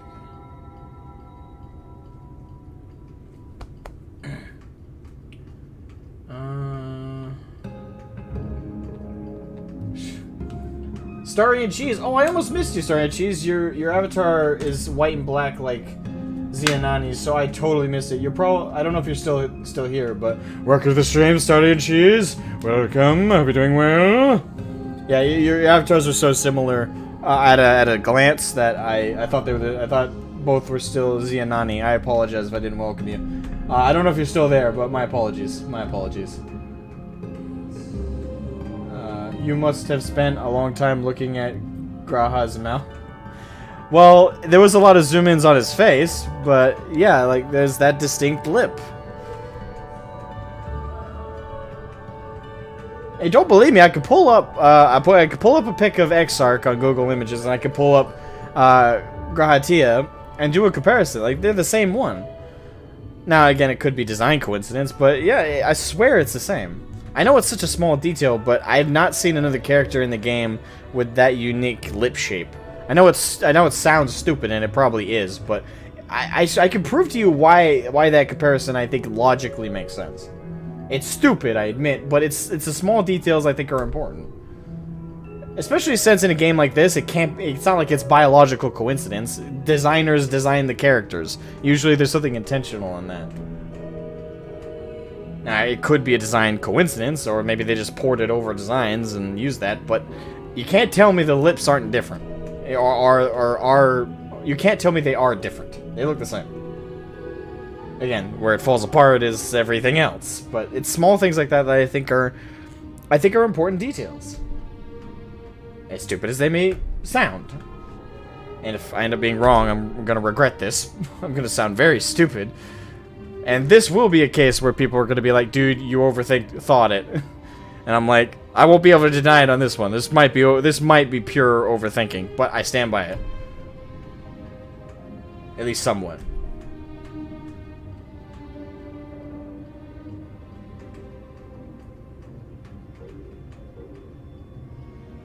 Une and Doga also. Wait, what? Clones?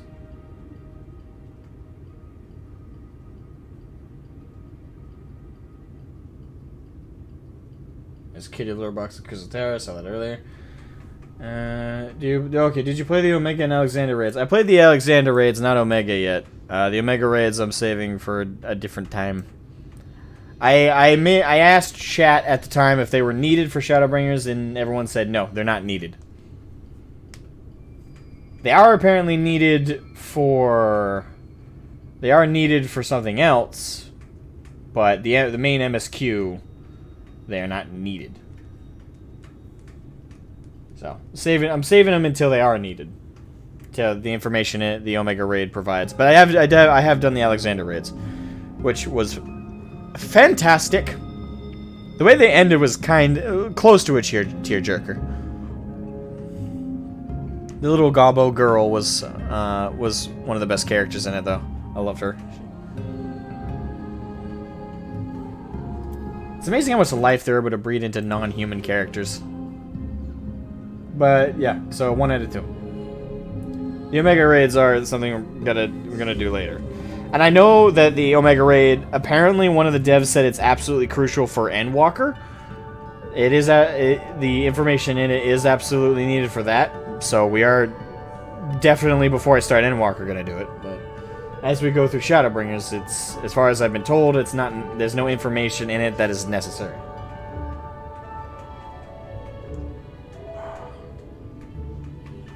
And I think I'm caught up to where we are now. Yeah, music, turn it up, okay. Why am I yawning? I'm not tired.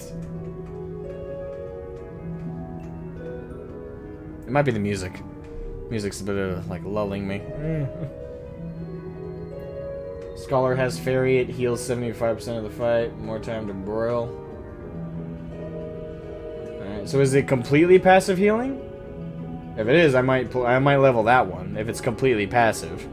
But if it's active healing on my part, I won't do it.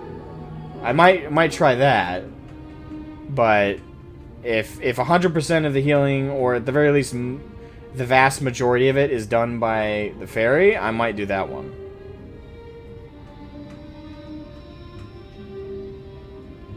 I'll look into how far that healing goes, that automated healing goes in Scholar, but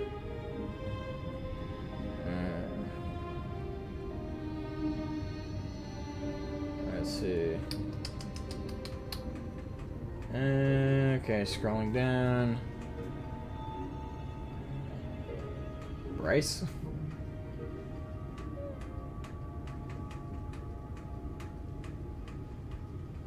It's really nice. I have had my experiences with healing. I have had my interactions with players who have been at the unfortunate end of my healing, and I got enough of an earful, and as well as an eyeful of text to describe into detail how bad of a healer I am. I have learned my lesson. The games are similar enough that the same ideals and rules apply. And the only difference is, I think FF's community is nice enough not to say what they'd think, but the thoughts would be the same as the players I played with in WoW. The only difference is people would be nice enough here not to say it. So, just to avoid anyone having to think that lowly of me and my healing ability, I just don't do it. I refuse.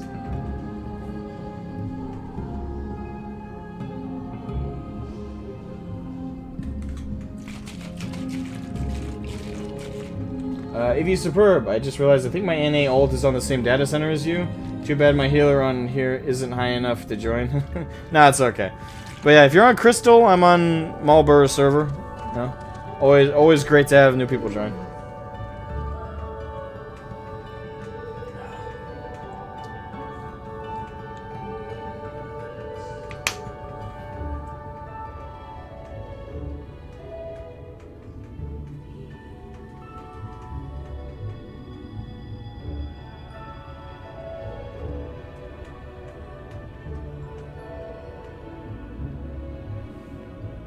Graha is hot, so I don't blame.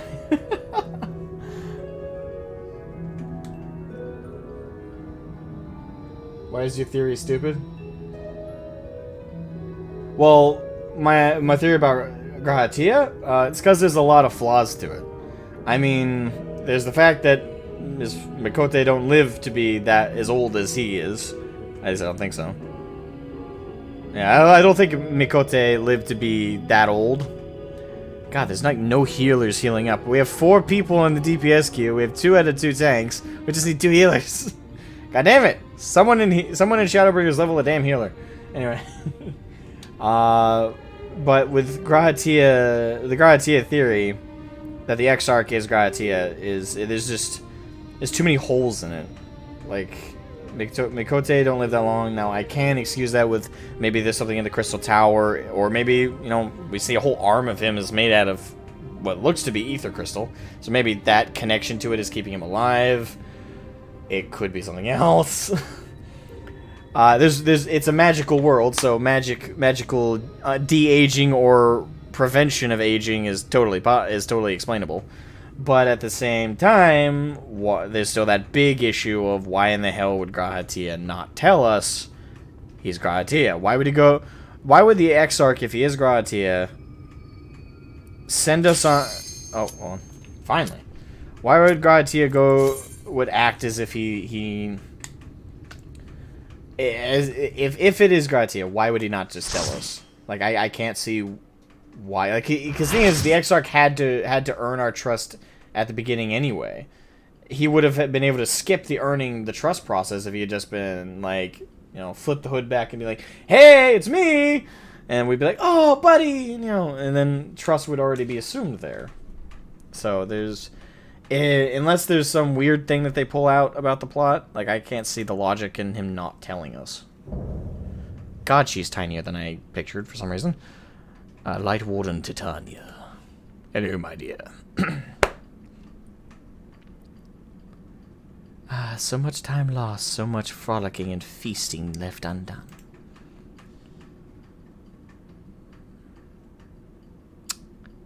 I love the character model. It's very well done. We must make up for it. We must, beginning by playing with you.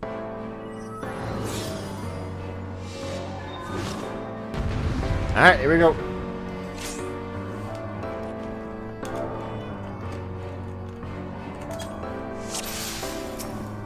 Alright, the Marauder's main tanking.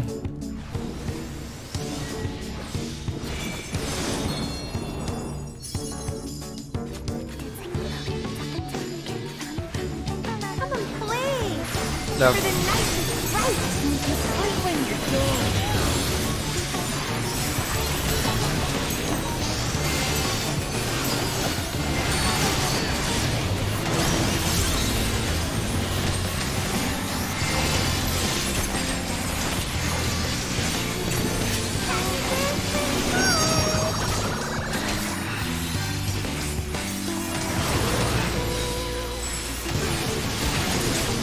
This music is gonna drive me insane.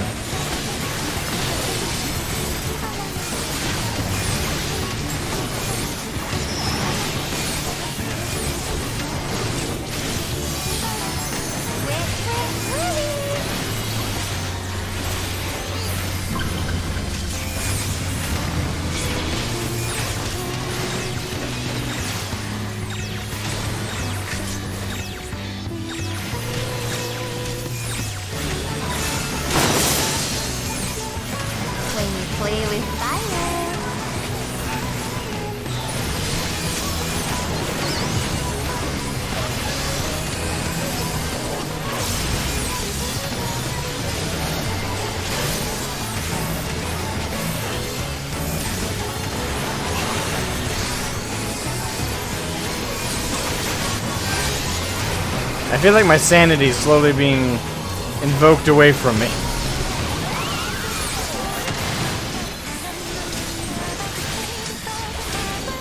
We're sick of this cramped old castle. Let's play inside.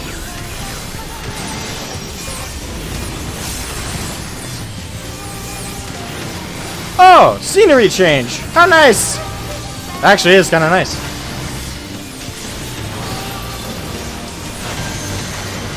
Oh shit.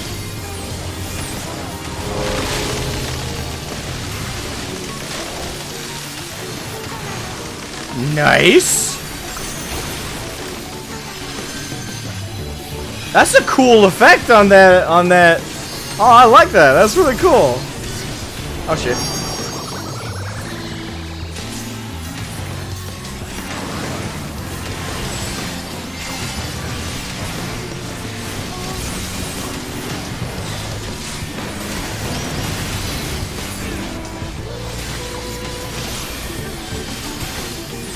God, I hate this. I'm sorry, this song is driving me nuts.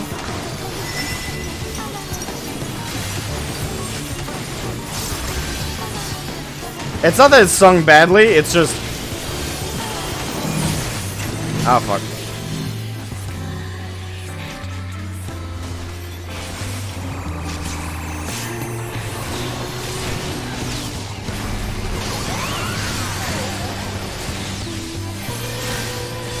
Red mage is down.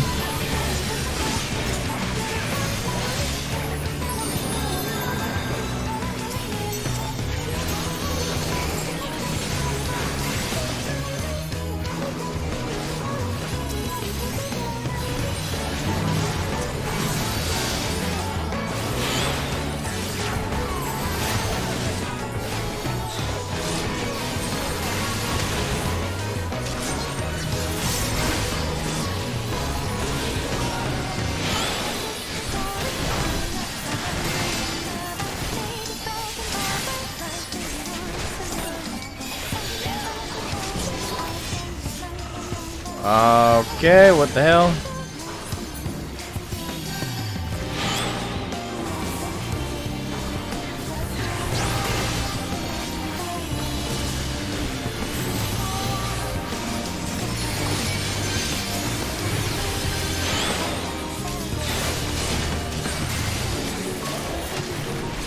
I was trying to aggro him off.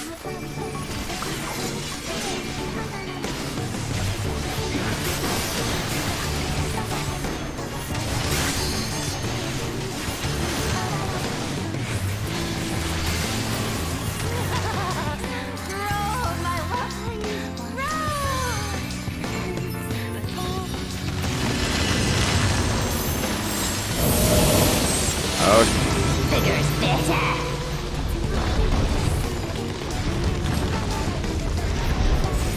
Oh, fuck.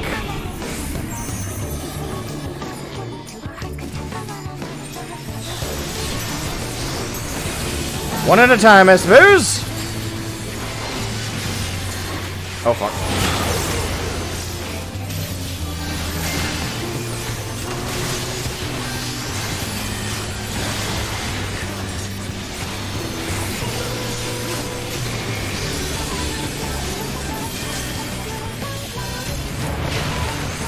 Oh, crap. I went too close.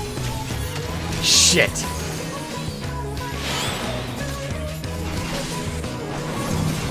One of our healers is down too.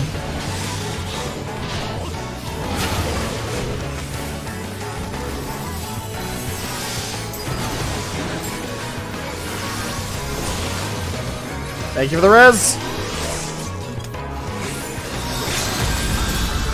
Alright, someone's gonna LB.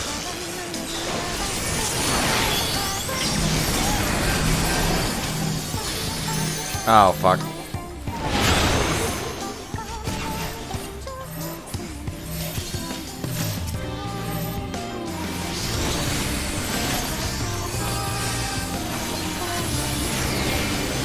This is a bit of a chaotic mess.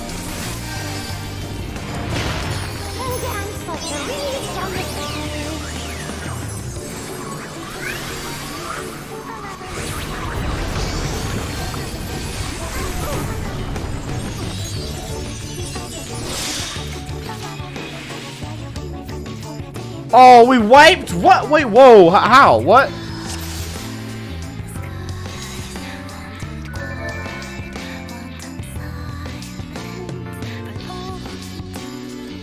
Oh, okay, we weren't fast enough on the ads. Okay. Gotcha. God damn. This music is driving me nuts now. Yo, my eyes are about to start twitching.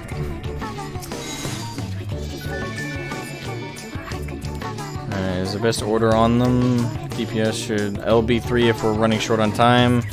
I don't think so, but one at a time is the best way to go. Okay, so we all gotta focus on one ad at a time. Okay.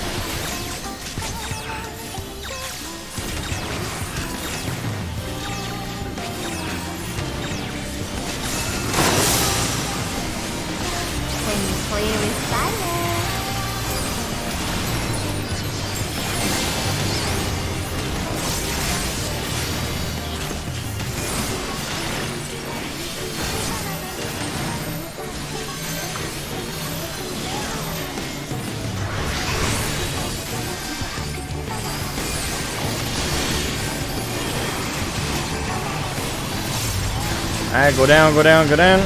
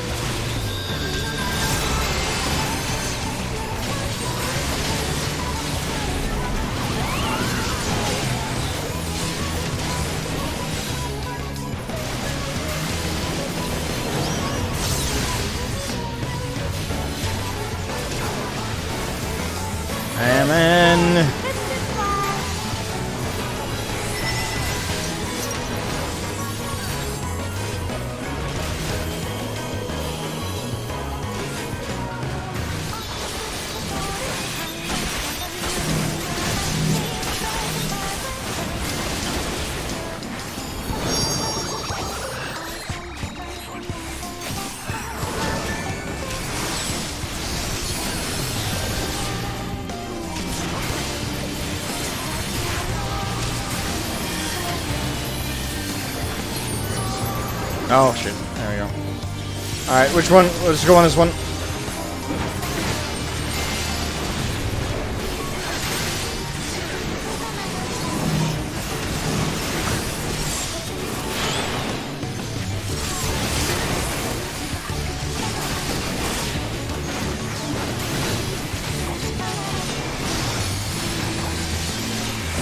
One at a time.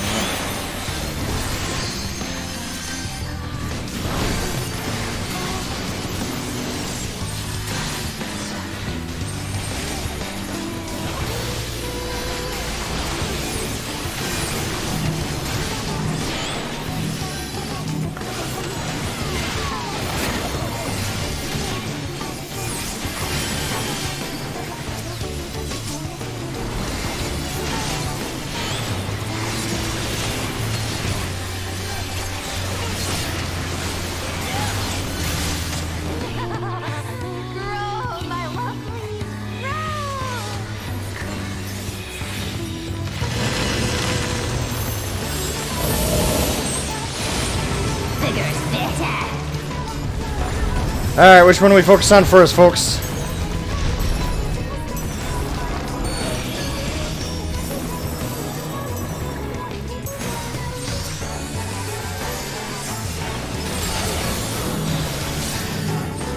Crap.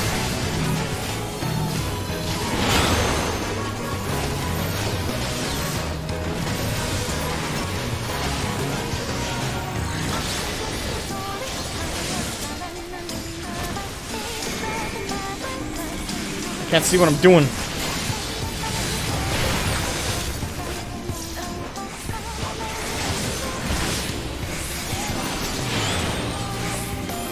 What the?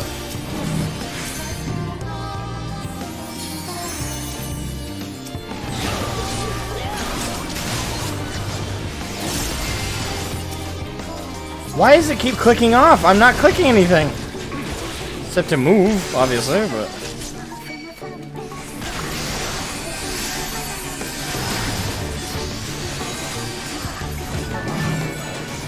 Ah, come on. Yeah, we're gonna wipe again.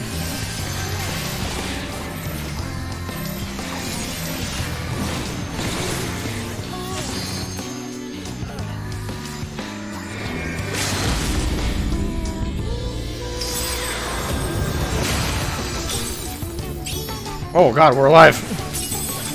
Healer must have LB'd. It's not gonna matter in a second.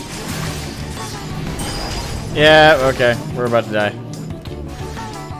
Dance like the leaves on the boughs.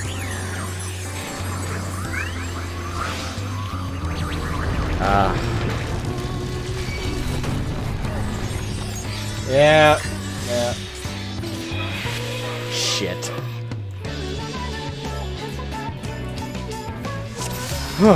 Damn it.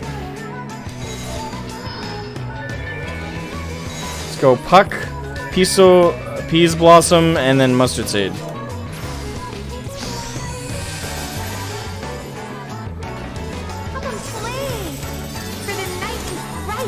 Alright.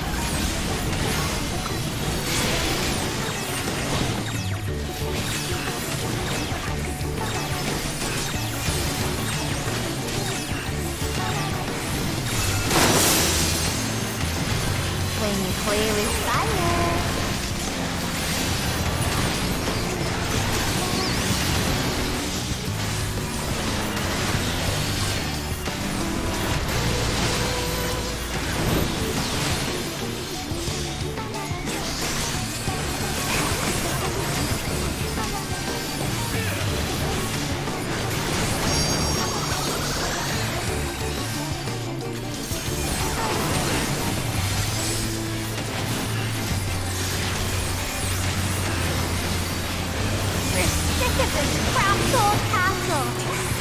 Let's play in the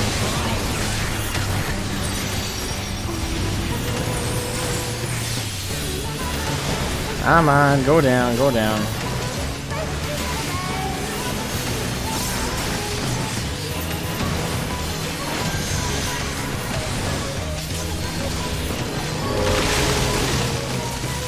Ah, crap.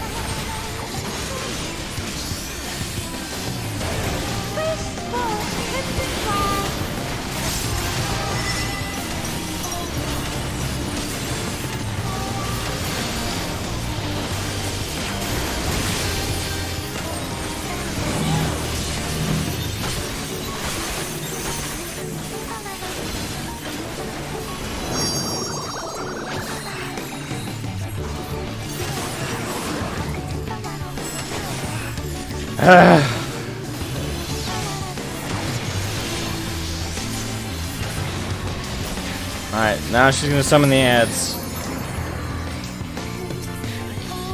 Alright, Pucks. Pucks was... Or was it Peaceful Blossom? Oh crap, I don't remember the combo now. I think it was Pucks, Peaceful Blossoms, and then the M1.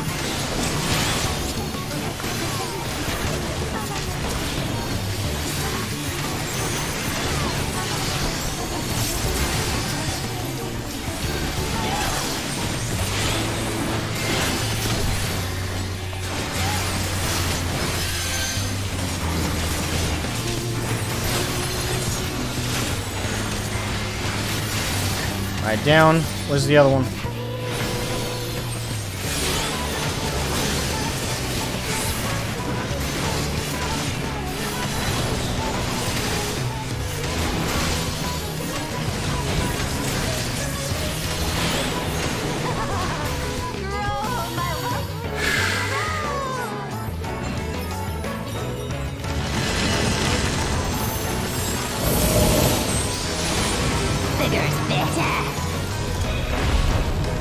Alright, PPM. Alright.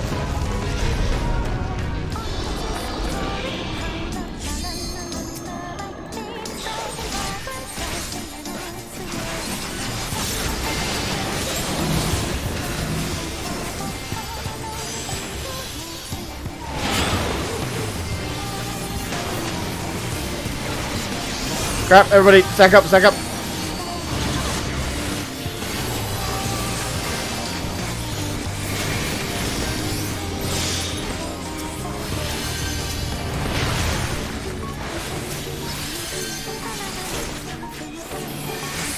Can't move.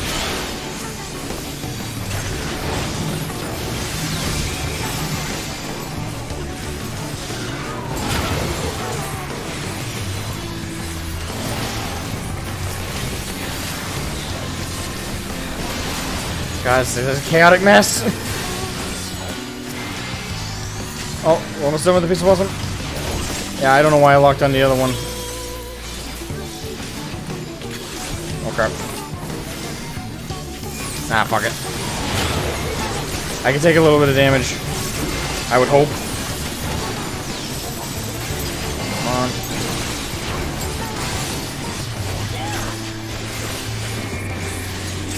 Down. Alright. dance like the leaves on the bough. Oh, God.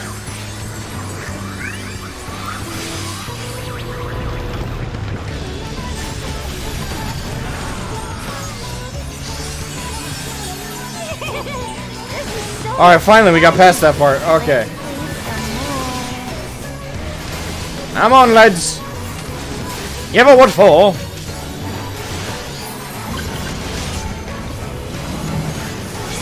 Oh, shit. No one overlap?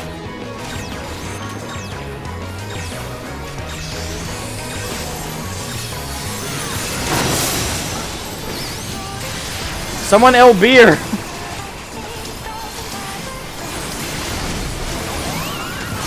Alright, everybody stack up, everybody stack up. I know they can't hear me, but please, sense my will.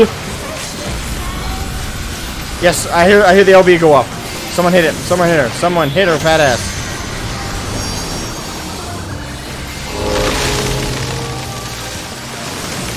Oh shit. Ah.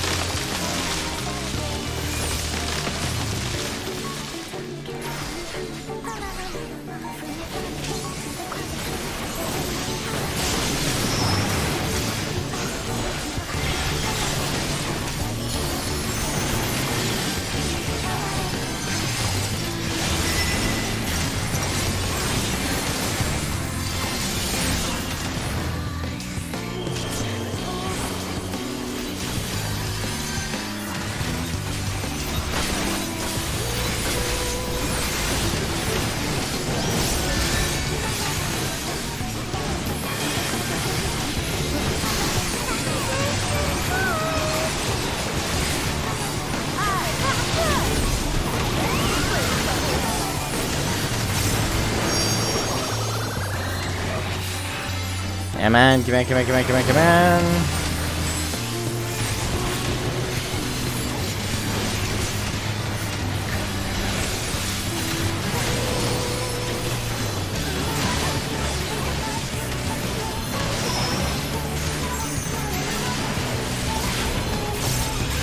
Woo!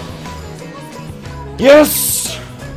We can play no more. Rest in peace.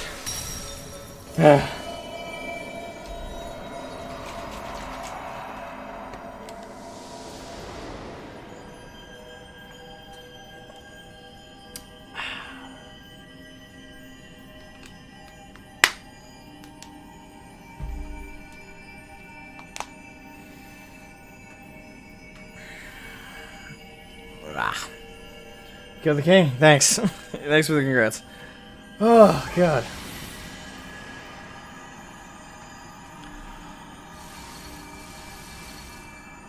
I love the mechanics though. That was fun. That was fun. Frustrating, but fun.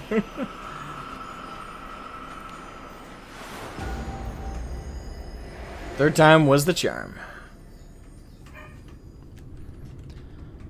Alright, how are we looking?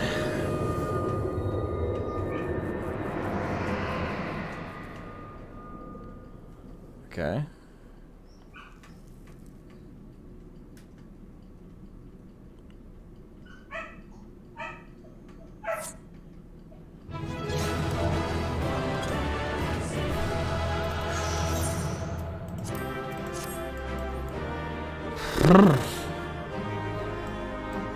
That was fun. Damn.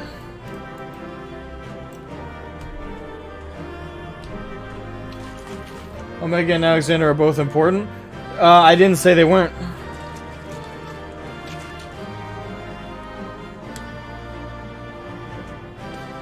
I said the argument wasn't about importance, it was about necessity.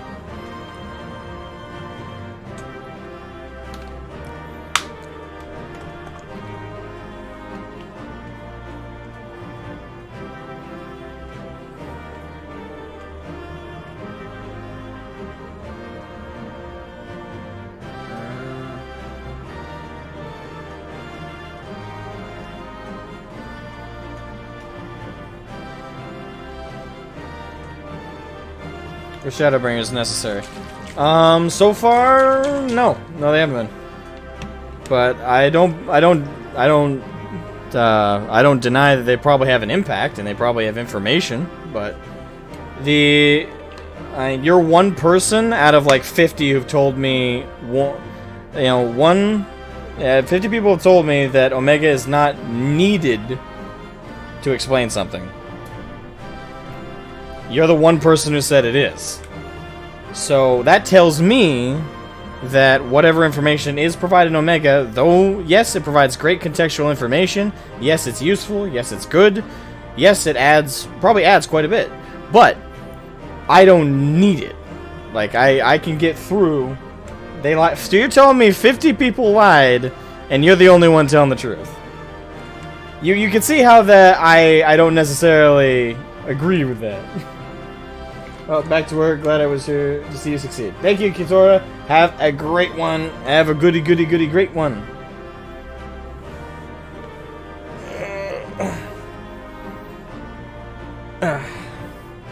And so far, I've understood everything that's gone on. I don't feel like there's a gap in my explanations of things. So, but have a good one, Kitora. Thank you for joining, man. Thank you.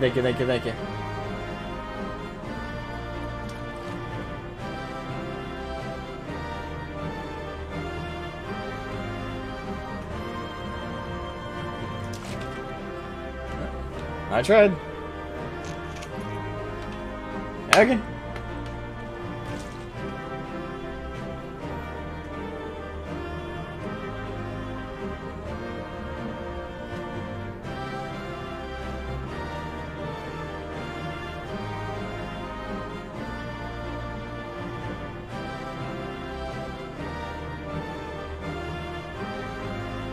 Yeah, so immediately in the chat, we're getting 2 more people, Super Sideswiper, who are telling you. Yeah, so now we got 3. Also, welcome to Jungle to the stream. Hope you're doing well. Now we got 3. 3 people who have said, oh, just forget it for now? Okay. Alright. Yeah, 3 people right there just said they finished all of Shadowbringers and it was inconsequential.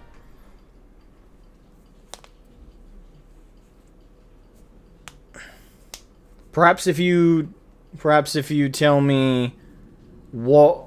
Well, no. That would require you to spoil. Oh, I guess I have to put a pin in it. You have freed our fallen king. Not that I expected any less, my Snayak. Snayak, that's still catchy.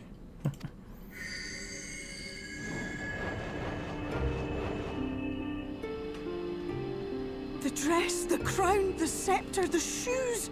The time has come for these relics to serve their true purpose. Just so I don't lie. I'm not accusing you of lying. You're the one bringing up lying in all this. You're telling me 50 other people have told me they have lied to me. I don't think they have. I don't think you're lying to me either. I think the difference is you, in your mind, you believe that the information is absolutely 100% crucial to understanding the plot. I have a bunch of other people telling me who have finished Shadowbringers that they finished it and not a single bit of information from Alexander or Omega made a difference.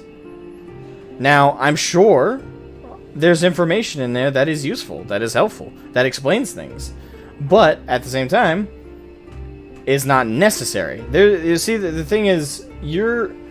Super Sideswiper, I get the impression that... You know, I'm not going to go there. This is what is going on. No one is lying. In your mind, you believe the information is required. Like, there's no way I can possibly understand what's going on and enjoy the story without having played Omega. I played Alexander, so I already have that. And so far, nothing that's happened has reminded me at all of Alexander. But that aside, it's not a matter of lying. No one's lying. You're not lying, and they're not. The difference is perception. Like, you believe it's crucial information. They believe it isn't. And you might both be right, to a degree. For like certain specific things, the information gleamed in Omega might be absolutely crucial. But that might even be post-patch stuff. Alder Bernhard, welcome to the stream, my friend. I hope you're doing well. I don't think anyone's lying in this case. I think it's disingenuous intellectually to go to that extreme. And also, I think that response is because you're emotionally wrapped up and you feel insulted that I'm not gonna take your advice and do Omega before doing any more Shadowbringers. You're allowed to be irritated by that. But just know it's not an insult to you. It's my decision. If I end up regretting it later, I end up regretting it later. But it's my decision. It's not an insult to you. I'm not ignoring you. I'm not even really labeling what you're saying as a lie, as you're perceiving I'm saying. I simply am taking the word of the majority. And the majority of people have told me the information gleaned in the Omega raid is not necessary. You don't feel insulted? Good. I hope you don't feel insulted. But just know, I have made a decision based on what most people have told me. And most people have told me it's not necessary. I never said you lied. I don't know where you got that. But to me, you saying that you don't lie tells me that you were insulted. Now, it's fine if you are. But just know it's nothing personal. It's numbers. One person says this, everyone else says this. Like, it'd be like the same mentality if you're a YouTuber, right? And 120 people like a video, but one person doesn't, and they leave a comment telling you to kill yourself, right? I wouldn't listen to the one person, right? Now, obviously, you're not saying anything that horrible, but it's an extreme example. You know, it's majority say this, minority say this. It's just a matter of what's the numbers say.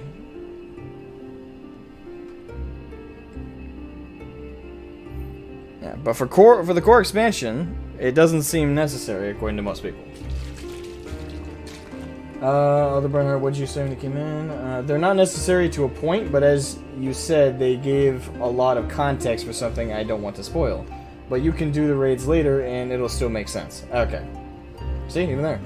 In there. It adds context, but it's not necessary.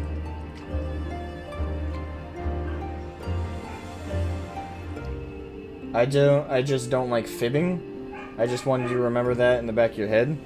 Well, let me ask you this, Super Sideswiper. Why did you think I thought you were fibbing? Why do you think I would believe that?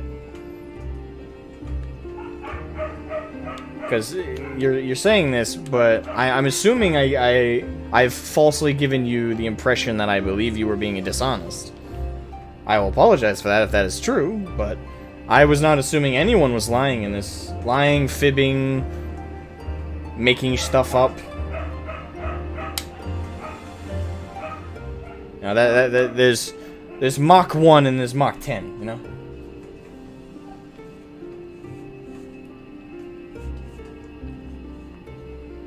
Well, it's not what you're saying, it's what you're insinuating. You know, you're saying, just know I'm not lying, just know I'm not fibbing. Things like that tell me that you think I thought you were. I don't lie. I don't think you do. Again, you're stating that you don't do something that no one accused you of doing. Which tells me you believe people believe you are lying, which I don't believe you are. So it turns in full circle. Like, it's just a question of why would you say that when no one accused you of it? The Omega raids are nearly essential for underlying context for an optional dungeon much later. That dungeon's theme slaps hard. Gotcha. Like, theme as in music or theme as in, like, story? I don't think you're going to win this one. How am I losing it? Wait. What do you mean win? This isn't a win or a lose. Now you're confusing. It's not a win or a lose scenario. I'm not arguing with him. I'm getting down to the core of it. Which is, when someone says, I don't lie, that insinuates that they believe that it's assumed that they're lying, which I never assumed that. So it's not really a matter of winning or losing. No one wins or loses in this. I'm getting down to the confusion. I'm clarifying that was never a thought. Super hype in that dungeon? Super hype in that dungeon? Okay, music. Both, okay. After 5.1, I would recommend for more emotional impact, but I don't want to be a backseat Andy. I'm used to backseat Andys. I got a lot of them in chat. It's, you know, it's not terrible. It can get irritating, but I just laugh to myself and enjoy their company all the same. Good story here.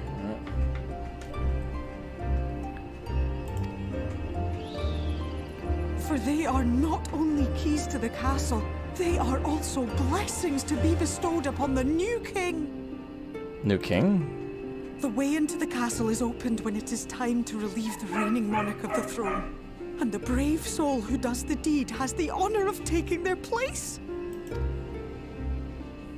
Me? However, should you ascend the throne, you will become one of us, never again to live as men do. Oh boy.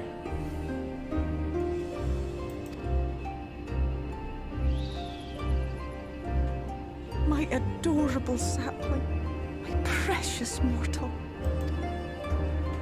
We Fae folk live forever. Such is not your virtue.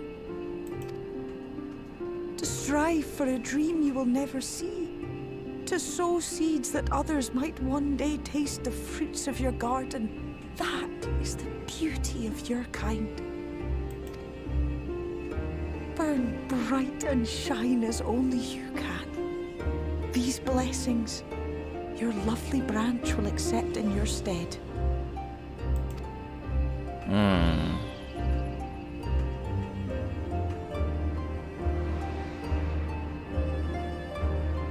Damn it.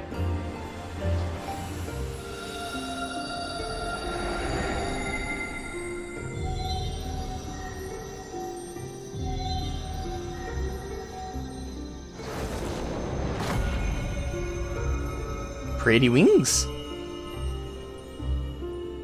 Kinla, Ilichla, Mheg, Okbra.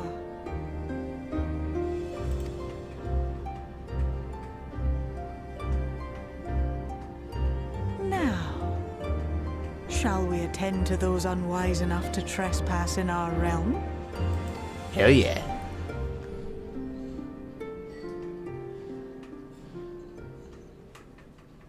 Damn. I felt like we were just getting to know her.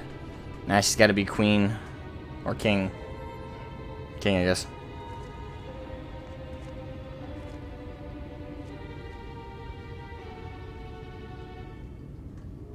Confound it. How did they get here so fast?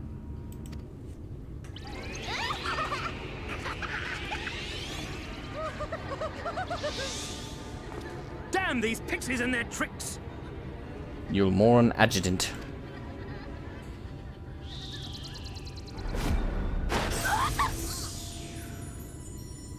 How in the seven hells? Listen well. We come in pursuit of villains who have fled to this land. You know who and where they are. Now show yourselves and answer me before I lose my patience. Oh, stop! It hurts! It hurts!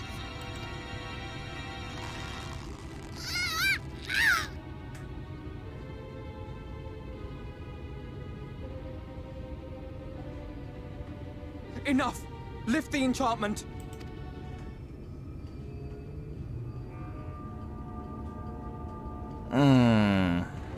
Shit. Minfilia, willful child. How many times must I come to collect you? Till you die of old age in the attempt. Preferably. I won't return to Yulmore. And I won't let you hurt my friends. What is this stance? Where did you learn it? No oracle I trained would make such an unseemly show of herself. You didn't train her.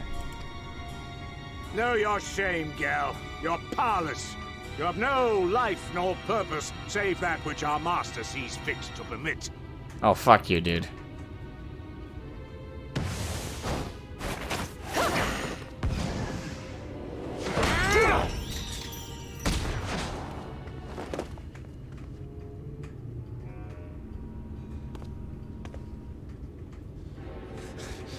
Who are you to dictate her purpose? To lock her away and deny her a life? If she was powerless, it's because of you, you sanctimonious swine. But no longer. Yeah, he's spitting spat at that bastard. Give him what for, Thancred.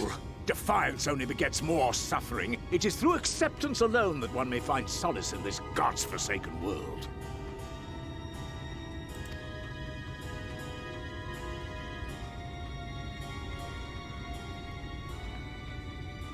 Look! The sky!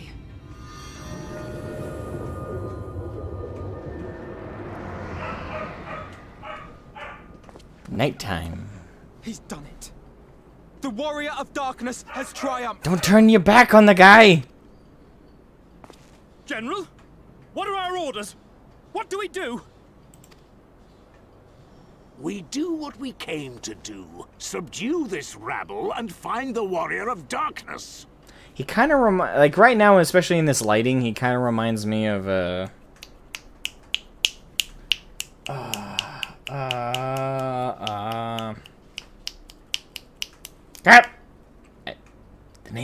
name.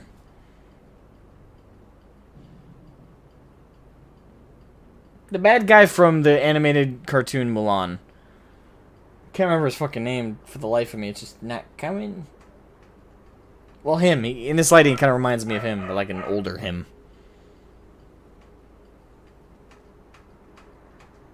Dr. Gero wouldn't have been a bad alternative, but I was thinking, especially in this lighting, more like, again, the bad guy from the animated Mulan film.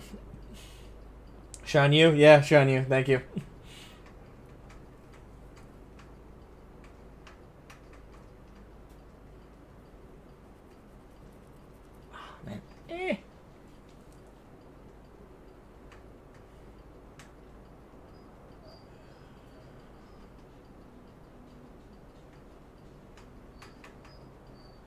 Alright, this is the cutscene that's going to show me they're feared.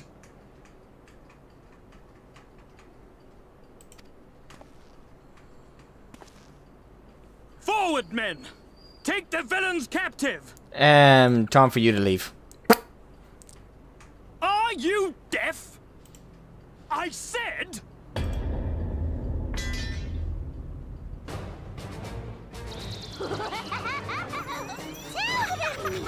Axla Orwain! Axla Orwain! What? What's happening?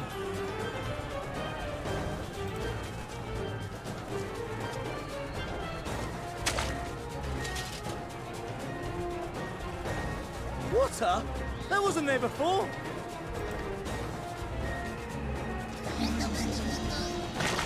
Oh, well. That's horrifying. Getting drowned in the middle of the street.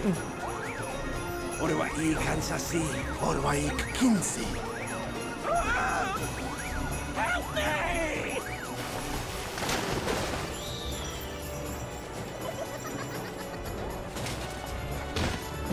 This is when you love fae folk mischievousness.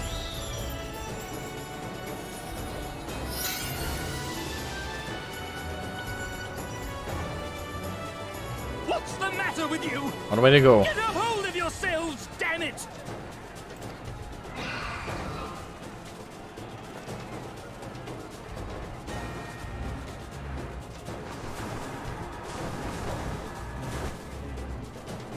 Oh, look at all those red glowing eyes. There's our mama. General, they come in greater numbers. We must retreat. All who stand with a warrior of darkness shall face justice. My master demands it.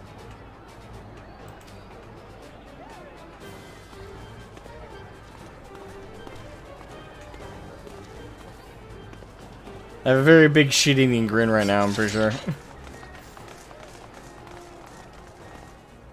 That was fun. You may hate it when the fae folk pull shit on you, but when they do it to others, it's absolutely fucking beautiful.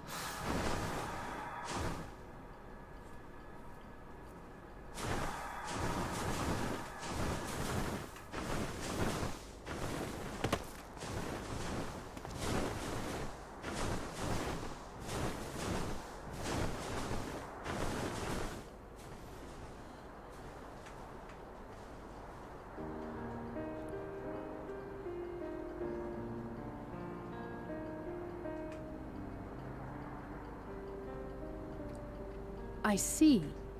Well, it's a good thing Feaul volunteered to become king in your stead, for all our sakes. We are grateful for your timely aid, Feaul, or should I say, your majesty. It was the first night in recent memory. We all of us but wish to make the most of it. That's something you must remember about us Fae folk. Though our existence may be eternal, we exist only for the present. We live in the here and now, paying no mind to futures that may or may not be. To wit, we are not driven as men are. We cannot fight for such causes as men do. Does that mean you won't aid us against the Sin Eaters? Not unless the mood takes us. But if it was to repay a debt, well then, that's another matter. To take back as much as is taken. To create as much as is destroyed. To give as much as is received. Such is the way of Mheg. It's kind of creepy how cute all these things look, but they're rather evil when you think about it.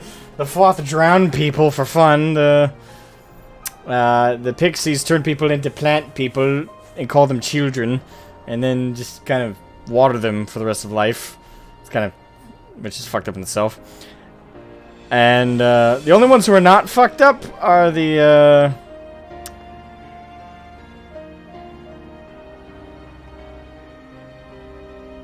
Mumau. Ah, there. I don't know. My brain took a second. And even then, they also still want people to live with them forever. It's just they're not as pushy about it. But they're the least fucked up. Then there's the Amaro, which I guess are even less fucked up. By this law, we shall lend you our strength. In return for the beautiful sky you have restored to us. In times of need, do not hesitate to call.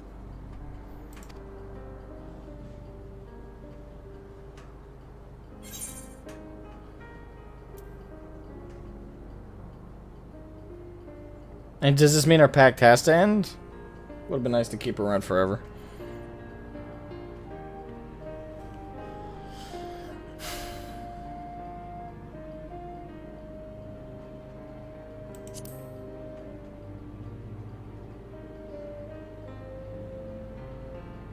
Silly sapling. I shall remain at your side. Even should my body be in the castle, 'tis a simple thing to have a little part of me accompany you. Treat them as you would your Isnefis.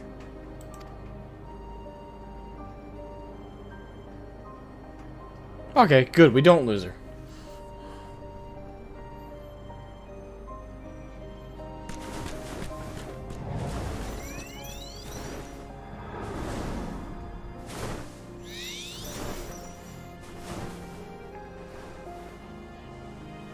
God, I love Mheg.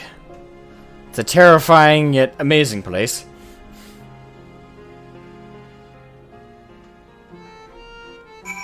Oh, talk about a tonal shift with the music. Ne'er for a moment did I doubt that thou wouldst triumph over thy foe, yet the majesty of thine achievement delighteth me nonetheless. Night hath returned to Mheg, and we stand one step closer to delivering the first from its doom, and averting the 8th umbral calamity. 'Tis but a pity thou wert not present to see the Fae folk put the Ilmorans to flight. 'Twas a sight to raise the spirits, I do assure thee. Ah, but what valuable allies they might prove, were the mood only to take them.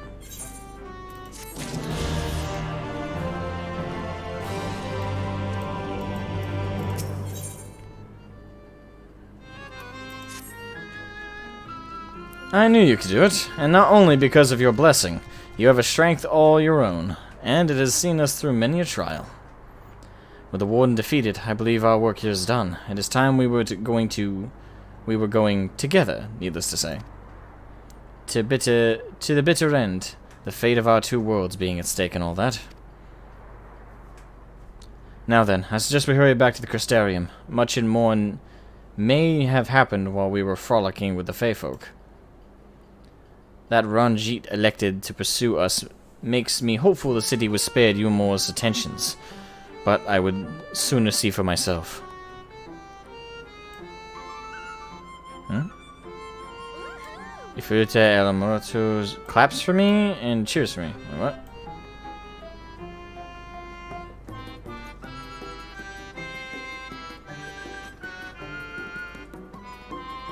Who is that? Someone in the chat? Besides, I believe I speak for us all when I say that I have had a bellyful of ill Mheg. Let us away before the fairies think to play with us again. That's me. Oh, that's you! Okay. Ah, nice. It's always fun to see new people.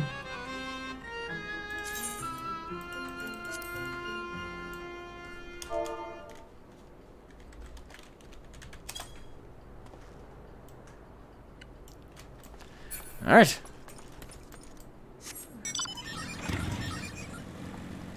Now. Oh, we should probably just port back. Yeah, Crystarium. Away! No, I don't want to go for free. Boom! Teleportation.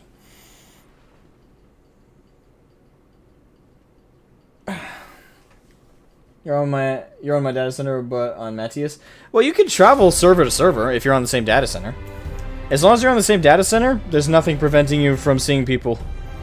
I learned that the weird way. A friend of mine in the game named Moon.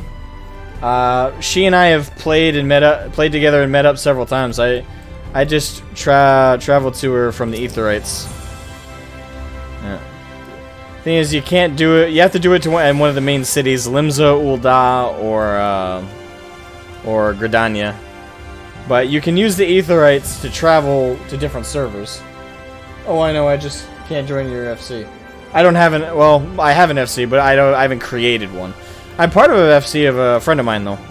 But I get you. I don't think that's obligatory. Obligatory. No, not obligatory. It's the wrong word. I don't know.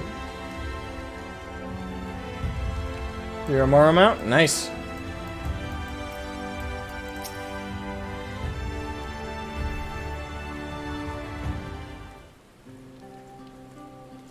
We have returned to the Crystarium.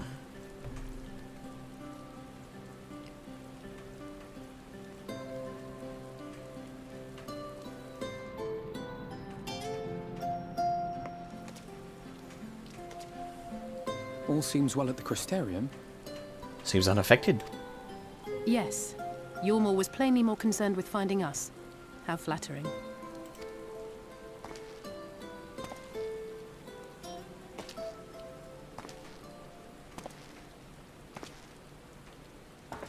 Really? Just gonna approach us?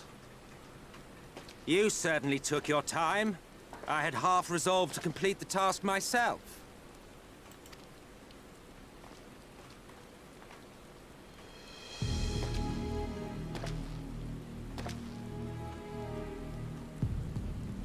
And you are... Solomon? I know they have no way of knowing, but still. Were one to study the annals of Garlean history, one would find yonder visage on many a page. Though by rights its youth should long since have faded. Well, well, we have a historian in our midst. That spares me a lengthy explanation. Yeah. The man who founded the Garlean Empire, and the man who really pisses me off with his very existence. I am Solus Sos Galvus, founding father of the Garlean Empire, and under various guises, the architect of myriad other imperially inclined nations. I still don't know how he's here. As for my true identity... You're an Ascian, dickwad.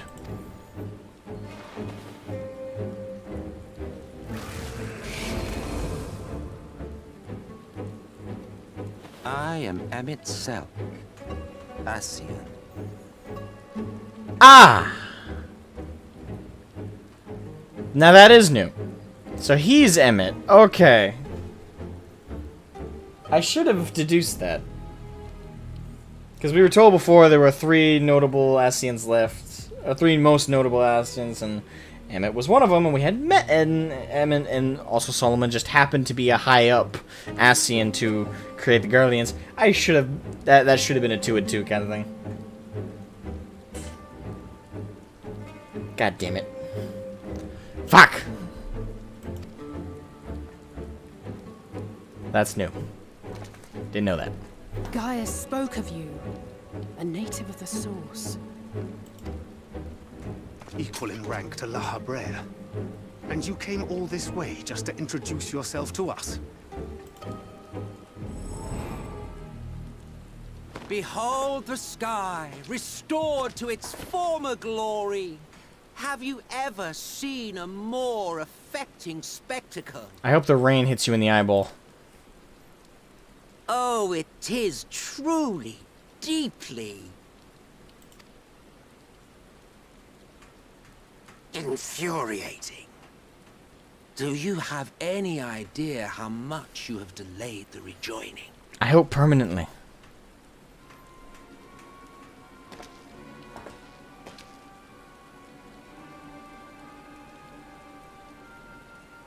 Following the flood, the First had been listing ever further towards the light, towards stasis. The end was in sight. Enter man and his indomitable spirit. He would haul the world back from the brink. And adding his lumpen weight to the power of growth, he duly tipped the scales, if only by a fraction. Yet a fraction was enough to spoil the perfect imbalance needed to bring about a rejoining. Had mankind continued to live in idleness under Vorthri's rule, all the conditions would have been met.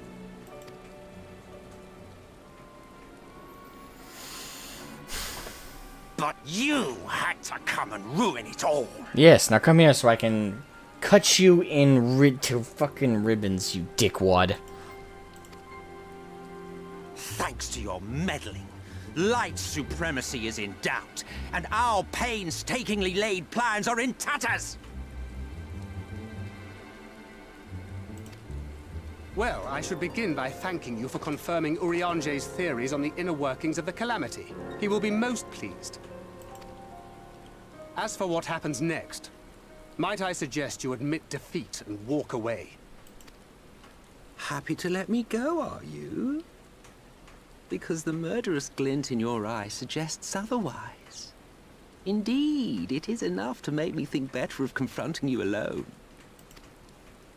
Look, it did cross my mind to simply side with Vorthri and kill you all. But that's no different from what La Habrea did. And we all know how well that ended for him.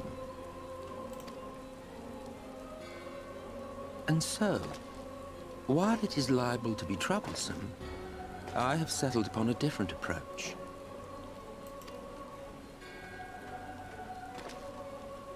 Cooperation. What? We have opposing goals! Okay, I need to hear the explanation for this one.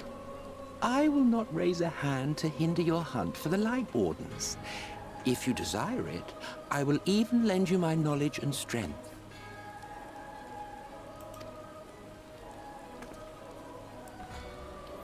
It's such an obvious Since time immemorial, you and yours have labored to rejoin the 13 shards, at the cost of countless lives.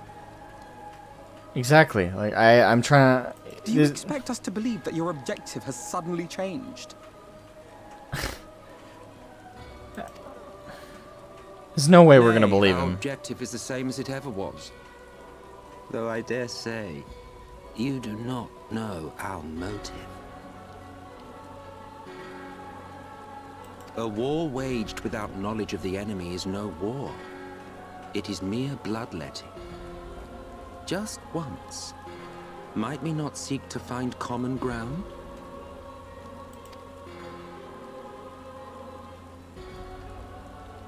For good or ill, I am immortal. Provided I have the inclination, I can always begin anew, scheme and conspire to my heart's content.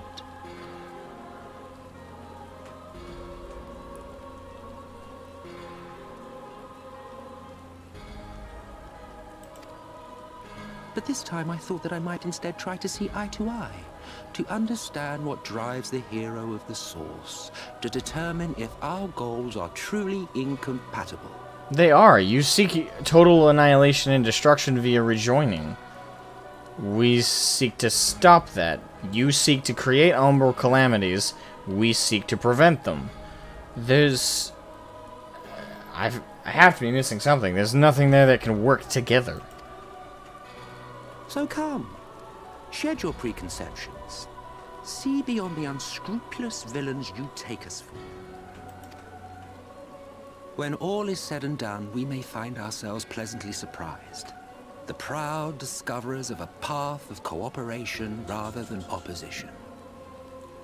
Think of it.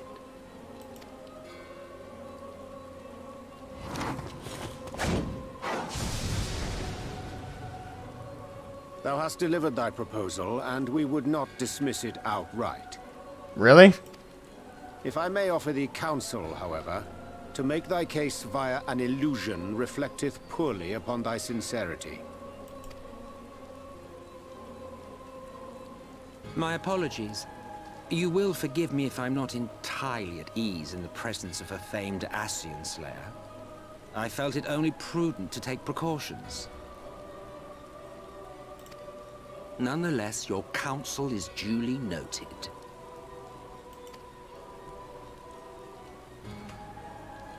I take my leave, friends. Rest assured, we shall meet again soon. There's no way we're gonna trust this guy, are we?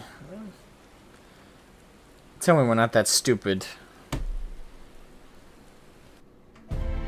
He's obvious. He's not even... The veil is so thin. Alright. That Nassian of Emmett's silk standing should willingly reveal himself unto us. And at this of all junctures.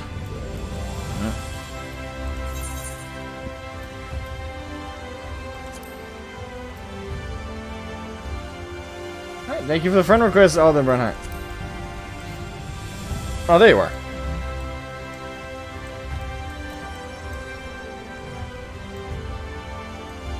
Nice eye patch.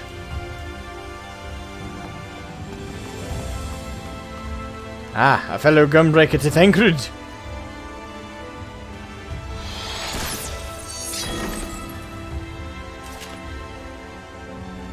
Very nice style. I like it. Ah, also a ninja. Shadow Clone Jutsu! Ooh. Bunny. This would be... Machinist. Nice. Ooh, I like the coat. The coat is from, I recognize it. It's from, one of the raids, I think. Ah! I think Black Mage.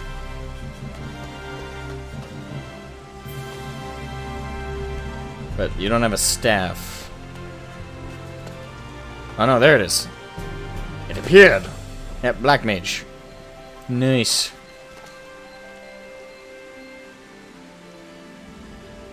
Time for me to head off. Good night, everyone. Alright, have a good one. Eve Superb, thank you for joining us, man. Thank you, thank you, thank you, thank you. Ooh. Your Dark Knight, I assume? Oh, very nice. That's the same sword I was using for my glam. That's the PvP, that's the Heavensward PvP blade. I also used it for my set. Let's see, the rest of it... I don't know where the rest of it's from. Yeah, but that's the PvP sword. I was using that for my glam until I got the Lakeland one. Monk, right? Wait, do monks use staffs? Well, I know real world monks do, but... Oh no, Dragoon. Is it Dragoon?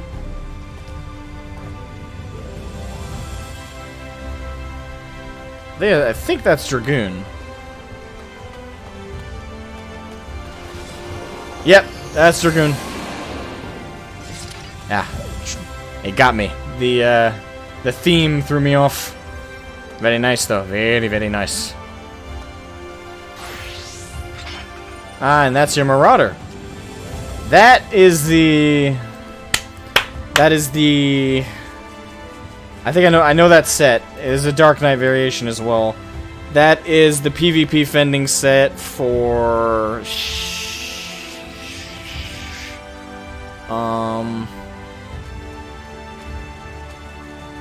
I believe it's Shadowbringers, isn't it?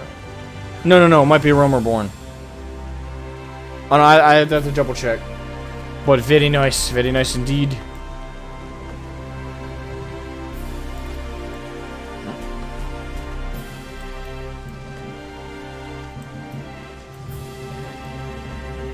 Yeah, other than this set, of course I got to finish what set is my Samurai.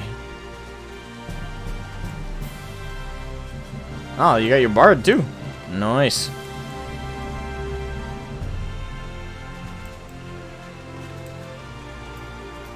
Yeah, the rest of my sets are all pretty low level, as you can tell. My Monk is only 27. My Thaumaturge / Black Mage is only 57. Not a very good set wearing right now. My Marauder's level 27. Yeah, not super impressive.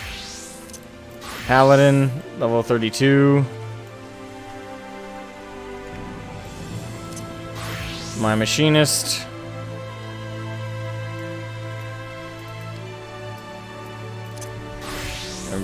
Pretty much the only thing next higher up in level is my level 51 Miner.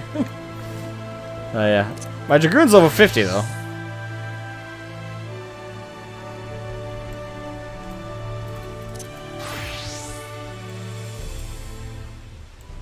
Alright. Finding common ground with an Ascian. My entire being rebels at the very notion.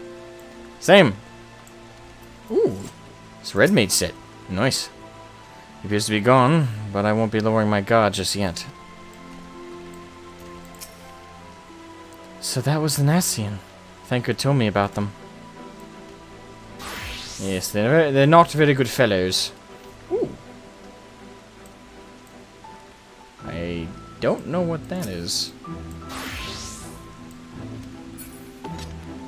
Ah! That is, the one with the book is Scholar, right? Hey, Mercy Grizzly, welcome to the stream. I'll be doing well, my friend.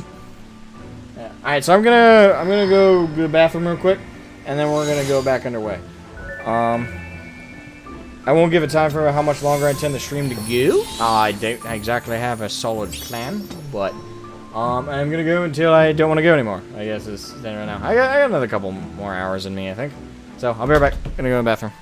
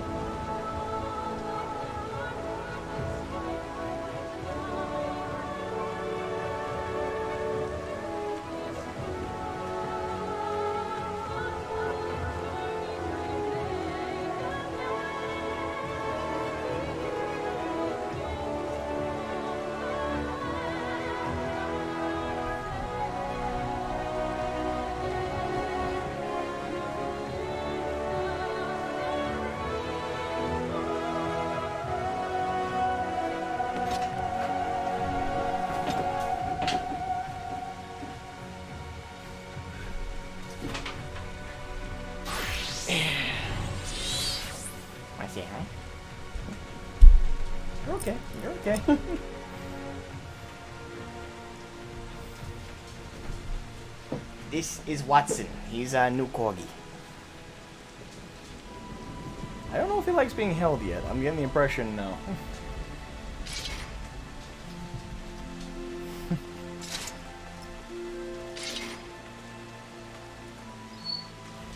Hey, Pop. A new addition to the family.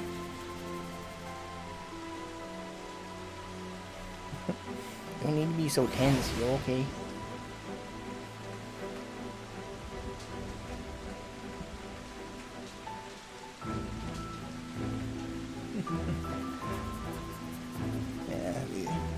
I wasn't expecting them to be just walking around, but apparently my folks think it's okay for them to get a little house exploration in. Despite the fact that I was told blatantly that's a no-go. Hey, bud. Hi. Okay.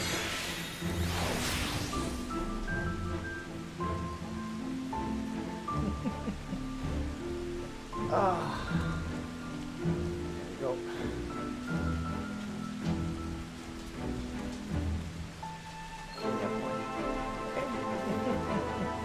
Alright, alright. Let me put you down.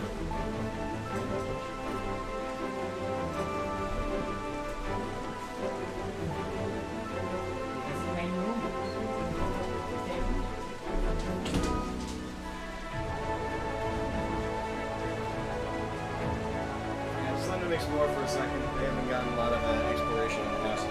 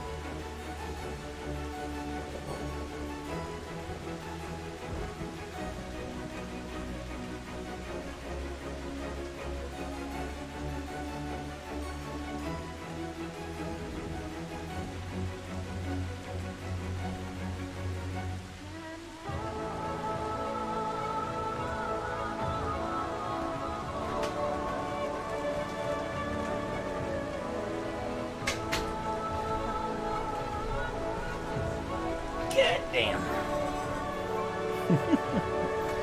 Yeah, Corgi does not like being picked up. But that's okay. Watson is a good doggo.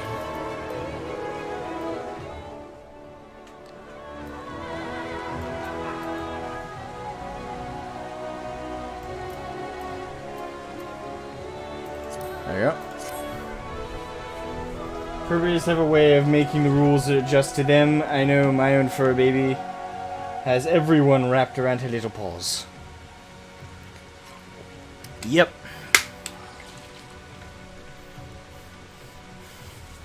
Alright. Anywho, back on track.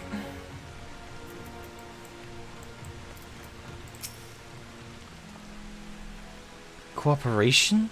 He can't be serious, can he? Well, we've certainly been giving much to ponder, but first things first, we should report to the Exarch. You can run along, Shroud. We're perfectly capable of handling this little task. In light of your recent exertions, I'd say you've earned a rest. Go on, take yourself off to bed. We'll see you later. Refreshed and ready for more. Have I just been dismissed? Fine.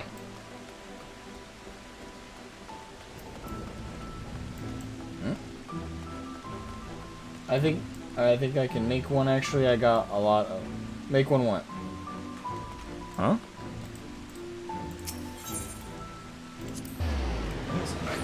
Turn on the light here.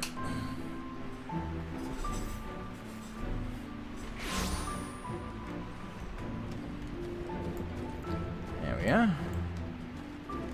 Now you all can see me plain as day. Alright, here we are.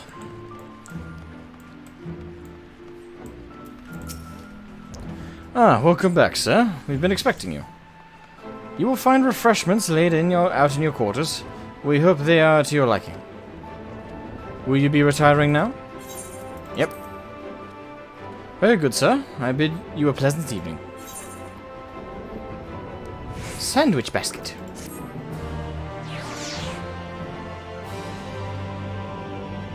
A Judge Dredd machinist glam set. Okay. Man.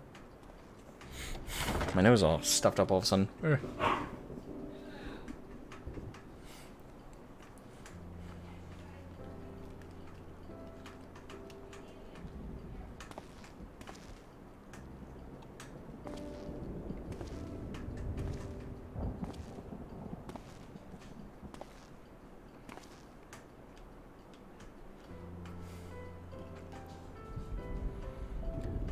Handwritten missive. I hope the past few days have not been overly taxing. Pray take your rest and recover. From the Exarch, is it? Hmm. With that mirror of his, he can watch your every move, you know. You probably think you're talking to yourself. Still, he's keeping you well fed.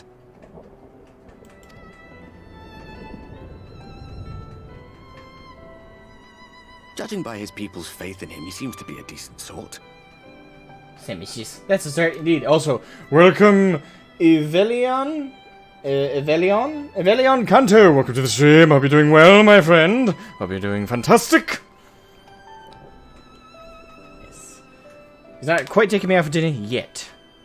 But it's a start. Sandwiches are a good start.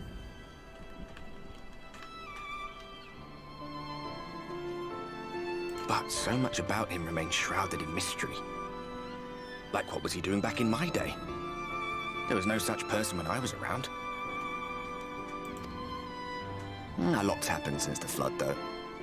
Since I was set adrift. I know little more than you do of this city's history and the Exarch's past.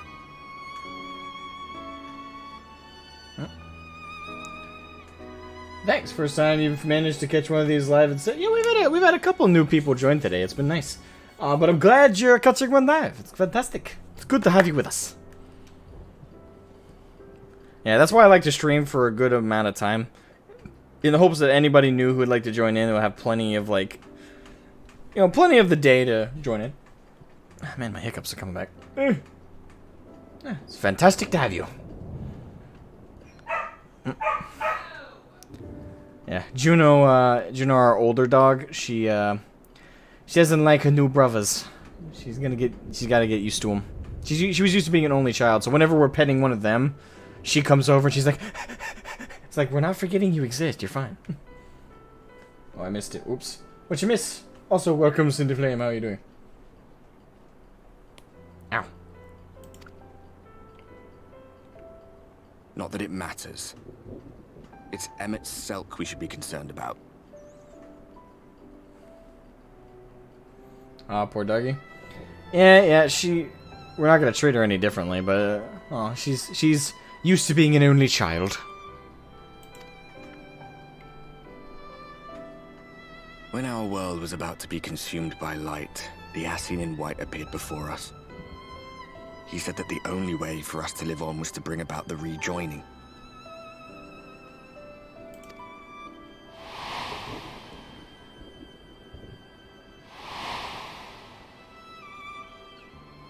Desperate as we were, we heeded his words, not realizing that the flood was of the Ascian's own making. And from that, we should learn don't trust them. They cannot be trusted. None of them. But Emmett Selk had one thing right. One should not fight blindly. That's what we did. And it cost us everything we held dear.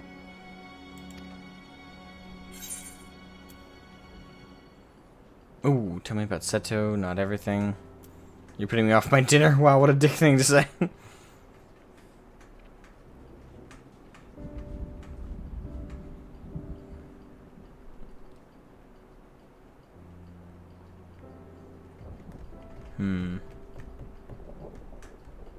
The voice acting in this game is so good, it is very good.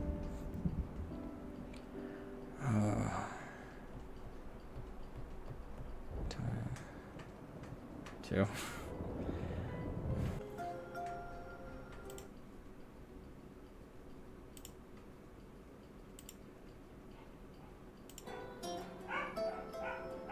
Okay, for a second there I lost connection, I don't know why. Is it back?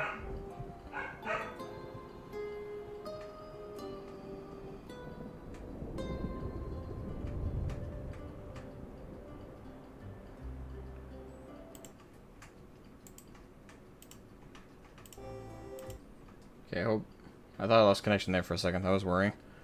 I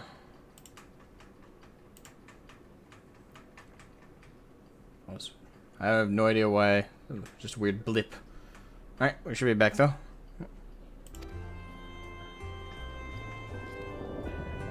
He's done some growing. When we were traveling together, he was nowhere near as big.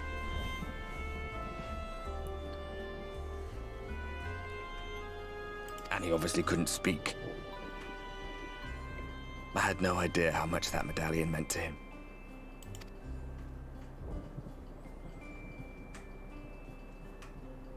What about you, anyway? You must have a friend like Seto. Chocobo, perhaps? Come on, you tell me something for a change. Fair enough. I got... My Chocobo he's kind of chunky, but I love him. He's led me into many a PvP arena. I'm not even exaggerating. Whenever I do PvP, I usually hop on my Chocobo for the Maelstrom. Even when I'm playing, when I for some reason forces me on Twin Adder or the Immortal Flames, I still go in riding that with that Maelstrom flag.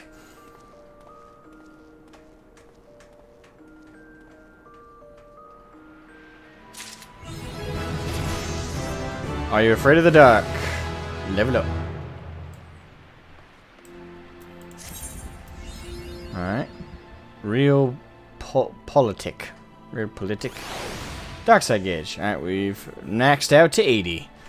When executing Living Shadow, a second timer indicating its duration will appear. Okay. Yes, I've been waiting for this ability to be available. Too bad I have nowhere to fucking fit it on the damn bar. God, they give me so many abilities, but so few things I can do to fit them in.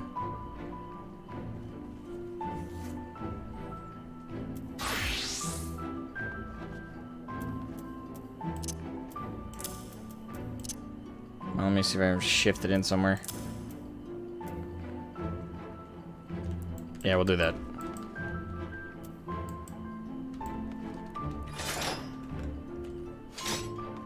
Another bar?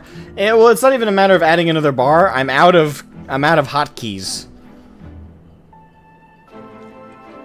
I'm completely out of hotkeys, so there's no like. It doesn't matter how many more bars I add. Any new abilities from here on out, I'm gonna have to click. I'm out of buttons.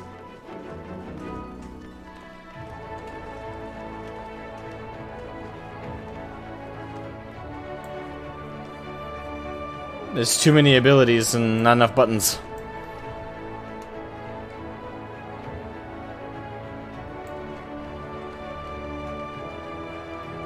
As it is, to activate Grit, I have to click on it. So, I don't have to repair anything. Yeah.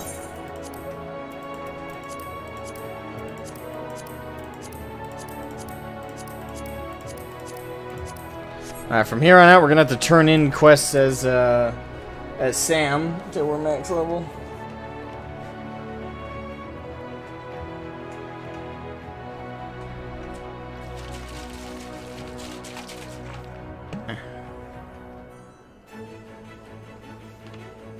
I don't play with controllers, so even if that's true, it doesn't affect me.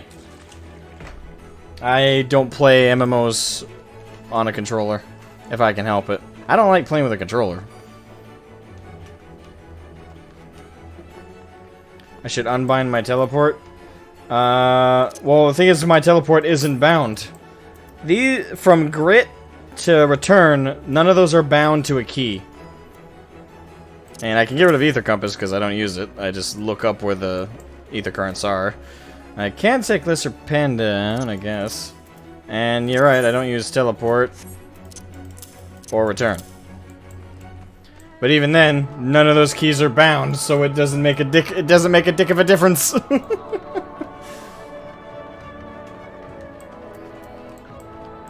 It affects nothing. What I can do is I can at least move Grit there, so it's easier to click on. There. It stands out on its own, I suppose. A party soon divided. Oh, I don't like the name of that. I don't like the name of this quest. Good evening to you, sir. I do hope you are well rested. The Exarch and your companions are presently gathered in the Ocular. He asks that you convene with them at your earliest convenience.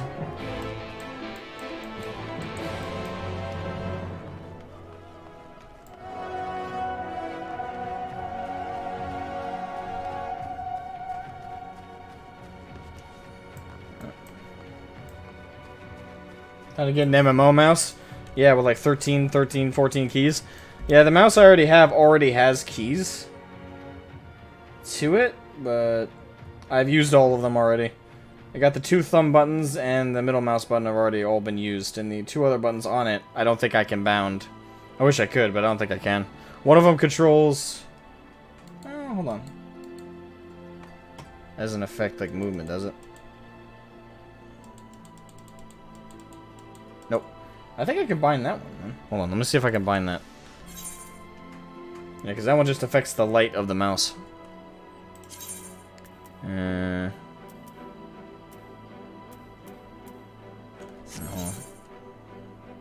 Bind. Hopper. Actually, let me do this. Make that 5.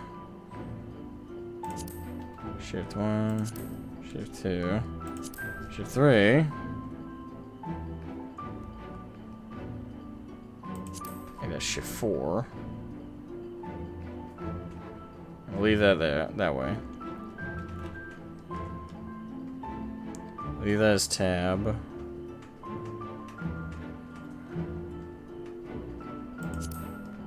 Shift 5. And can I bind this? Nope, can't bind it.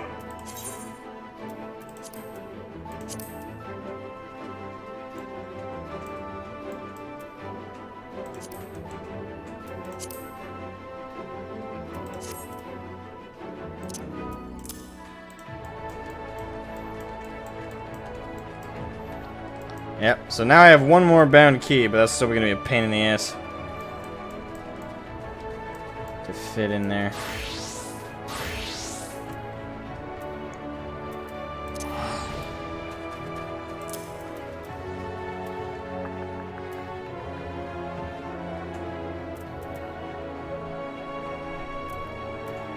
Alright, there we go. That'll be fine. We'll try that out.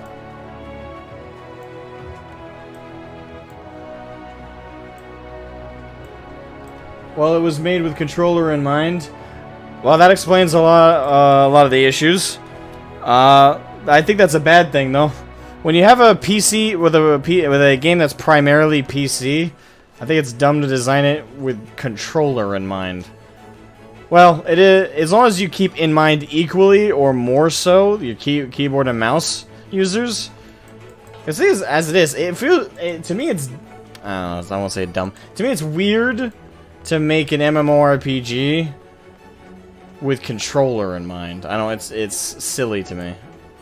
I don't know. That might be a little bit of bias, but I find it a bit silly. It's kind of the same thing with like, trying to make an RTS a console game. I've always thought that was stupid too.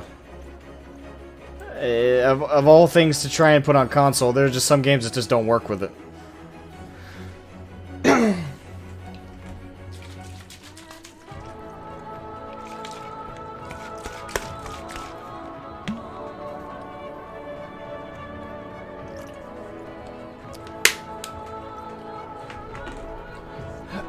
I mean, equally? I don't know if it's necessarily equally. Got Logitech G600. It's got 12 buttons for the thumb map. Yeah, the thing is though, is when I grip my mouse really tightly when I especially during tense situations. So if that's on the side of the thumb, I'm probably gonna press several of those buttons by accident.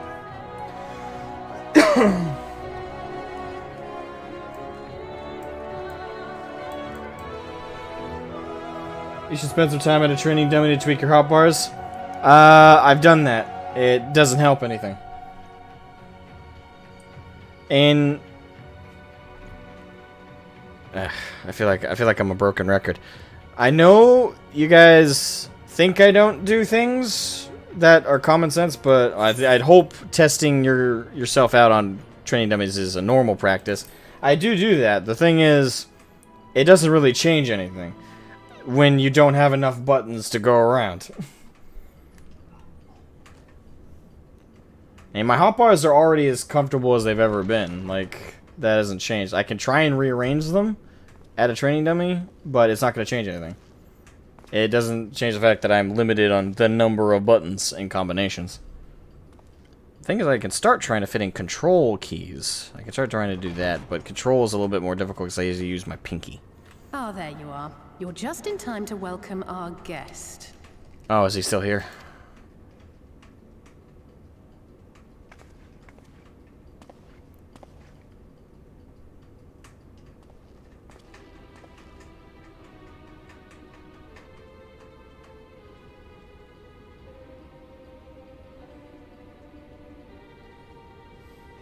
Please. Did I not explicitly tell you that we would be meeting again soon? Yes, but most people when they say that typically mean there's still an extensive time to go through to get to that meeting. Typically when someone means soon, they don't mean literally 5 minutes after the fact. Lest you forget, I made you a promise. I have no intention of meddling with your mission. I come only to observe. Uh-huh. Your Exarch friend in particular has piqued my curiosity. Summoning you all like that. Most impressive.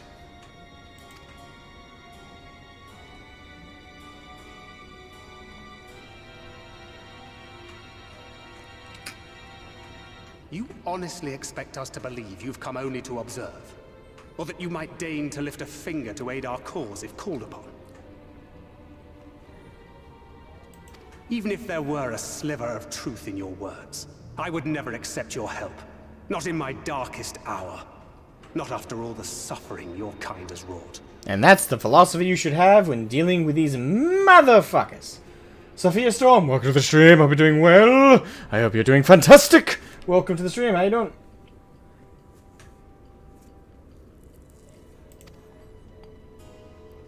So petty.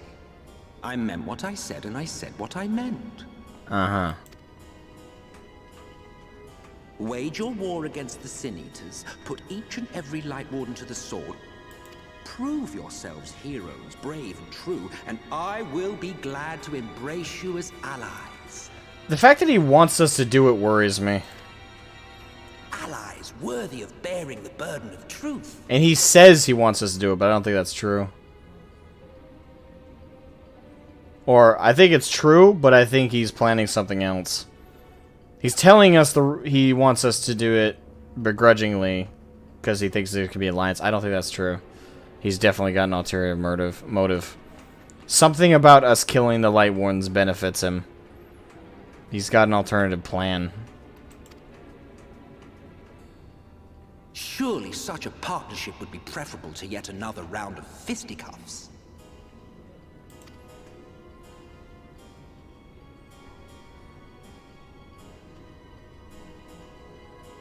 And thus did the olive branch wither and die. Pity.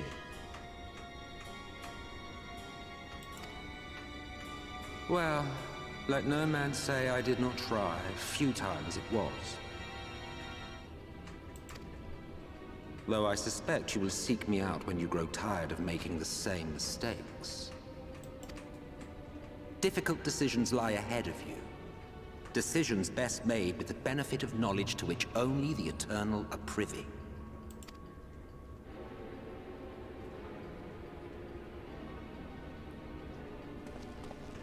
For now, I shall resume my shadowy vigil. Whatever you choose to do, make sure it's worth watching, would you?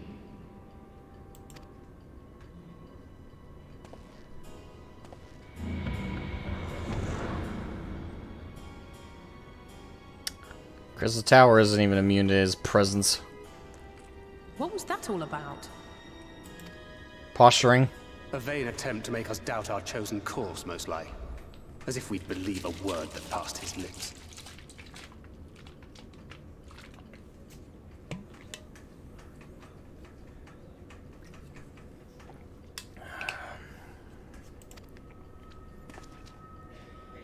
Unless you think there is some truth in what he says. Nope. A colonel, perhaps? Not one jot.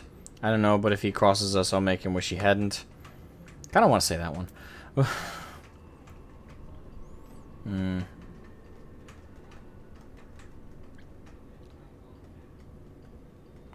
No, I don't think he's telling us even remotely the truth. I don't sense a bit of truth in what he's saying. I want to say not one jot. But at the same time, I want to make the open threat that if he crosses us, I'll bring him to his knees.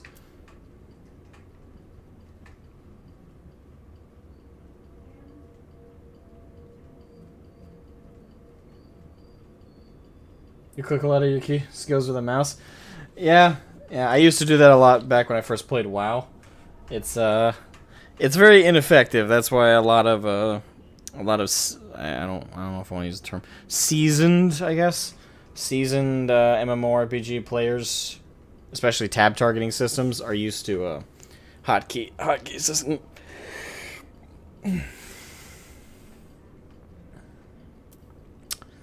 Not one jot.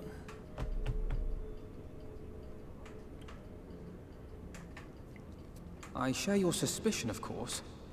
But if he simply meant to lead us astray, he could have done so without revealing himself. At least, not in the manner he did. It goes without saying that an alliance with the Ascians is out of the question. But since we have no way of knowing where they might be hiding, it seems only logical to press on with our mission, even if our enemy seems content for it to succeed. Could be reverse psychology. One of those cases. Then let us discuss the Sin Eaters. Okay, Exarch's just like, yeah, okay, that aside. I would begin by thanking you all for your efforts thus far. In striking down the Light Wardens of Lakeland and Mheg, you have accomplished more in your short time here than all of our forces managed in the last century. That may be, but the Wardens of Calusia, Amareng, and Raktika remain. No, it's 3 more. For some reason I thought there were only 4. Oh, so 3 more to go.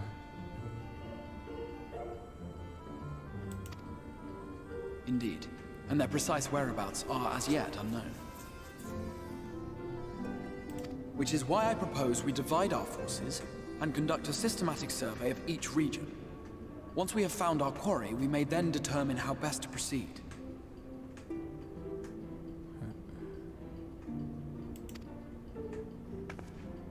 I'll take Amareng in that case. I know the lie of the land well enough.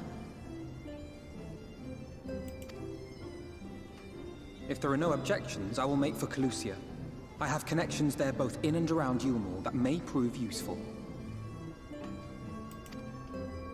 Then I would ask that you journey to Raktika. There you will find Y'shtola. With her assistance, I doubt the Warden will evade your grasp for long. Is Y'shtola the conjurer you and Urianger used to talk about? That's right. Though we haven't spoken much since you left for the forest. I fear I may be to blame for that. I had every intention of relaying the news of your arrival, but she is disinclined to speak with me. Doesn't trust him. You have visited her, have you not? Might I trouble you to... 'Twould be no trouble. My thanks. While you are all out in the field, I shall be here attending to business. I had somewhat fancifully contemplated joining the search myself, but other matters demand my attention. Yeah, it's that same upper lip. Right What's there. that? A missive from Lord Vorthry. He invites me to join him in Yulmore to discuss the recent conflict at Lida Luran. I would not go. No, bad Exarch. And did he even bother to offer any bait? It's obviously a trap. I should be surprised if it were not. Nevertheless, I must seize this opportunity to speak with him, even if only a few words are exchanged. Oh my god, why are you going? Though my power will be much diminished so far from the tower, it is a risk I'm willing to take. Let me go in your stead. I want to bash that giant fruit tart myself. Master Alphino, might I impose upon you to accompany me to Yulmore prior to beginning your reconnaissance?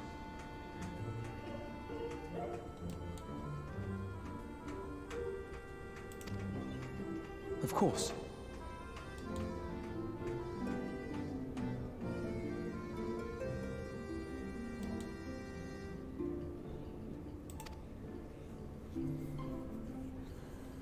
Then let us make ready.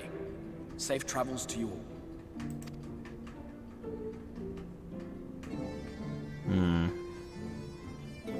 Yeah. I don't trust this. Before you leave, I would make a request of you. There is a church, or rather the ruins of a church, at Fort Job. When I ask that you go there before seeking out Ishtola. It was a place where people once gathered to worship the light. Alas, it has long since fallen into disuse. Yet within that hole there remains a tablet whose writings I believe may prove of use to Ishtola. At the very least, such a relic would make a suitable gift for your reunion.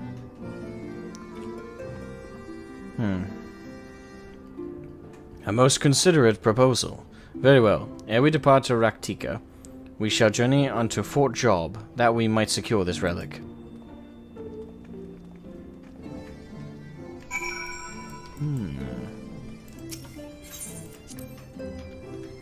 Interesting.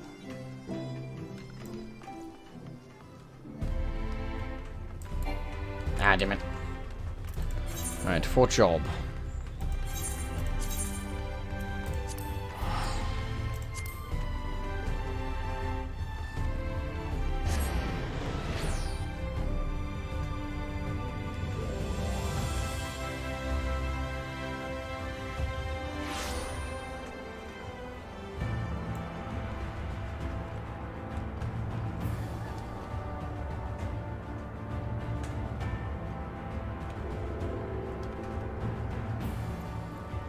My macros and fighting abilities. What are you talking about? Well, let me scroll up.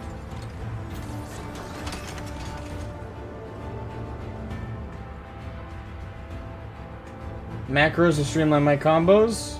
There go one button, 3-part combo like a PvP. No, and I don't think that's a good idea. For certain combos, it might be, but overall, for like every possible combination, no. Like, for example, Sam. If we look at Sam. Like, it'd be a terrible idea for Sam. Because which combo would do what, right? If you do Hakaze, you have the option of Shifu. You then have the option of doing Shifu, Yukikaze, or then going to Jinpo. And if you then go, if you choose Shifu, then you move on to Kasha. If you choose Jinpu, you move on to Gecko. Those are different combos, but they all have similar... They have the same start of their combos, so it's not ideal for that at all. For Dark Knight, it is quite doable for something like Hard Slash, Siphon Strike, and Soul Eater, because they're all one complete self-contained combo. Oh, and they don't relate to others as far as I've seen affected anything. Whereas choosing between Edge of Shadow or Flood of Blow, can't have those in one thing. Now, if we look at using Delirium and then combining Delirium, that's also a problem because that activates the ability to reuse Quietus or Blood Spiller as much as you want, but you can't combo those because you want to have the ability to switch between the two. So the problem comes in with macroing combos is it only works if the combo you're doing is completely self-sustained and has self-contained and has no bearing on any other key combination. So, whereas I could do it feasibly between Hard Slash, Siphon Strike, and Soul Eater, because again they're all reliant on one thing, virtually everything else doesn't work with that system. Alright, have a good one, Super Sideswiper. Have a great afternoon. Have a great time. Hope you have a great afternoon. Thank you for joining, man. Gerald Silence. Welcome to the stream, Gerald Silence. Welcome, my friend. I hope you're doing well. I have a Salted Earth macro in 6.0. Okay. So, what's your Salted Earth macro?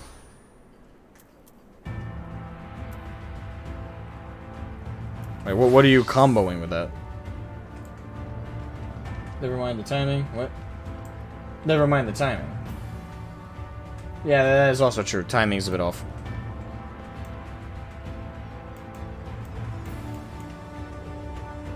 Aries Valentine? Welcome, Aries Valentine. Welcome to the stream. I hope you're doing fantastic. Thank you for joining us this very day. How are you?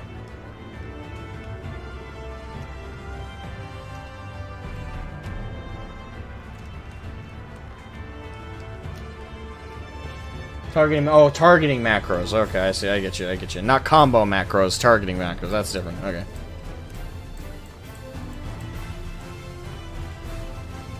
Dragoon also has the split combos. Yeah, another good example. Dragoon, that doesn't work either. I bet you like the Genie and Aladdin. I like Robin Williams in general, and I did grow up with that cartoon. That voice I'm doing is more of my impression. If you've seen my clips or my streams of me playing through the Hildebrand quest, that's the voice I gave Hildebrand. I gave it him more later. At first, I did a different voice for him, but eventually it evolved into that kind of voice. Come, Nashu. There is a clue. So, yeah, there's that. No, for dropping the AoE blow target. Okay. Just woke up and lying in bed rolling around with my bunnies and decided to take a look at YouTube. Well, I'm glad I was worthy of you taking a look. I much appreciate it. I hope you're doing well. I hope the rolling around with the bunnies doesn't cause any injuries. For you or the bunnies. Yeah. Here amidst these ruins we will find the Church of the First Light, and within that hallowed hall the tablet we seek. Time is of the essence, my friend. Let us be quick. Aye. Oh crap! I turned it in without switching. Damn it! At the height of Lakeland's prosperity, these sites served not as man's final bastion, but as testament to his ingenuity and architectural prowess. The Church of the First Light was responsible for many such marvels, building majestic chapels in every corner of the realm. Alas, the flood with its inexorable tides would drown nigh everyone and did all but put an end to the religion as a whole. For the creatures which then did rise from the fulgent deluge were seen as agents of divine punishment, set to devour sin and sinner both, whence came the name of Sin Eater. The people were lost, seemingly forsaken by their god. Yet, where there is light, there hath ever been shade, and 'twas in the dark they sought solace. The most devout of these worshippers of shadow did then migrate to the Raktika Greatwood, but that is a tale for another time. For now, let us find what remaineth of the chapel here. Indeed. It is rather late, maybe in a quest or two. Alright. Let me know when you're heading out, Evelion, and I will bid you adieu. And it has been a fantastic, amazing journey having you with us. Yeah. I think Super Sideswiper doesn't like me very much. I could be reading into it, but I don't know, he seemed... I probably am reading into it. I don't know if anyone else got that, but it came off to me like he didn't like me very much.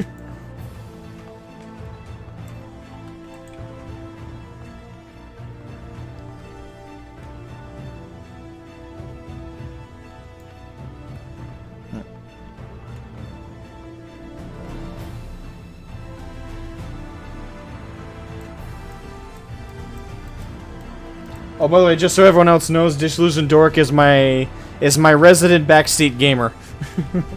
He constantly keeps reminding me to use certain abilities. So,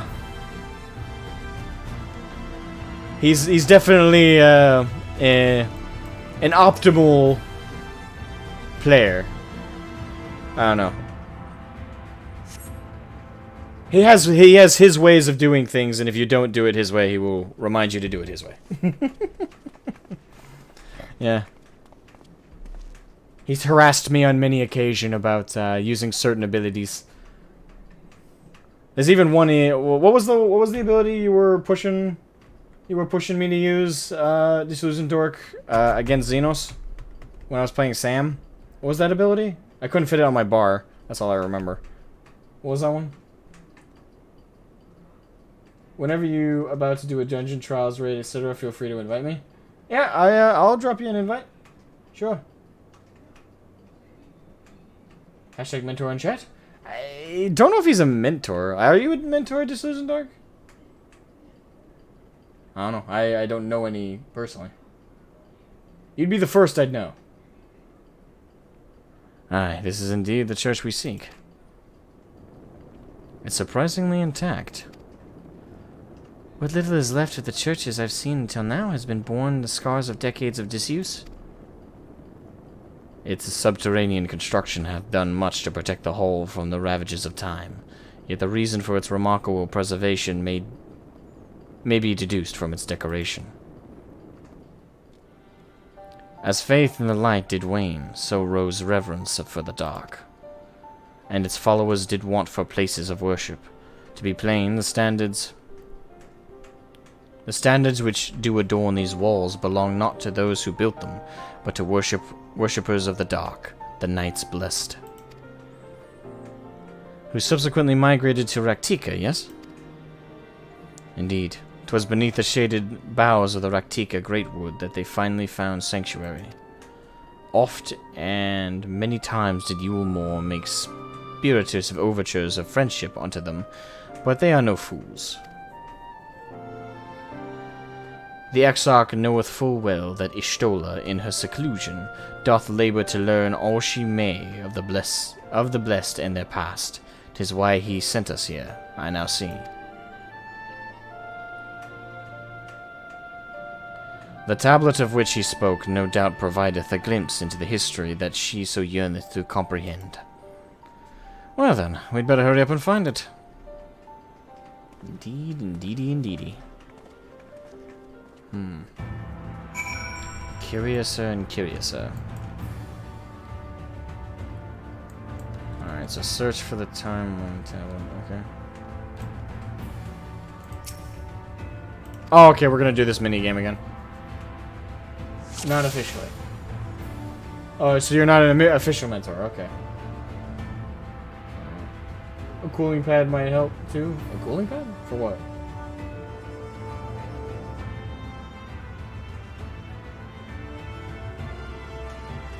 Oh, your laptop keeps overheating. Okay, sorry, I totally missed that comment. So forced to play Guild Wars 2 for Neu? Yes, Guild Wars 2 is a fun game as well. Now that I'm doing YouTube full time again, I'm gonna every other day I'm gonna switch off between Guild Wars 2 streams and FF streams. Unless, of course, the Guild Wars 2 streams do badly, then of course I'm not gonna stream a game that gets no viewership. But Elohime! Elohime! Welcome to the stream, oh wondrous Elohime! Welcome, welcome, welcome! It is wonderful to see your visage.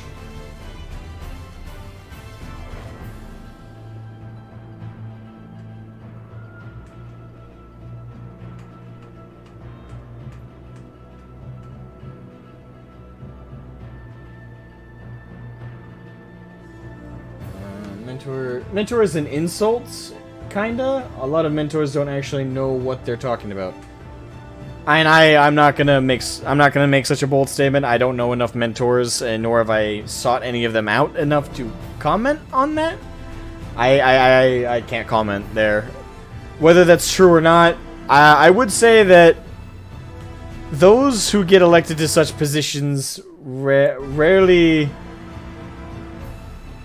Really? Okay, hold on. It's right there. There you go. Long time meme in the community. Yeah.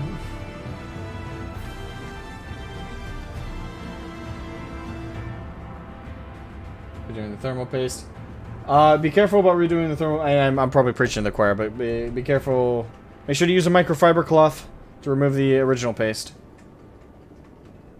Again, I'm probably preaching to the choir, but just in case. The blessing and downside of chat. More people to pay attention and help out, but also more opinions on every little things. Yeah, it's true. I've grown used to it. I'm not, like, actually bothered by it. Like, I know it's done in good faith most of the time. I mean, sometimes, like, the worst I'd say that occurs with someone like backseat gaming is that sometimes it comes off like they think you're stupid. Like, that's the worst of it, is sometimes you feel insulted in your intelligence, but most of the time I just, you know, I shrug it off, understanding that that's not the intention. It might come off that way, but it's not the intention, at least hopefully. Hopefully the intention is that they're actually trying to help improve your gameplay. I'll still make fun of it from time to time, though. I used to use a laptop, the heating issues, got 2 laptop pads around here, okay. Hisatsu, Gurren, delivers an attack opponent save 850 to all enemies in a straight line before you. Kenki Gauge, cost 50 shares, a recast timer with Hisatsu Senne. Okay, yeah. And with that ability, it took you 5 times to defeat Xenos, right? And it took me 2 without it.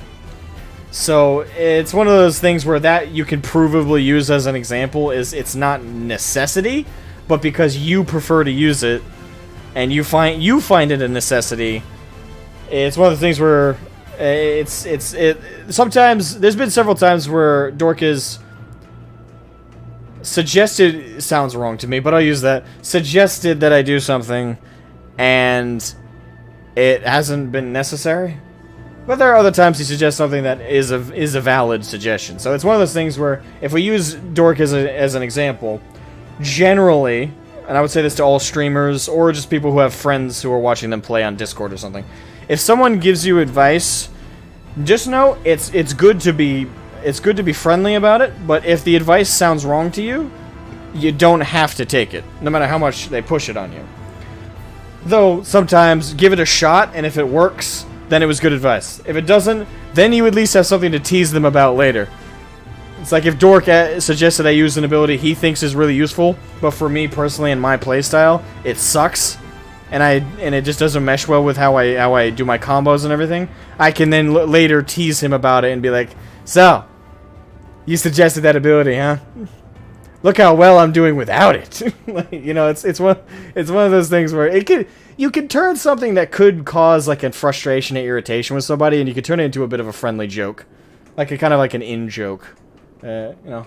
And that's like the fun part of being a streamer, I think, is you guys will do stuff, and so will I, and as a community, we can make memes out of it, right? Like, if I do something stupid on stream, or if I have a behavior I regularly do that I don't realize I do, you guys can be like, every time he does this, look how funny this is, and we can turn that into a meme. And likewise, if you guys do something regularly in the chat, I can make meme about that, right? It's one of the best parts about socialization, and honestly, it's the part of streaming that's the most fun, is when you have this community of people you essentially are playing with, even if they're not actually in the game with you. it's that camaraderie that I find is a lot of fun, and the teasing can be fun as long as it's not mean spirited. So you know, there's upsides and downsides to everything, but backseat gaming is a great source of memes. You still have a screenshot of the chat log? What chat log?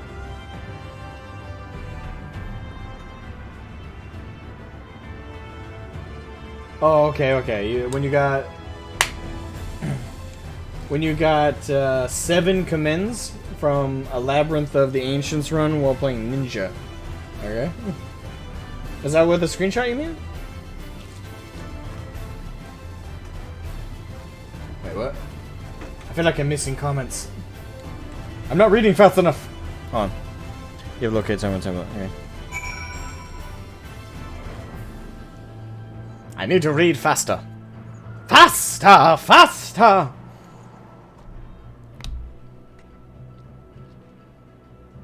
I love how nobody bothered trying to check underneath the shelf. No, sorry, within the altar. I would check there first. Seems like a reasonable spot of the locale. Naught escapeth thine eye, 'twould seem. This is indeed the tablet we seek. Curious, these engravings predate the Knights Blessed. If I am not mistaken, they are writ in the script of the ancient empire of Ronka, whose capital once stood in the midst of what is now Raktika. 'Twill be no small effort to decipher them. A fine gift for our seeker of truth. 'Tis plain the Exarch understandeth his Shola only too well. But come, let us quit this place and make ready for our journey unto the woods.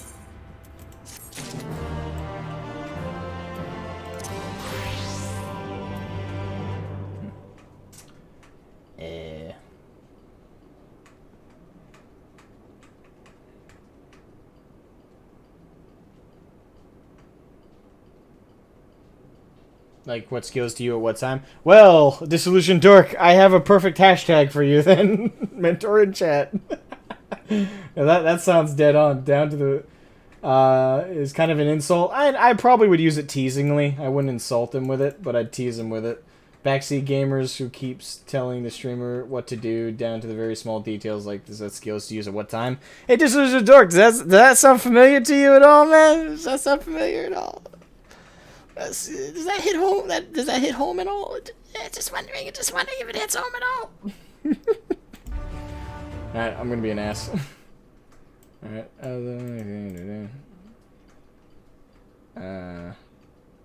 You can call me Ellie for short. It's easier for you. If that's easy. You know, it's up to your preference. I'll call you Elihime or Ellie, whatever you prefer. Longtime meme in the community. The commendation requirement? Oh wait, there's a commendation requirement to being a mentor?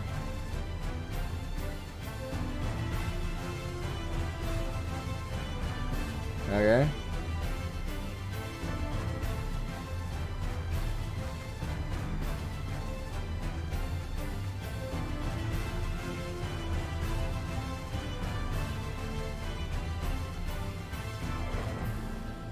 Made more popular by Asmongold and Rich Campbell. Oh, does Asmon and Rich use the hashtag mentor in chat a lot? I don't know. I don't watch either of them very often. Not that I don't like them. If anyone here is a fan of Asmongold or a fan of Rich, just know I have nothing against them. I just don't watch their stuff very often. The most I've watched Asmongold is the clip channel on YouTube. Like when I'm doing other things, I just listen to his opinions on occasion. But it's not often. It's fairly rare these days, actually. Yeah, the most difficult part of becoming... let me skip to the bottom here.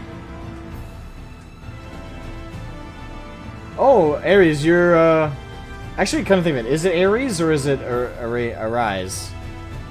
I don't know. I hope I'm saying it right. As a mentor, I only give advice when I see someone play the game completely wrong. Like Black Mage that doesn't use Enochian or fire spells. Why would you not use Enochian? I just got that ability and it's fucking god tier. Or why would you not use fire spells? They're literally your main combative. That would drive me nuts if I saw someone doing that. It's like, I'm not going to use fire. So you don't want to play. You're a DPS class. All the DPS is in the fire abilities. Like, the ice abilities are only good for mana regen. That's it. Why on earth would you not use fire? Like, I could kind of understand missing a Nokian, because, like, if you're used to it not being in your rotation and you just get it, like me, I'm still getting used to using it. But other than that, like, once you get used to using it, you should always use it. Enochian's really useful abilities, just like ley lines.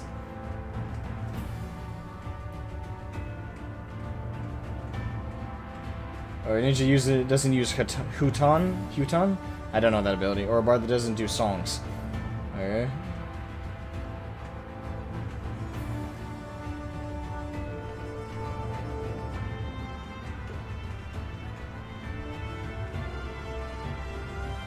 I promise I do it in a bid to assist you whenever I see you struggling in situations that you'd otherwise have no trouble with using a certain trick or ability. Well, the thing is, you have given me advice when I wasn't struggling before, but I do agree, though. I don't think you do it to be annoying or anything. I understand the reason. That's why if I thought you did it to annoy me, I would have timed you out or banned you by now. No, I know your motivations for it. I don't question that. I do find it funny, though. I've yet to unlock Black Mage. I'm still Thaumaturge. It's a good class that does massive DPS. If you want to be big dick on the DPS meter, you want to play Sam or Black Mage. Black Mage is probably the simplest, especially early game, simplest rotation in the whole game. You cannot get an easier rotation. But well, at least I don't think so. Out of all the classes I've played, it's the easiest rotation, especially early game. Now that I got Ley Lines and Enochian, there's a bit of a difference in my playstyle, obviously, but that's just recently. But up until you get those abilities, your rotation is pretty straightforward.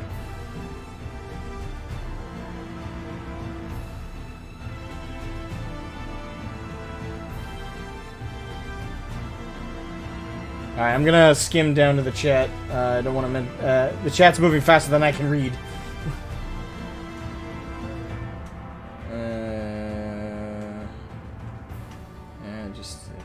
Too many people are writing content. There's no way everyone can watch everyone. Okay. There's simply too many people writing content. There's no way everyone can watch everyone. It's true. It's just even back when I played WoW back in the day, like I remember the first time I heard of Asmongold. It was not actually as a content creator. It was as a player. And it was not a flattering remark. Like, I was talking to a guy who quit the game, came back, and was on a different server, and apparently he said that there was this really toxic player in his community. He didn't ever refer to him as a back then. I think Asmongold was a content creator at the time, but that wasn't how he was spoken of to me. But it was basically, he was spoken to me as this really toxic guy who had a really bad community and really was kind of like the stereotypical asshole in the game. And I didn't have a high opinion of him because of that. But as I actually have seen some of his videos and stuff like that, I don't know where the asshole comes in. He's blunt, he's honest, but I wouldn't say that makes someone an asshole. I'd say, as far as I've seen of Asmongold myself, I would say that initial description of him I was given was incredibly disingenuous, and maybe it was true at the time. I'm not claiming that the person who told me about him was lying. I have no idea. But as far as I've seen him in the last year, which is when I've actually really looked into the guy, I've only had one time I've really even had a major issue with him, but that was just over a disagreement on a topic. And you're allowed to disagree with me. Like, I don't think you're a bad person because you disagree with me. So, generally, I don't have a high or low opinion of Asmongold. Well, I'd say actually no. I'll rephrase that. I think I have a higher opinion of him for sure than most people do. But I don't watch his content regularly. I watch it from time to time.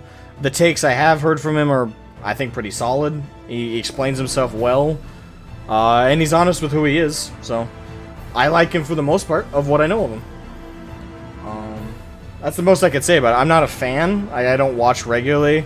I think I just recently subscribed to the clip channel, but other than that, that's like the closest of fan, I guess you could say. I know I've never watched his Twitch streams, so I don't know. I don't know if I'm explaining myself very well, but that's like the best way I know how to put it. Asmogan. Either is fine, honestly, with me. Just didn't know what would be easier for you, 'tis all. And whatever you prefer. I'll call you Elihime if that's your preference. I'll call you Ellie if that's your preference. What? If I'm in a moment of rushing and your full name is harder to say than just saying Ellie, I guess I'll use Ellie. It'll depend on convenience. It does, but that's a mentor's job. Would rather have a mentor that talks down to people and knows jack shit, or a mentor who knows his stuff but is a bit pushy with their ways. I'm the latter. At least you're self-aware. So many Frost Mage and Arcane Mage last time. I have seen Black Mage using only Scathe to be Arcane Mage. Like, it's the wrong game they are in. Wait, what? There's too many Frost Mage and Arcane Mage last time. Oh, do you mean people who, for some reason, prioritize certain elemental? Well, the thing is, it doesn't make sense to, like, if they're like a WoW vet, I can kind of see why they do that. Because in WoW, that's how it works. There's Fire Mage specialization, Frost, and Arcane. And because of it, if a WoW vet comes to this game and doesn't know how it works, that can happen. Like, I can understand how that could throw people off. Because they're used to the specializations. And they're also used to ice abilities doing as much or more damage than fire doing. Like, they're used to that kind of system. So I can see that mistake occurring, but that's about it.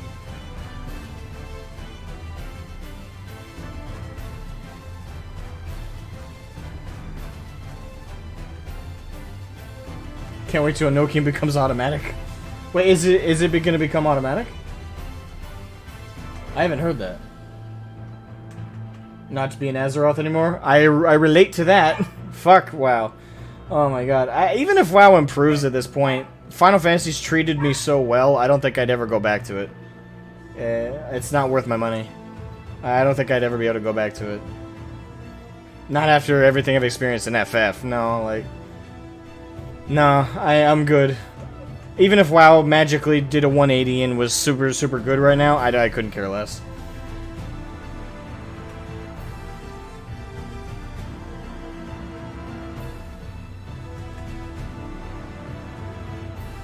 Late game Black Mage is hard to master. Well, that's how I have heard it described. Black Mage or Thaumaturge is easy to learn, hard to master. It's one of those things.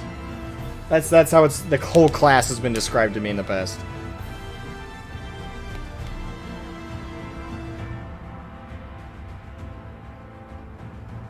Here to realize Asmongold and Zack are two different personas. I think there's an element of the thing is, okay, hold on, let me grab this.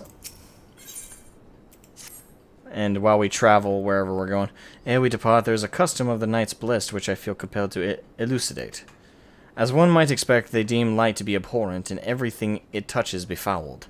Thus do they take the utmost pains to protect all they can from its taint, including their very names. To speak plain, it is the belief that of the blessed that one's own name must ne'er be uttered in the light of the everlasting day. Yet this commandment precludeth not the use of another's. Thus do parents protect their children and, in rare cases, masters their disciples. Oh, okay, is that why Ishola was called Master Matoya in the oh, really? That's the reason? Ah, I feel cheated. I feel cheated. Really? That's all? I mean, it's not that it's a problem with the explanation. It's just that's so underwhelming. I was hoping of another reason. Thus do parents protect their children, and, in rare cases, masters their disciples. So it is that Ishola hath taken the name of Master Matoya.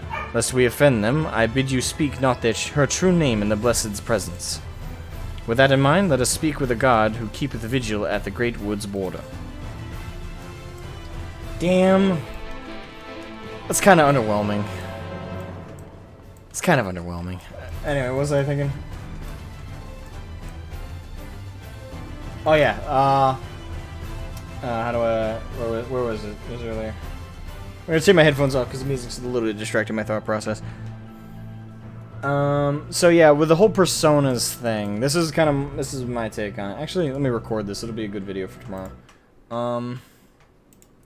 Alright, so with the whole persona argument when it comes to...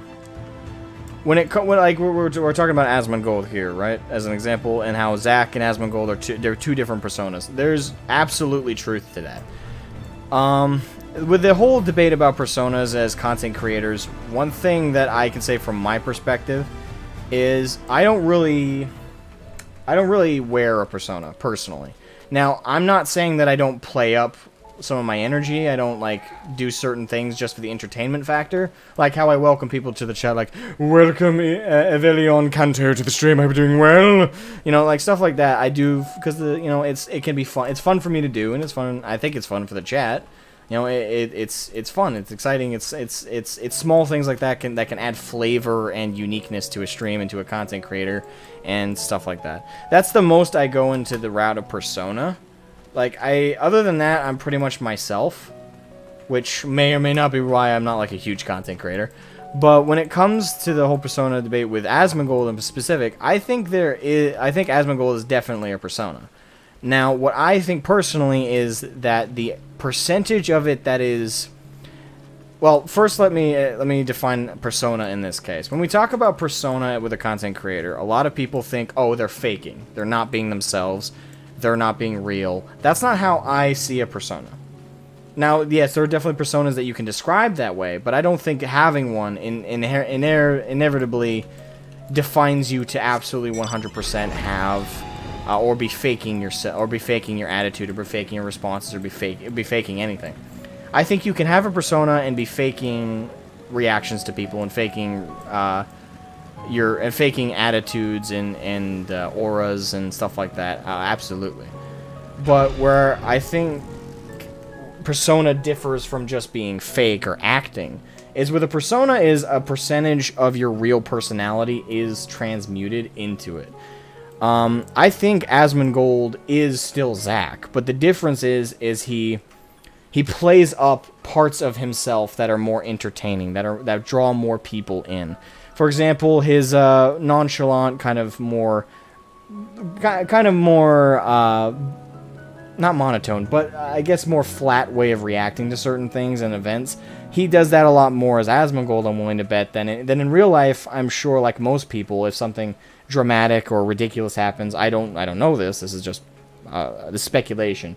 But with Asmongold, I think with Zack anyway, the Zack part of himself, that part is still Asmongold, but without the bravado, without the what's up, boys, and the super energetic, that part of himself, like my persona, I guess. It's kind of the same. That's this is all my assumption. Okay, I'm sure Zack / Asmongold has explained in the past how his persona is different from himself. I would say that it really just comes down to the Asmongold side of things is still his opinions. They're still his takes. Of course, he might say otherwise, but this is just my understanding of it. It's still Zack at the core of him. The persona is just his outward energy. It's the vocabulary he chooses to use. It's the energy he puts into his conversation and interaction with chat. It's the other aspect about his personality that he's just simply embellishing. And that's what a persona is to me as a content creator. It's not acting. It's not pretending to be someone completely different. It's just simply exacerbating the parts of your nature that are more entertaining and that bring more people in. For me personally, the part of me that you could call a persona is I up the energy. This isn't how I talk to my everyday friends if we're sitting down watching a movie or playing a game amongst each other on a if one of us is playing Dark Souls, I'll be doing shots of vodka and we'll be cracking jokes if they die. But in terms of outward energy, I'll be a lot more calm, more even toned. In some cases, I would even call myself monotone if I'm tired. Those are all things that I am around friends and around everyday life because I don't need to really, I don't really need to bring up the energy. But as an entertainer, as a content creator, you need to bring that up. Now, that being said, if that's what you define as a persona, I definitely have one. But does that mean I'm faking? Does that mean there's anything untrue? There's lies? There's anything I'm pretending? Personally, and I can't speak to Asmongold or Zach or Rich Campbell or Zepla or any other content creator. I can't speak for anybody else but me.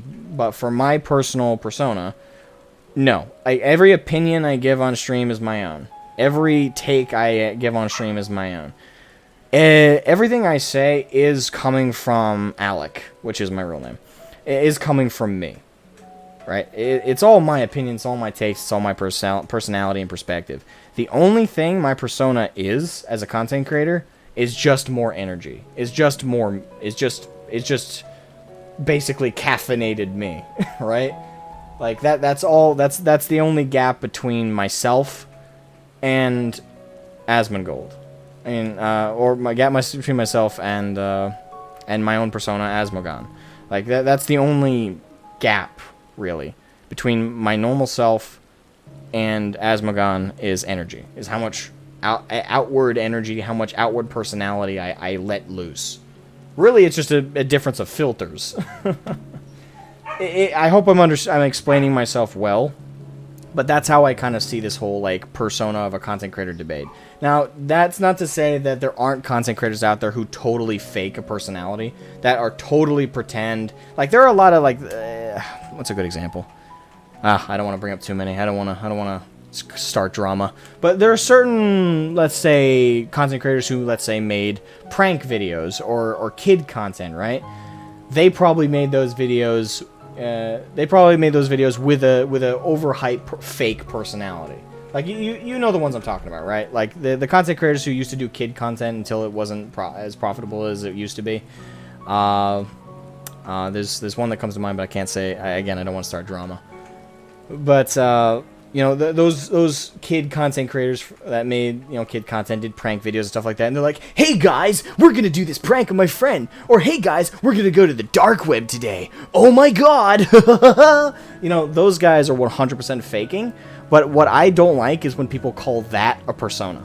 That is not that may factually, by the definition of what a persona is, be one, but from my personal perspective on what I see content creators' persona to be, I don't call that a persona. I call that acting. I call that fake. I call that a character. That is a character. That's not a persona, that is a character. That is someone who is not themselves whatsoever. That is someone who is inventing reactions, inventing everything that they're saying. They're doing it all. It's a performance, right? None of it is themselves. They do it all to crowd please. And I'm not saying that there's anything wrong with that. Like, if you do that, you're not doing. I don't think you're doing an evil. Like, if that were the case, every Hollywood actor out there would be evil, and though some of them are, not every single actor in Hollywood is a bad person, right? Hopefully. So there's plenty of people who do a profession of pretending to be someone else and aren't evil or aren't malicious. But what I will say is that's different. All I'm saying is that's different from what I see a persona to be.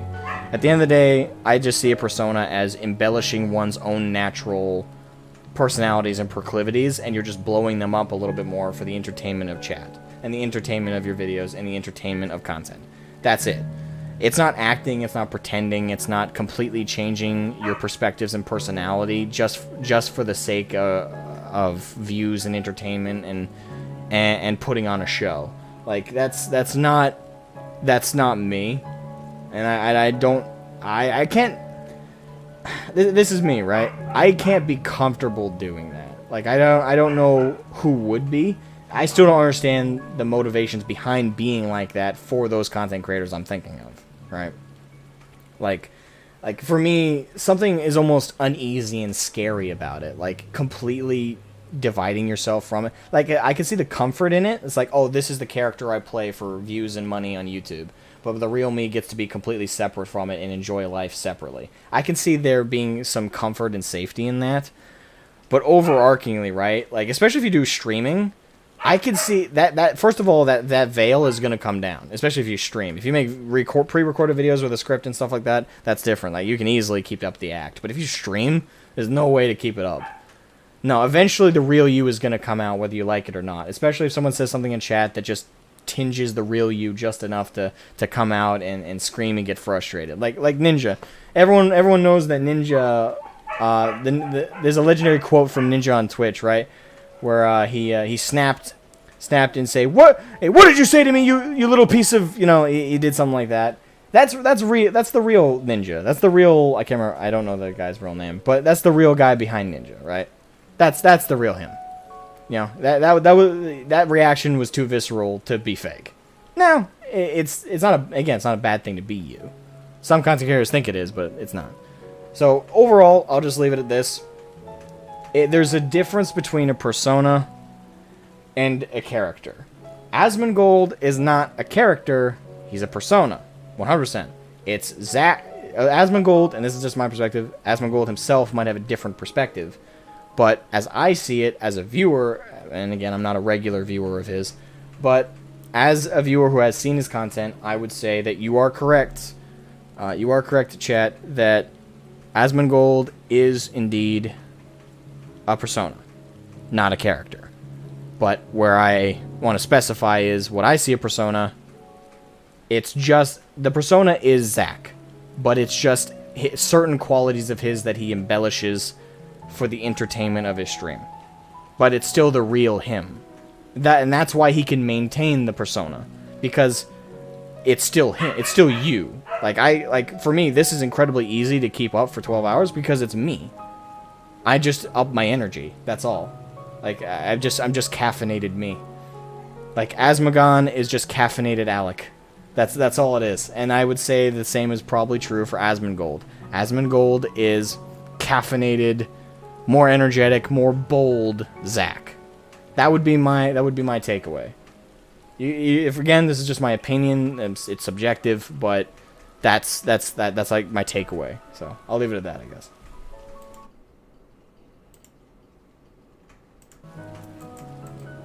I don't know. I hope I explained myself. Well, but I don't know. Maybe I came off a little overhanded or anything, but that's just my takeaway. Whenever I see you neglecting a useful ability, I'm like that meme of Doug Walker freaking out and pointing at his screen. Well, yeah, well, some abilities I neglect because if I use them, they're gonna throw off my rhythm. So I guess the difference is you're looking small scale, I'm looking big scale. Like you're like, there's this one ability that's really useful in this scenario. He should use it. But what you're not seeing is I got the rest of my combos I'm doing all my combos in a row. I got all of my other abilities going constantly. I'm doing a rhythm. I'm keeping a pace. I'm making sure I'm dancing the dance. And what you're asking me, basically, if we use dance as an example, I'm doing the tango, right? And you're asking me to do a sideways swish when I'm already in the middle of doing the fluid twirl around, right?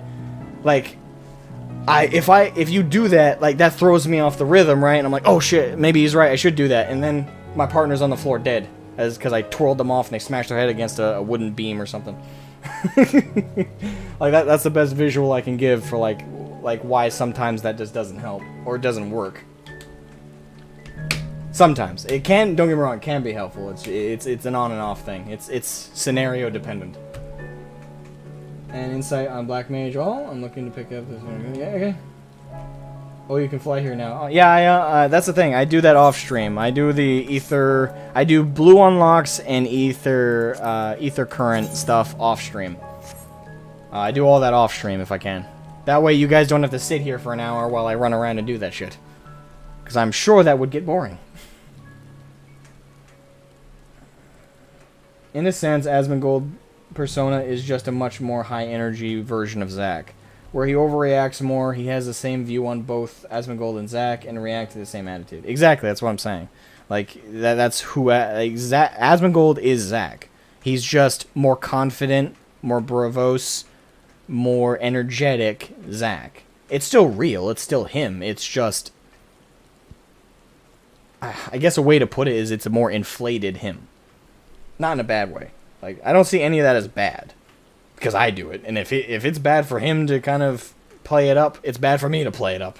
The difference is just the difference between us and someone like, again, certain content creators out there. We're not putting on a completely fake character. Like, we're not inventing anything on the spot. It's all real. It's all us. It's just... It's just us, but a little bit more energy. That's all. It's just us, but stepped up a notch. But that's why you're able to... That's why I'm able to maintain it, and so is Asmongold able to maintain it. Because, again, I don't think you can play a character for 6 hours on a stream, let alone 12. Some people do 24-hour streams. No way in hell you're going to be able to do that. Eventually, the real you is going to sneak out. You might maintain it for a stream or two, but eventually the real you will win out inevitably. It's inevitable. It downright is. Yeah, but I would say that if I were to put it incredibly bluntly and unintelligently, the difference is between a persona and acting is whether you're faking or not. A character is faking. A persona is just embellishing yourself. That's like the most simple I can put it. His eyebrows work more dramatically when he's Asmongold versus Zack. I don't know if that's true. Possibly. Asmongold is to Zack what Nostalgia Critic is to Doug. I don't know. I don't think that's true. I think Nostalgia Critic is a character. Nostalgia Critic is definitely a character.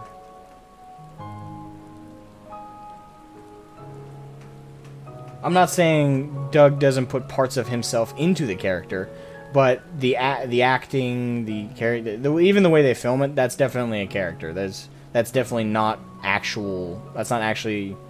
That isn't in the case of Doug Walker to Nostalgia Critic. Nostalgia Critic isn't just his natural qualities embellished, although a good part of it definitely was early on. But if we're talking about modernly, I'd say Nostalgia Critic has become a character. A character with a script, with a pre-written reaction and pre-written ideas and pre-written solutions to things. Whereas back in the day, Doug Walker used to be a persona. It's one of those things where a persona can evolve into a character.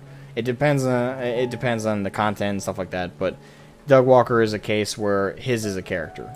That's my perspective anyway, but I would say Doug Walker probably has more solid base opinions about the films that Nostalgia Critic is just on the fence about. It's like, oh, this film could be good in this light, or it could be bad in this light. Have a good day, everybody! Whereas Doug Walker probably thinks that movie sucks, that movie's good. It's one of those things where it's definitely debatable case to case. You did great. Like a caricature, I suppose, but not in a negative sense. Just exaggerated aspects. Yeah. It can be a complex debate, but I find my perspective on it's pretty simple. I'm gonna real quick see if dinner's here. They ordered food, but I don't know if it arrived.